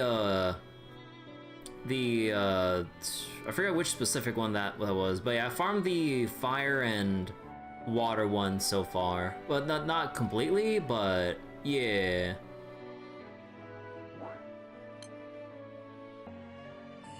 Leaving Lair without level 10 awakening. I need to get her leveled up if I want to awaken her. That's why I'm putting her in the team to level her up. I need to get her level 80 first. I was about to go to the exclusive quest. Yeah, I already used my daily skips today.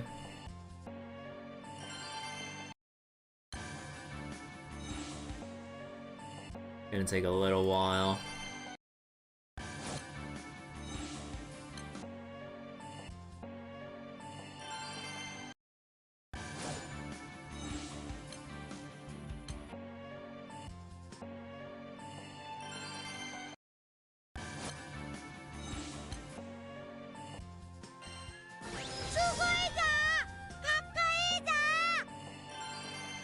Not giving her all the snacks. There doesn't super love MC like SR version. But yeah, I already gave all the snacks and stuff that I had stocked up trying to power boost Katoru to 150.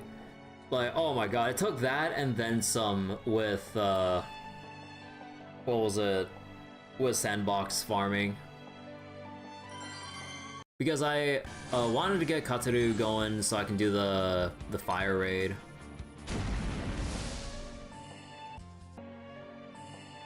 You're just sandboxing? I'm too lazy to set up the heralds and then just get the boost for the insta level. I'll just rip through this shit.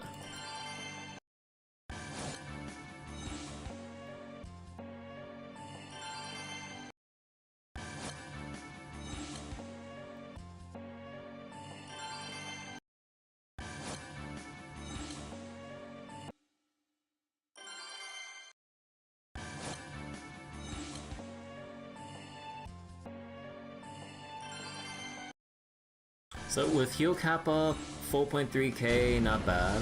Yeah, there's actually a decent amount of heals actually. Huh.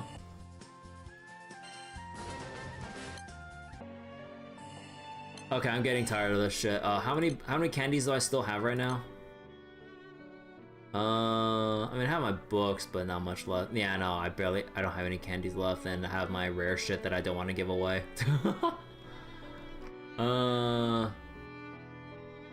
Yeah, no, I don't got shit unless I really want to use a spell book, but that's not really the best use of them. Let's see. Yeah, no, we gotta keep hammering through this. Alright. Gotta lock it in for a little while here.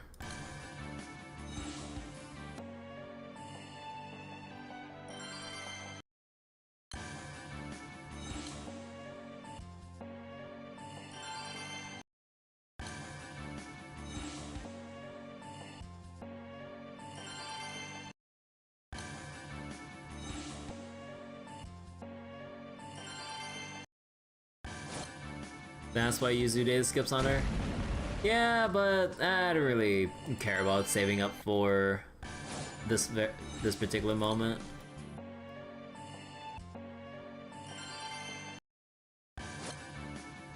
Instant 75? Usually it'd be instant 80 and more though. Especially with like the bonuses and the 6 dragon skip and the M2 skips giving a truckload of XP though. But I'm pretty sure it should rocket like 280 with every skip, right? Depends on what you give. Wait, what do you mean it depends? You do M2, SR, and R. Oh, I already capped out for the week, so everything is going into like the non-SRR team. Because I have the separate ones here for like the rares and SRs, and then I have the separate one here once it's all done, or once I've capped out for the week, to just like actually feed XP into all the SSRs. You usually don't play Geo, so you catch up. You do catch it nowadays. Oh yeah. But it's nice to have like, you know, 2 separate ones. Anyways, and I mean like, oh, what was that? Sorry, no, that's beside the point. But yeah, like even though I don't like, or haven't grinded as much like in recent months and everything. Yeah, like if I feel like it, I just kind of like pull up Granblue, just do some skips when I'm just like kind of bored, just to pass the time or whatever, since it's just like a couple clicks here and there to basically just get the ball rolling. Like at the very least to get the monthly Honglong Jilin animas, among other things. Especially with the origin classes coming up and coming out and everything, like we kind of need to stock up on silver shards, distinctions, and some other stuff now, so that we can actually, what was it? So that we can actually unlock them properly.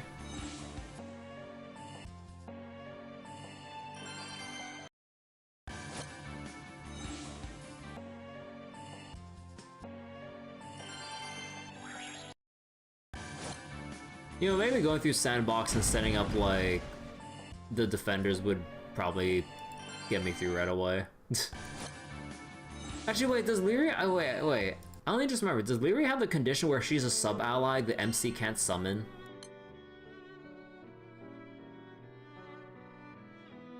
Can call 2 summons per turn. Because, like, wait, it doesn't say that here, right? No, I believe it said it on the SR, right? If she was like in the back line, you couldn't summon.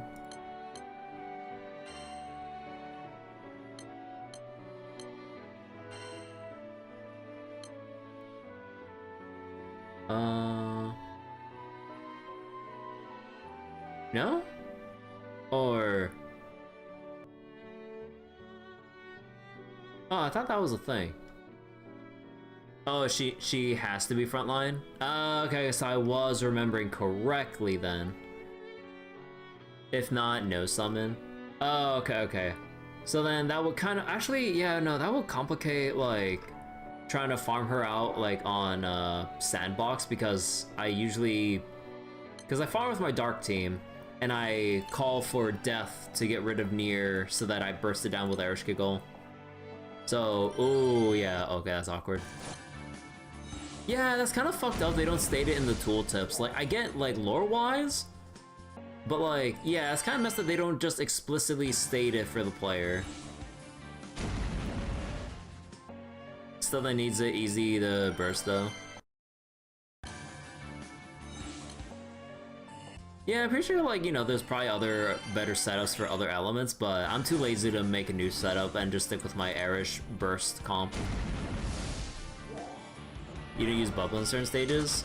I mean, I just use Yatima into near death for the full defense down, and then just use the usual Ilsa and company burst, and then just spam it down for 3 turns, and it's pretty consistent across each single one.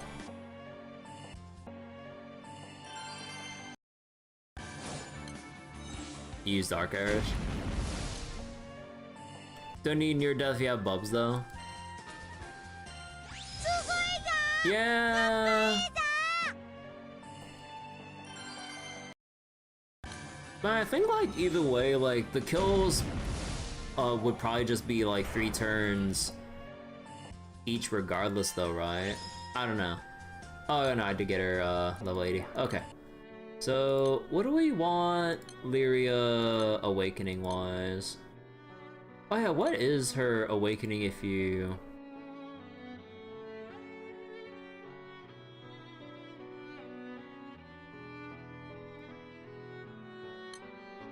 Oh no, she uses the thing based on oh wait, no, Colossus? Wait. Water. Wind, fire. Dark, that earth fragment, water scale. Huh. So wait. You fall into farm stages, days, arc room. Easier to get done, doesn't even need bubs to kill. I don't remember, I thought spamming down defenders was the best for burst EXP. Well, primarily when the evoker farming events come around, then like it really supercharges like the XP you get from it. Because basically you would do your eternal farming, XP farming when the the evoker events come up.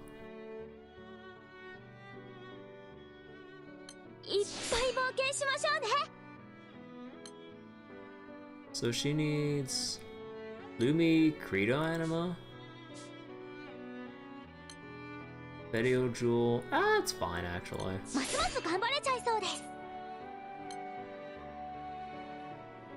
Level 100 matters, level 80, levels fast all in all. Oh yeah, like especially with the pro skips. But yeah, I mean like for 100, I mean yeah, if you really need that level 100, but yeah, like at this point for me, like all the other ones are just getting eternal levels at this point. Okay, so I should totally put Lyria's multi-attack, right? No, I'm just kidding. Yeah, probably just the sensible thing of, I mean, she'd be made of paper at this point, but I mean, although MC would substitute for Lyria, so actually wouldn't be much of an issue, right? But gotta get that precious charge attack cap up and everything. And then, let's see. Wait, if she's melee,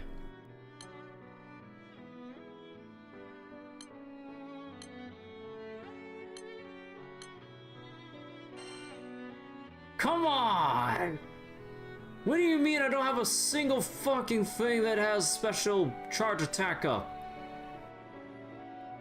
Bullshit! You mean out of all these? What the fuck? And I have access to every element!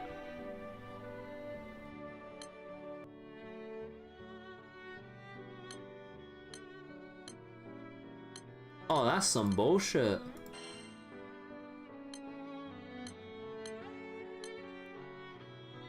Okay, there's actually maybe this one. Skill damage, elemental attack, special up when a sub ally. No, you don't want her to be sub ally. Elemental attack, skill damage upon single attacks. I mean, it'd be kind of a tall order to go for perfect stats and everything. Flurry. Yeah, supplemental healing. I think maybe for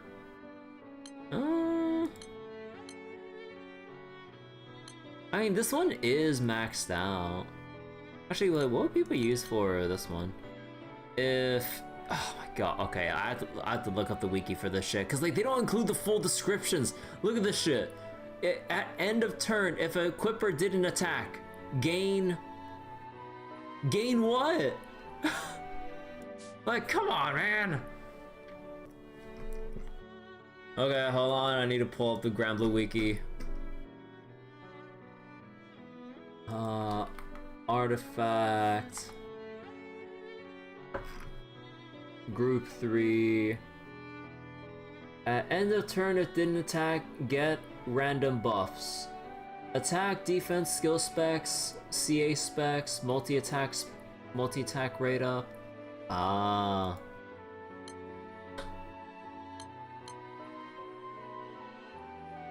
Group 3, chance to remove buffs at end of turn. Gain a stack of blank, stacks of blank do nothing. No, you don't want that one. First skill, HP consume.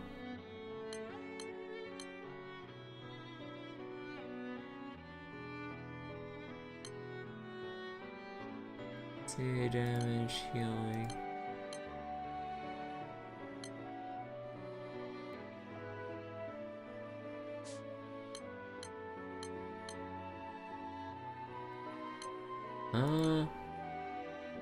Maybe I just give her this one and just kind of go with it.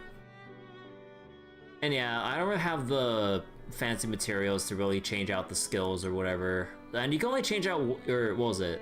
Whatever row you change out, you're locked into. Changing only. So yeah, it doesn't really matter. Oh, whoops. Okay, this is so fucked. Like, why is this reversed? Like, you guys can't see the drop-down menu here, but more like it's a drop-up menu. And I have to scroll up. And, or, like, that's so fucked. Like, what the hell? Wait, Lyra has no debuff? Yeah, basically we're just praying that we don't hit the debuff skill one. She has innate dodge. I mean, I'm just hoping it all hits the CA cap, pretty much, so, I mean, you know, it's just like enhancing substats in, like, in Hoyo games. How bad can it be? Fuck!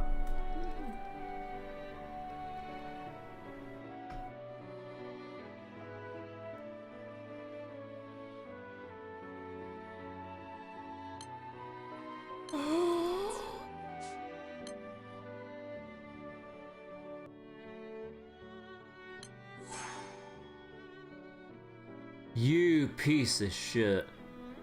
But yeah, like, this is such a shitty system, like, oh my god, like, they really just, like, they really were just throwing darts on the dartboard of like, oh, what new progression system should we put into the game? I don't fucking know. What are Hoyo games doing? Again, I don't give a shit that I'm wasting this. Like, I could care less about the artifact system. Okay, at least hit twice. Okay, we're good with that. Worst roll. Doesn't start at max. Yeah, it starts at max, but it's already ingrained in muscle memory that I have to click on it. They just had to steal the worst shared mechanic from Hoyo games. Yeah, it's mind-boggling.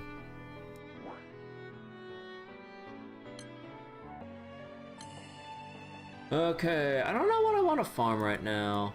I think I'll still keep farming Lambdas because I still need, like, in total, 680 of these. Like, 240 each for the opuses I've yet to uncap. And I believe 100 each for the respective, radiances for Katoru and Uno. Because I believe, oh yeah, I already had it from like farming early, but I want to farm all 600 of them. And yeah, I still need to go back and farm lusters though, but that'll be done at another time. Like not during fest campaigns right now though. Wham bam, thank you, ma'am.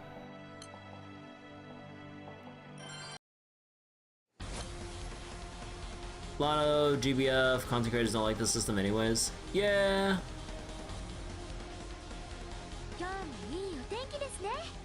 It's dead already, isn't it? Yeah. Also, it's like, should be like prime time, so I shouldn't be using my longer comp to do this. Watch as Transcendent Evokers each require 1,000 lusters each. Dude, what is with the, like, the raid? I can't load into the raids!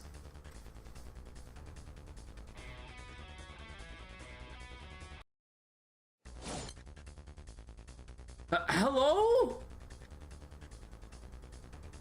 I actually want to farm on stream for once. Hello? It's gonna die by the time I refresh.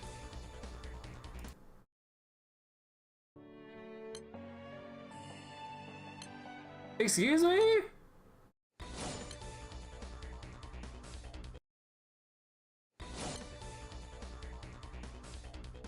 Bro!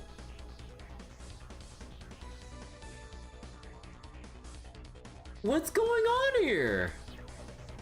I can load across the other pages fine. Okay, what if I just disable all the audio elements? No? Wait, what? Why?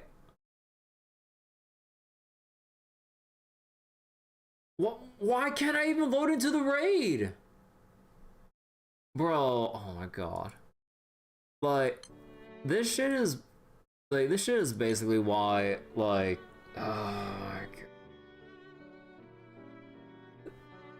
like, for some reason this shit doesn't know when to load when you're playing on Chrome and shit. Like, oh my god. And come on.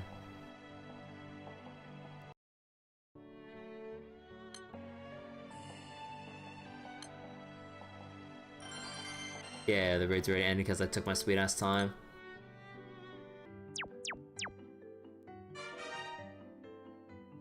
Hey, I got a Dama Grain. I need to wait for my energy to regen.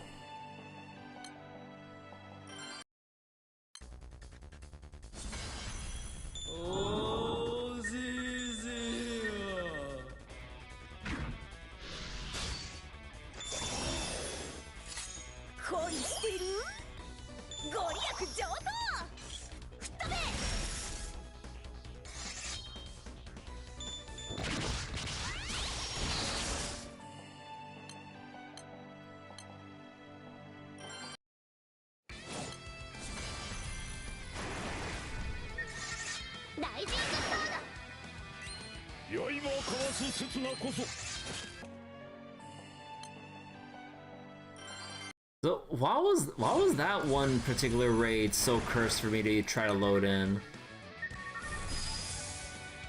Yeah,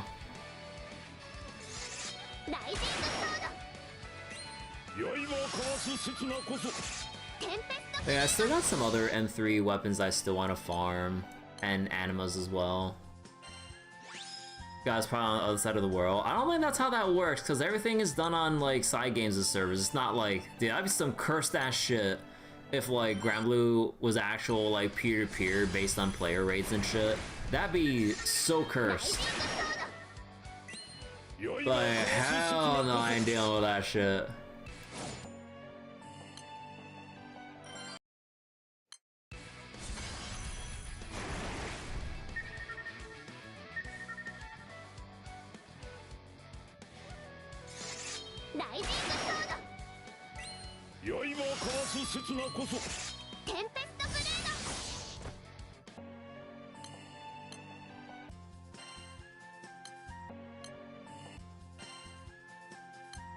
Alright, come on, I'm looking for like just one more, or I think just one more Leviathan axe for some specific farming setups.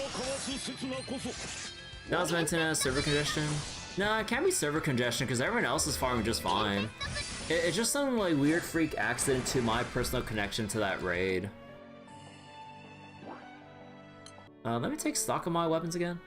Yeah, I remember like I was trying to copy some setups for the fire raid for the fire Odious raid, and it one of them recommended having like 3 of these Leviathan axes.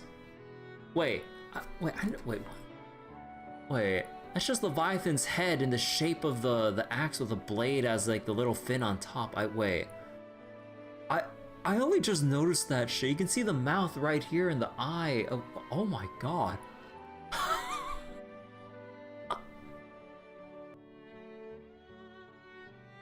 Leviathan N3 OST is pretty nice. Oh yeah, it's pretty nice. You hear that like little bit right here, then you do like 2 skills,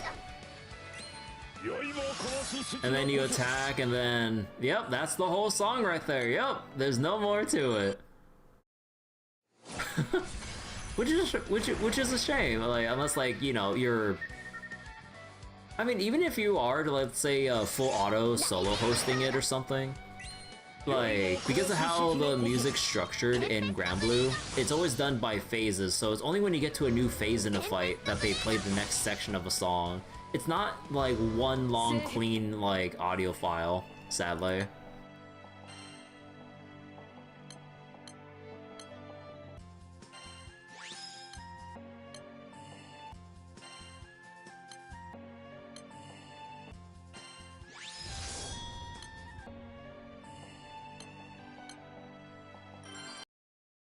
Okay, I should switch to my slower comp. Or, okay, wait, if I'm gonna be doing this, I would need to remove Katara's.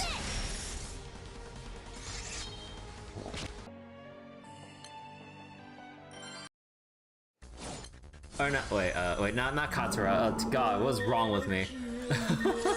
Makuta. God, I'm not paying. I was like, Katara? I was like, wait, no, those are completely different people.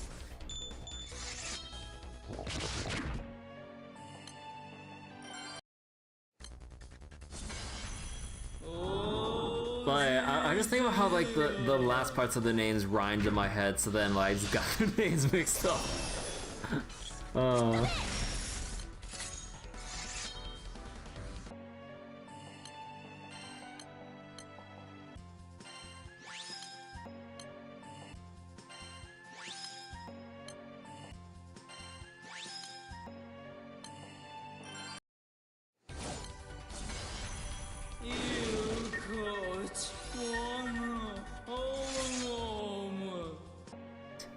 And yeah, you know, I was gonna drive us crazy hearing like Wamdus's yeah,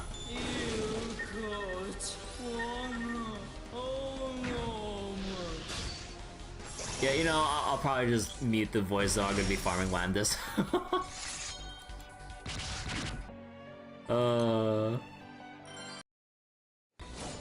For you just farming water Odious? Yeah, I was trying to farm multi-boxing with Odious raids. I understand how and why people can do that. Although, heck me if I'm gonna figure out a way to really do that on stream, because like, I don't wanna make a new scene and fuck around with all the windows and shit. That is way too much trouble. That is way too much trouble for me to figure out on the fly. I'm like, you know what?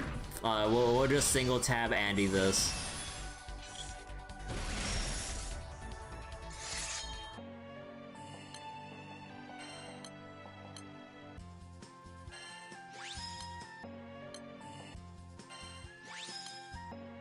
Alright, we're almost halfway there with our Wamdus jewels.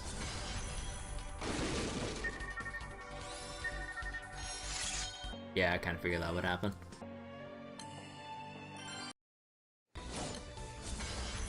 But yeah, I managed to get some water Odious weapons farmed out so far. Oh, okay, when I say farmed out, I mean just get 2 drops. But hey, I got them. Sadly, it's not the most important ones, because you want, like, I believe every Odious set has, like, that one weapon that's, like, the big Majesty and the Amplify damage. I don't have that one yet. I have the other ones. Drops aren't rare, you got another summon. Yeah, I assume, like, the summon's gonna be the big RNG variants here compared to the weapons.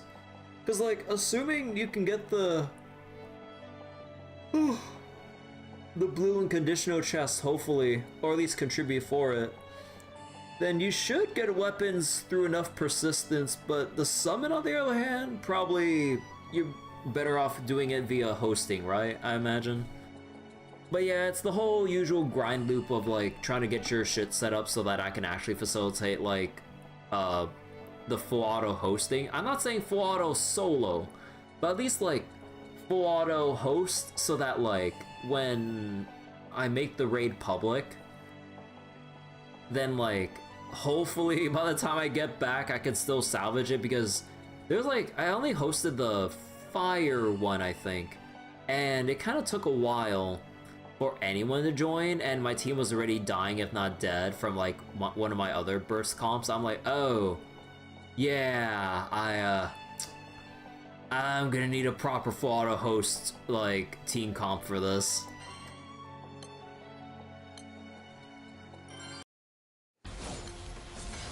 Running full auto most of the time. Yeah, they do have a good amount of HP, which is good, because given the amount of people that can burst that shit down when they want to burst it, yeah. Like, it's better than what I'm going through with, like, Wamdus farming.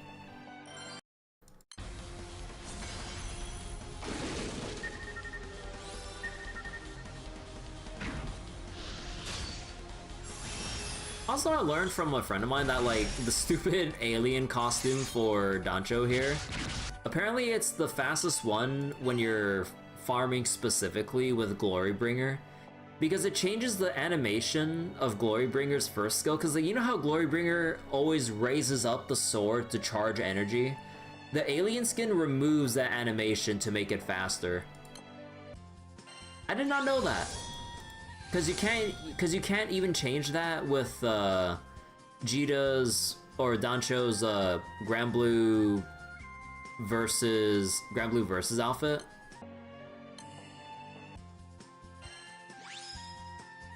Don't have Super Sadala Earth to replace Sarasa. Does Super Sadala still... Wait, does Super Sadala outdamage Sarasa? Because I have her because I have Sarasa level 150 and everything. Or is it just to remove the extra button press for Sarasa? When I like...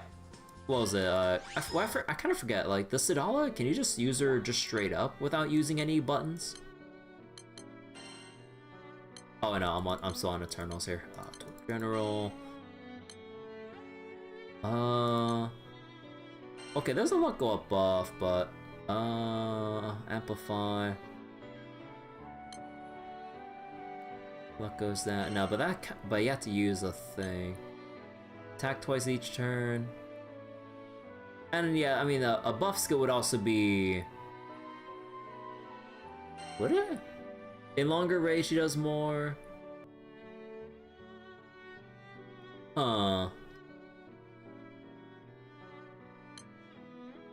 Yeah, you know, I'll go give it a shot. Let's go see. Actually, wait. Oh, wait. Let me do one more here on like a longer or bigger HP, and then see the damage logs. You don't even use it all, but yeah. Let me try with this real quick.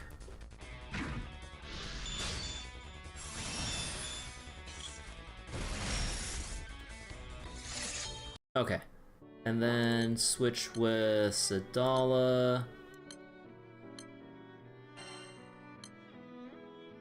Oh, right, we need to put this here.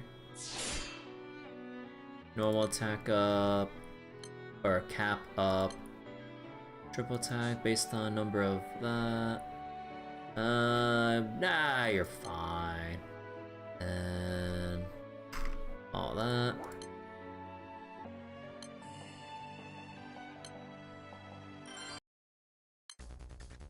Awakening level 9? Yeah, I mean, I only just cleared the main story, or caught up with the main story a couple days ago. Because I didn't want to skip the main story just to get Awakening level 10.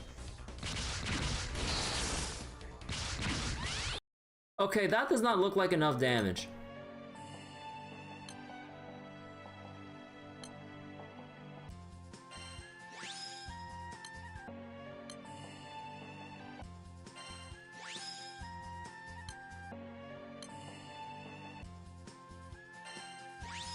Okay, so this should be the one. So then Sarasa, 29 million.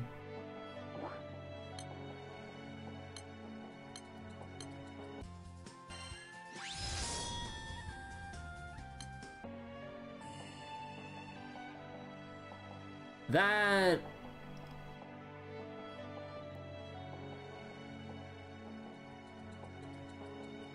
Wait. Oh, wait. Oh, wait. Oh, right. No, because, wait.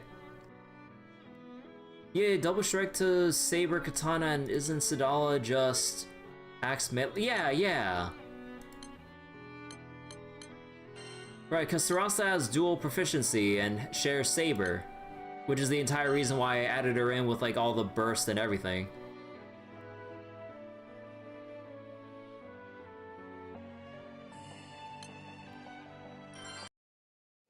That's why I'm using that?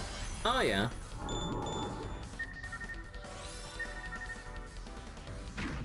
But they just all dumpster out damage pretty easily, so...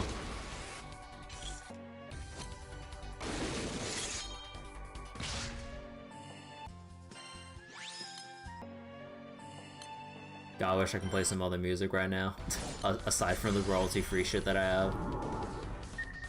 Although even then, I haven't downloaded any new royalty-free stuff, like, when I actually get into farming sessions.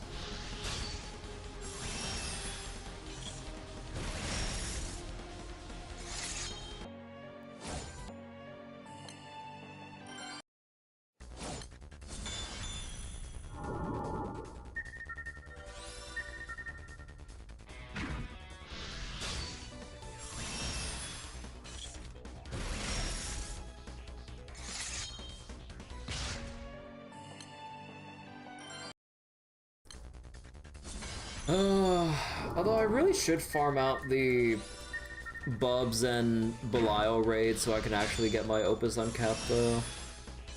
Although I kind of want to prioritize over the course of the Magfest to get the Dragon Jewels out of the way during their respective element drop-up windows before I go farming Bubs and Belial. Cause yeah, like I just got the uncap for Kataru to 150, so I'm down 30 on each of the endgame mats for Fa, Bubs, and Belial.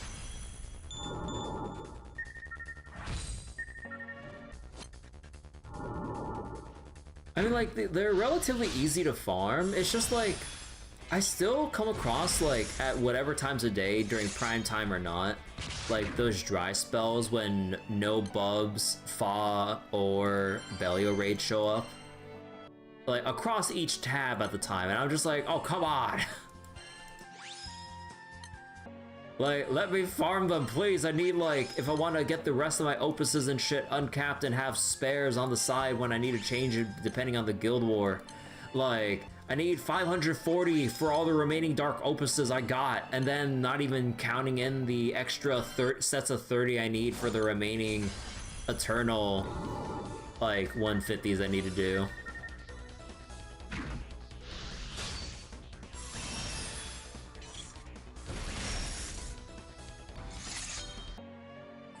Because, like, what was it? In terms of, like, Eternals I still need upgrading would still be... Oh no, they don't show it here on the uncapped page, it's so dumb. Because of how they categorize showing, Eternal uncaps.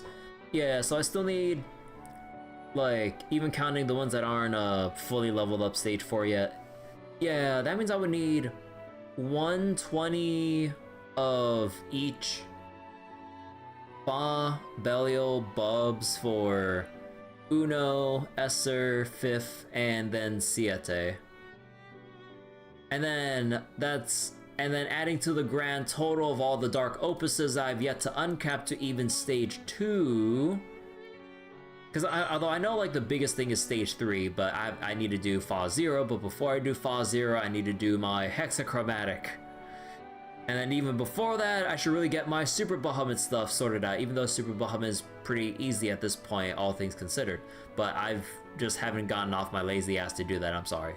But, yeah, like, I still need to get, like, all the Dragon Jewels and, like, and all that other stuff to get the uncaps going. Like, yeah. I only got 11 Bubs Blades, 2 Belial Horns, and 38 Fa Tears. Like, again, they're all easy. Although mainly I'm lazy, and like I only look at the Belial Bubs raids when they're at like 40%. Anything from full HP, nah, I cannot be asked to do that shit. I'm like, burst it for me, please. I'll do the other half for you. Or at least that's close enough to the other half. But yeah, with Asan, like, it's... I mean, again, like, everyone can full auto it together, but like, it just takes a while if you join from full HP, and it's rare, or, okay, not rare, but like, it's always annoying when you're trying to fish for low HP entries for Fasan to get, like, the tiers you need. So then at that, sometimes I just like throw up my hands going, okay, fuck it, let's go with the full auto team from like full HP, because my whole page is just showing full HP raids or some shit. So I'm like, alright, fine, I'll just do that and go like get myself a snack or something. But yeah, I'm getting there with finishing off the Eternal Transcendence bingo and whatever.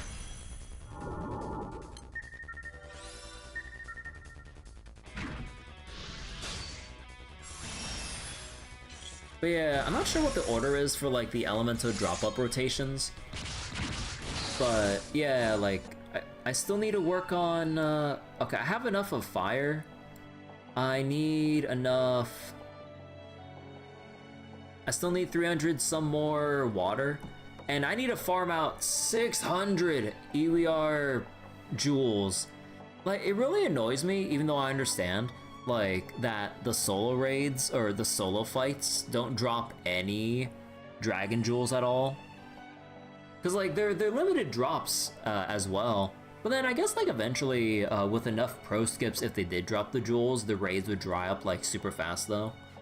So, kind of understand why, like, the jewels are the raid only, and if you want the other unique mats, you should be doing the dragon solos into the dragon skips once you unlock it. But, it's so annoying to be down on hundreds of dragon jewels that I need to get out of the way. You left Sleeping Potato for Arcra and 5-star left? Yeah, same. Same with Katzelia.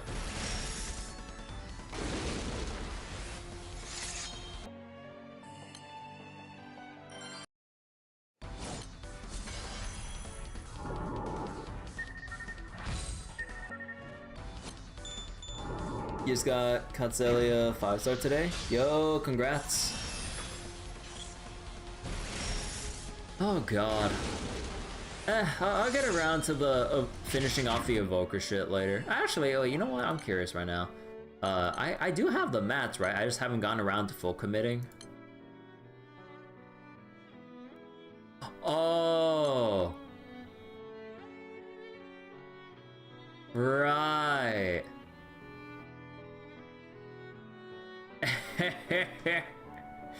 Evilite. Although, to be fair, even though it's a waste of materials if you do, where is it? Evilite problem? I mean, considering I have 828 of the Xeno Militus host mats, I don't think there's much of a problem here. The only problem is my patience. But yeah, I know better than to do the option that's like present here. Cause like they have the thing for like, oh, consume as many as it takes until you get that guaranteed drop. Or until you hit the drop. But the problem is, you miss out on the lusters and other materials, which, depending on how Evoker Transcendence will go, I'm pretty sure you would really, really want those materials doing it one by one, which is why I haven't clicked this option yet. That's probably 3. You rather do gold bar, not gonna lie. Yeah, the gold bar is an attractive option, but considering the amount of laziness I have, and with the upcoming mention of Evoker Transcendences, we don't know whether or not it will require a whole bunch of extra bullshit of like hundreds upon hundreds of lusters plus whatever other unique mats if and when they expand Arcarum again, and like however many other Evilites from like Guild Wars or for farming Xenomilitus. So then, yeah. You just auto and it'll auto farm. Wait. Auto farm until you run out of AP anyways. But yeah, I mean, I'm just basically waiting for details as to what the Transcendence Uncap entails and everything before I start full committing. Because there's also, like, potential free Evilites from, like, you know, Anniversary that's coming up with, like, the stream and everything, or the live stream and everything. whatever other freebies they give for whatever celebrations or milestones they want to bring up or whatever. So I'm holding off on saving just for one. And then, you know, once we get the deets, if they do give it this stream or whenever the hell they give it, then I'll have these ready, like, from, like, basically over 2 years of laziness. I'm ready to burn these once they tell us. You're getting Temperance Weapon to max first, though. 70 plus 136, painful to farm. Are you talking about the... Is that the Astrals? Or no, Idians? Oh, that's the Idians, right? Yeah, the Idian farm is... Bleh. It's rough. It's so rough.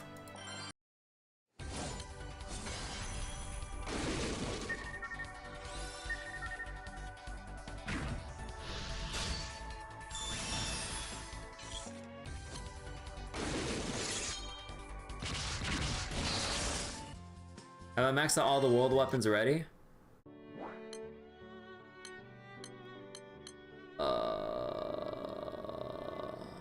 World Foundation. Yeah, the Judgment Weapon.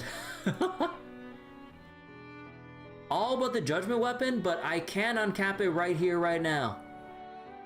I just haven't because, Sands.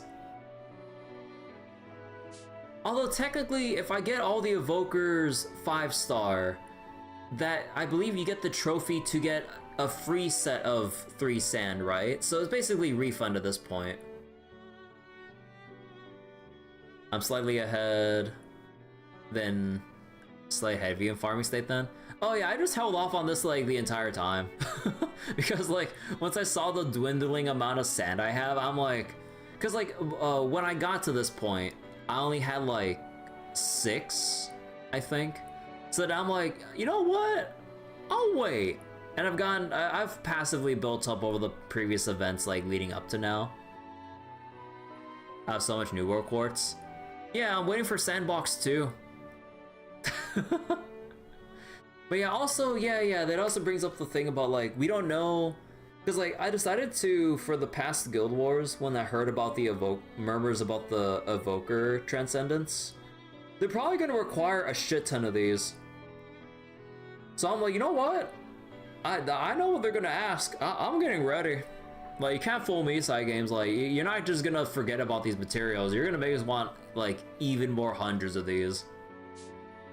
Like, I was tempted to go for the cores last Guild Wars to like maybe do Awakening XP for my celestial weapons that I use often, like the sword, katana, staff, and fist, and maybe not so much the axe. But I was like, yeah, maybe I should start putting in like the materials for it. But then I was like, wait, Evoker Transcendence. No way they're not gonna tell, or there's no way that they're not gonna tell us to farm for New World Quartz.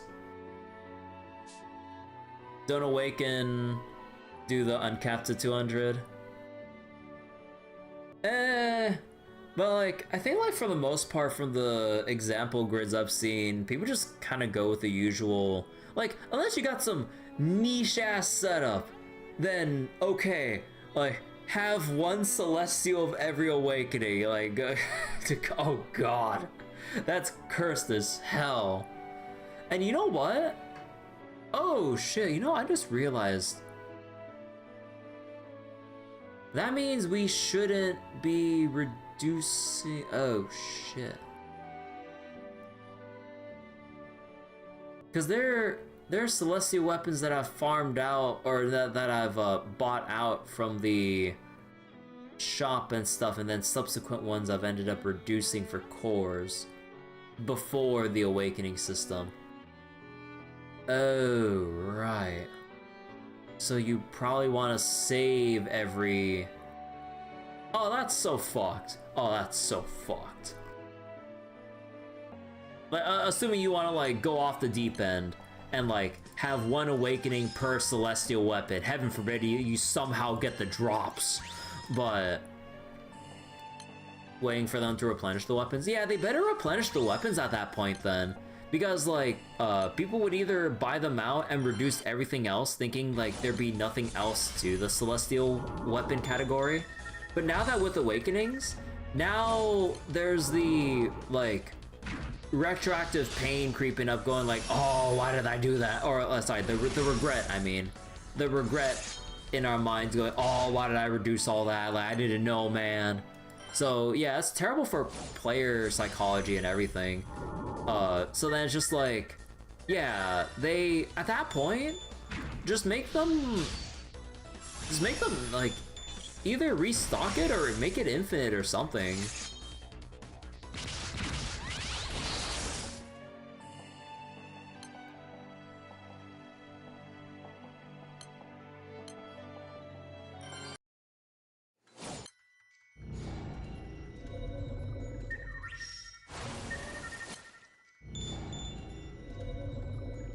Oh shit, wait, oh god, I need to put this shit back on.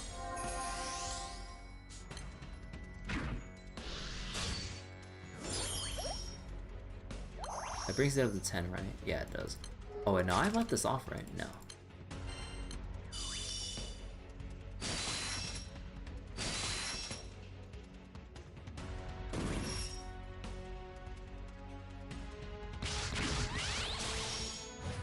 Oh wait, oh shit, I should've left CA on.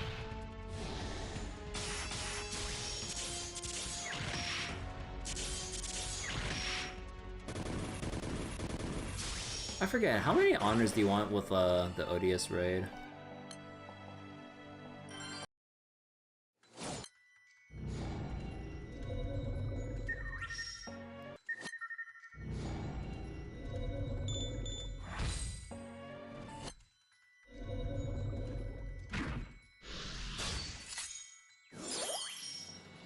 Do we know what the blue chest requirements are to, or how many honors we need to get for blue chest?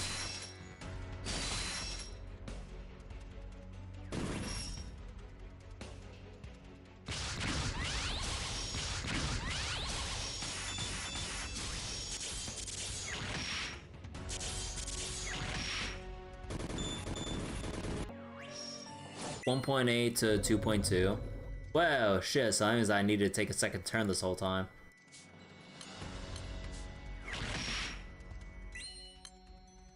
Okay. Everyone else can handle the rest. My job is done.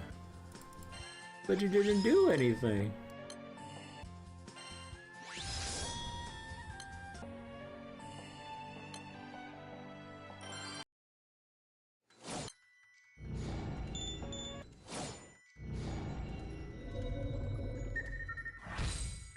But yeah, I guess I really should be farming out these weapons and summons as well, because who knows, depending on how the Water Guild Wars or Water Favored Guild Wars will go, in terms of like the setups they might ask of us. I mean, probably maybe not too probably like not too important, but it's probably like one of those preparation moments of like if they do ask you to have these, you're gonna be grateful that you farmed up for it beforehand kind of moment.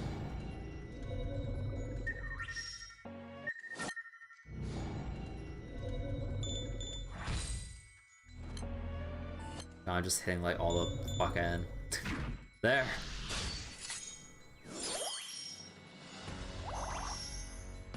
You just checked 1.6 mil? Oh, okay.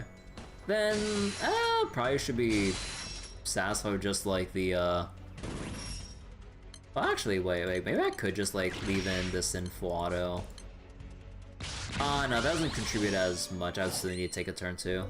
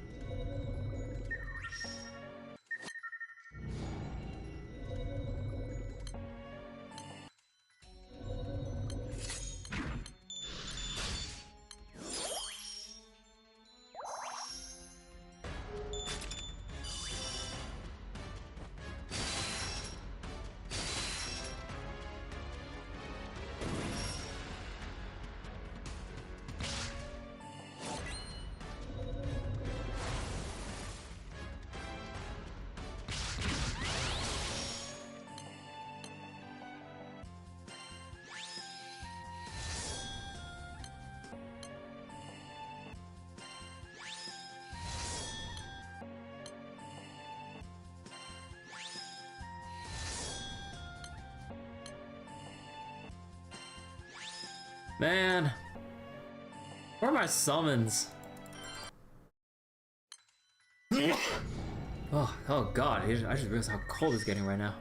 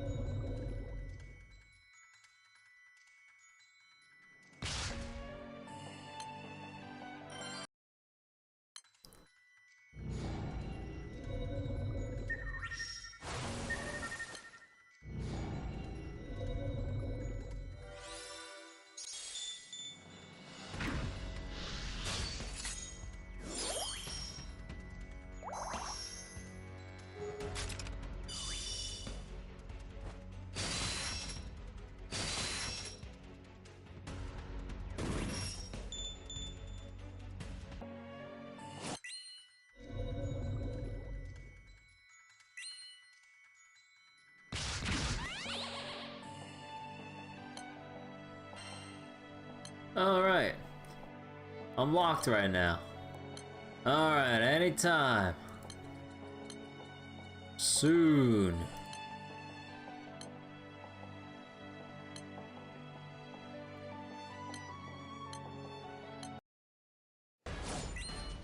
Because otherwise I think I'm just gonna die if I do anything here. Oh yeah. Do 2 million damage, huh?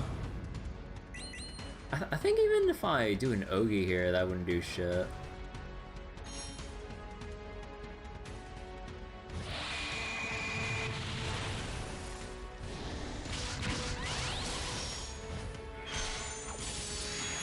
Well, not even? Yeah, no, like, no one else has that extra skill hit to do 2 million damage, I think. Yeah, I think everyone's just gonna eat shit here.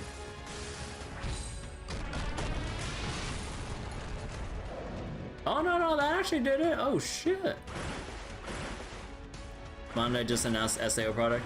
Yeah, I was actually talking with some friends on Discord and shit.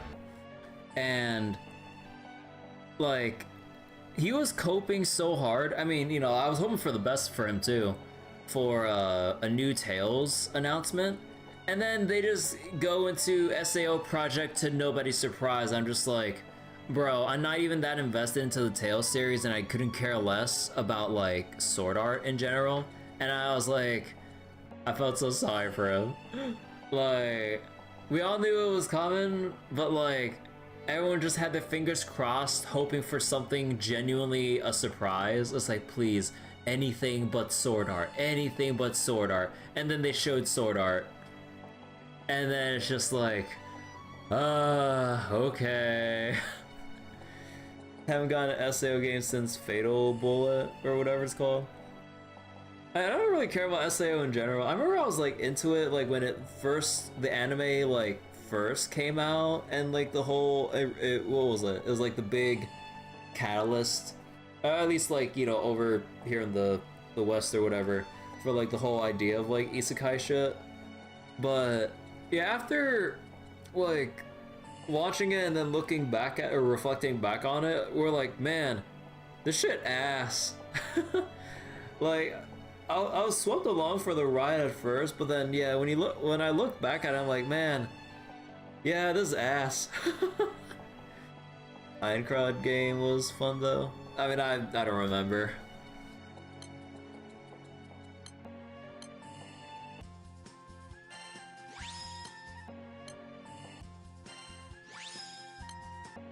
Man, even with the teal chest and everything. Oh my god. I mean, yeah, you really do just gotta get your drops via hosting and MVPs. Well, I'm not sure about MVP, but yeah. I don't think like MVP is really worth too many people's time unless it's like the host full autoing or something.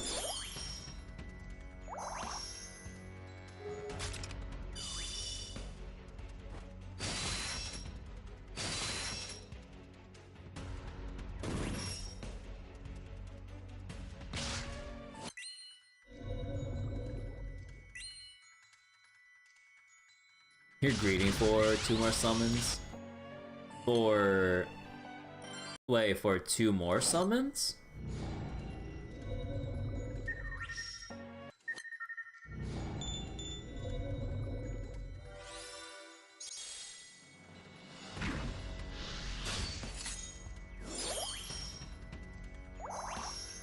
Wait, don't you just need like the one and that's it? Or no, not like the one, but like, you know, like just one fully uncapped one and that's it?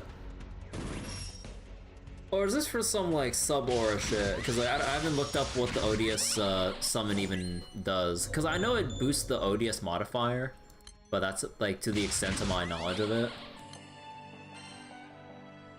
One fully... Oh, for one fully uncapped one? Wait, how soon is the Water Guild Wars coming up? Sub ain't a thing yet? Okay. You know, I should probably go look up what the ODS, while I wait for the raids to die that I've entered. Let me see the ODS shit.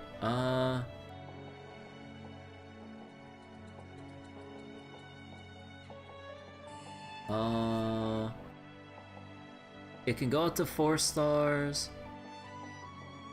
100 boost to taboo skills. Boost the specs based on equipped water ODS weapon exorcism level. Oh yeah, there is no sub-aura. If they do, that'd probably be like 5-star level or some shit. Same thing as 150 Tiamat. 150. So wait. Boost the specs based on exorcism level? Boost the specs capped at 20. The cap is reached by equipping a total of 4 weapons at max exorcism level. Aww. Interesting.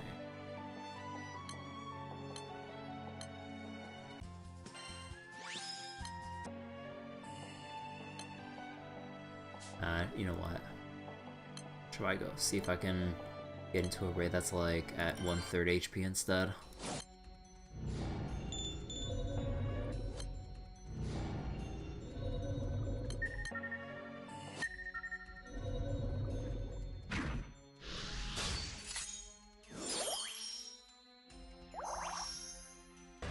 Wait, how do you raise the conditional chest again?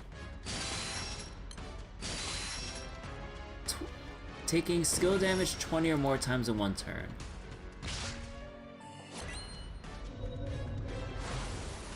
They apparently updated Opus to include ODS for some of the sub-Ps. Wait. ODS can't do 280 yet though? Yeah, you can't unless like you do friend support to then add it up that much. But even then, like, there's a whole weird, like,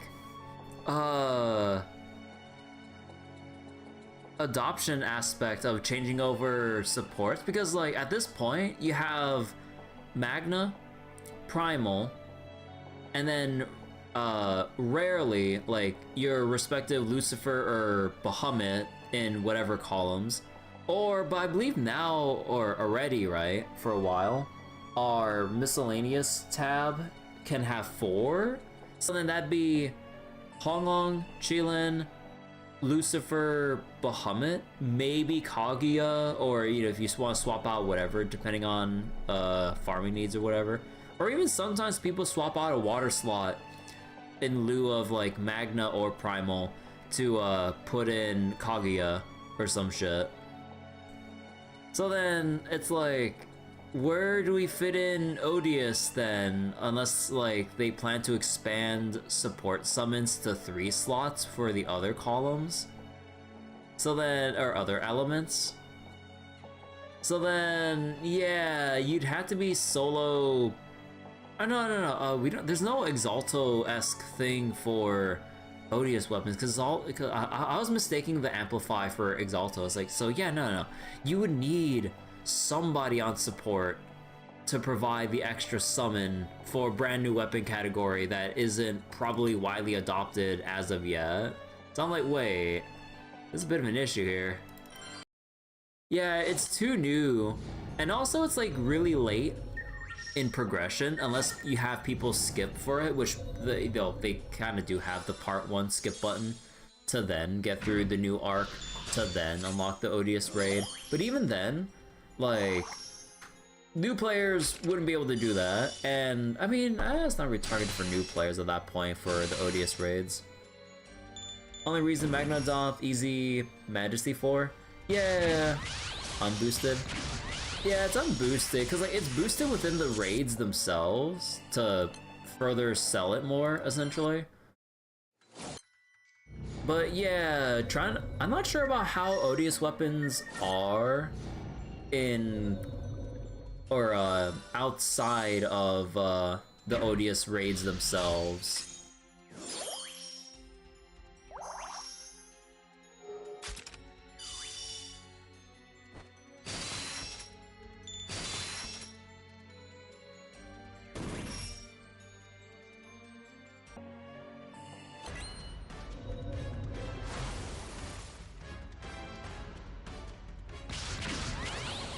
M3 will still prefer Magna even if you're Primal. Yeah, sometimes like depending on the specific setups, like you still just want M3 over percentage. Yeah, like it just depends on like what particular scenario you're looking at as a Primal player at times, where like even like what was it? Like, I feel like there were some specific stuff that I would have liked to farm for Dark. Like, even though I have all my shit for Hades, I was like, you know, maybe I should have farmed for Celeste, even if a little bit. But then I'm like, nah, I don't feel like it. You do like how they nudge players with the raid exclusive buff? Yeah, it kind of helps with the raid exclusive buff. Like at least for Magna, you know, for Magna players to keep up with people farming with Primal and shit. You just hope they don't introduce a Primal booster. Nah, Primal booster shouldn't be a thing. Like, the booster should just be, like, pertaining to the weapon categories within their respective raid tiers. Like, you know, Odious raids with Odious buffs, Magna raids with Magna buffs, and all that stuff. So they should just keep them into their own respective lanes like that. And then, but then like having Primal modifier boosts for raids, now that's just like genuinely pay to win. So that like would be an egregious overstep there. I mean, technically you can argue like the other aspects of pay to win in general in Granblue, but that's kind of beside the point. Cause like, yeah, like it would just kind of like, because it's one thing to like wail for your respective Primal grids or whatever the fuck in general, but then it's another thing to introduce content specifically catering to Primal setups by just giving that boost straight up compared to the free options of Magna or at this point Odious or whatever. Then yeah, that's kind of that's like, out of all the fuck ups they can do, please don't do that one. Like, anything but that. Oh yeah. Like, if they need to, depending on the raid context, like, let's say like a new tier or very new specific endgame raid, then yeah, they get, if they do a boost all, then that's fine. As long as it's not a Primal boost solely on its own, then that should be okay. Like, as long as it's not just the Primal boost itself. Okay, come on, will I get a weapon or summon? Come on! Yeah! Yeah, let's go! My first drop of the Amplify weapon.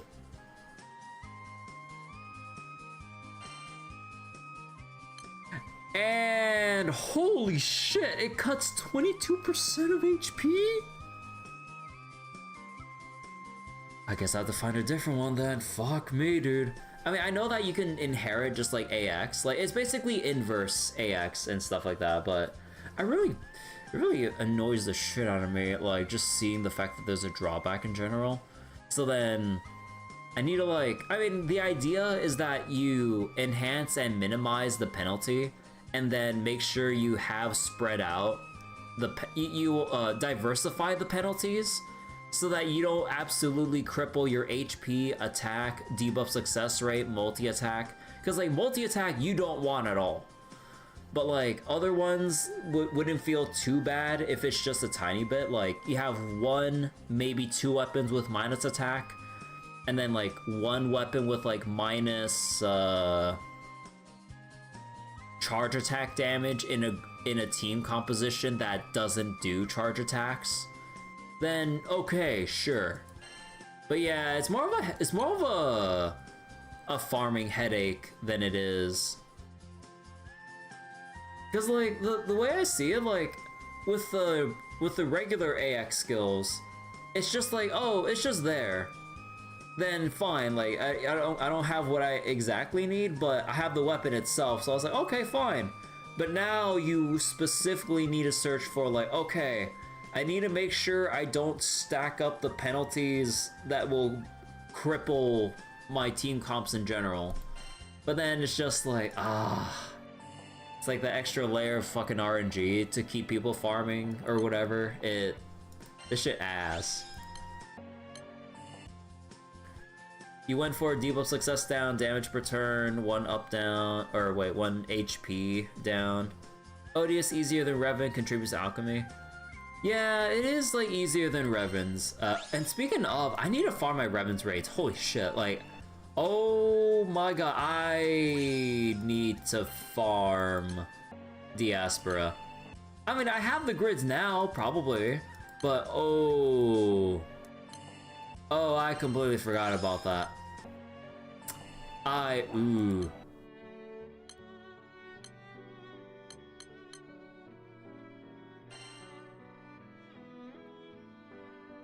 Oh boy.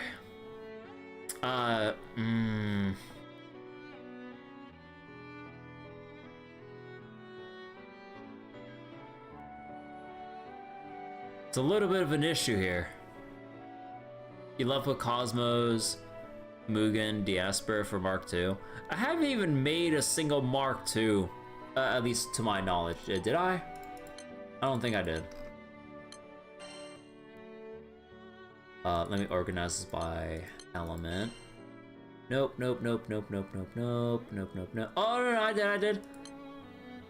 The single Concordia, because during Light Guild Wars, it was a pain in the ass when like, you see all the main hands with Mana Diver require this shit just because of the massive ass boost.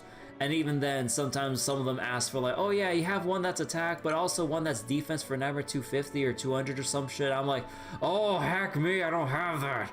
I don't have the spare. Actually, can I finish that? No, I stopped farming Cosmos. See, I have one, but it's not even fully awakened. And yeah, the Agastio ones, I don't give a shit about. Like, it's because I think like the only one you might use is like the harp, if only like to beef up your HP for like 200, 250. But then outside of that, I don't really see too much of a reason to use it over what Dark currently has primal wise. Again, maybe Magna, probably. But yeah, too many dudes been thinking whether or not to go meme at this point. No, but yeah, like there's a lot of shit I can't be bothered with the Revan's tiers. Like the annoying thing is, I can easily farm like Siete and Agastya, but all the other ones not so much. So I can't really feed the extra mats into whatever other weapons to build up for Mark IIs, because whatever I'm missing, it's like, oh yeah, what about Siegfried? Oh yeah, you need Diaspora and Agastya. Agastya I got in spades. Like Diaspora I can't, and then feeding into Diaspora is like the other respective elements along with the, you know, water, earth, dark relationship. then it's just I'm always missing that 1 or 2 core set of materials because like I'm either reluctant or have trouble farming en masse like whatever those element materials, and then I'm just like, you know what, maybe I don't want Mark II.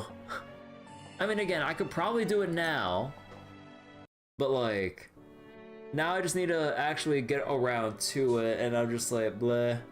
Yeah, like I just don't like Siegfried because like it's always a toss-up when you AFK full auto it and then he just decides to delete you, or you progress through the raid no issue, because it's also pace dependent on how everyone else is farming too. Because then if other people go too fast and then you just ram into trigger after trigger because he has a stupid unchallenged thing where you have to make sure to face tank the, I believe the 75, 50, and 25%, was it? Or was it that, or am I mistaking something else? Because oh wait. Did Siegfried have those unchallenged, or am I mistaking the Mastery Trial stuff? I forget. But yeah, like when those specific omens come up, I believe they reduce damage taken to 0, so then you're just kind of screwed there on Siegfried sometimes. So I don't know, it just feels shitty farming it. Well, on the other hand, that's Mastery. Oh, okay. Oh no, I think, yeah, I'm pretty sure like the omens I'm thinking of, it's not unchallenged, but when you bump into them, they ignore damage taken until you face tank whatever phase transition omen that they're prepping. I think that's it for Siegfried and whatever else. But yeah, it's those ones that I dislike the most, because like then if I'm not like attentively refresh like full autoing or something, then like I just end up ramming into that, and then everyone just dies and I don't really contribute or farm or whatever. Although granted, it's a bit easier now because, you know, a long while ago they updated the Revan's raid so that you can revive once. But yeah, it's just annoying. It's not like consistently smooth sailing in that regard. Agostia though, no, that shit's free. Siete, at least with my scuffed ass like Agni setup, I can actually farm it pretty decently. But the other elements, like Mugen, I have to babysit and not like just perish by the time I hit the HP triggers in phase 2. Diaspora, I mean, I don't think it's that bad, but especially since I have hunting and everything. But I haven't gotten around to test that. Like Cosmos, like I either get my blue chest before 25% or I'm dead. Because I don't have the setup that can evenly meet all the conditions throughout the whole raid. So wait. Siete's free, Magan can solo. Diaspora is just gold moons now. Wait, gold moons? Oh, do you mean like people just spam hunting and Andromeda or something? Or do people do Andromeda? But yeah, like I'm pretty sure it's just hunting city, and then it's just like there's Diaspora, it is gone. It is just hunting. Oh, okay. I mean, yeah, I mean, I'm part of the problem, but yeah, hunting's nice. 10 out of 10 character for Earth as an element. But yeah, I think kind of farmed out for tonight. Like, even though we've barely touched farming or whatever, but I think I'll just leave it here for tonight. Andromeda as well. But yeah, that'll do it for me for tonight. Thank you all so much for watching. I shall get ready for more trails tomorrow. You heard Andromeda's better than hunting now? Really? Although I've heard the benefits of Andromeda and stuff, but it kind of like depends, right? Because like hunting does have like the permanent dual strike and the burst farming, and it helps with like meeting multi-hit and other conditions. But depending on the raid where you might need a specific harp class or whatever, yeah, probably you'd use Andromeda or something, because Andromeda's a main hand, all the moon weapons are main hand weapons, right? Because yeah, relying on characters though. Yeah, but at this point, what setups like aren't relied on particular sets of characters or whatever at this point. But yeah, okay. Run thing is just MC. But yeah, I need to look up what Andromeda does again. I can't quite remember. But alright, take care everyone. Hope you all enjoyed anniversary or part 2 of the Granblue anniversary event. We'll be back with part 3 whenever that does come out, but I'll just be farming in my spare time off stream with just whatever it is. But yeah, take care everyone. Bye bye.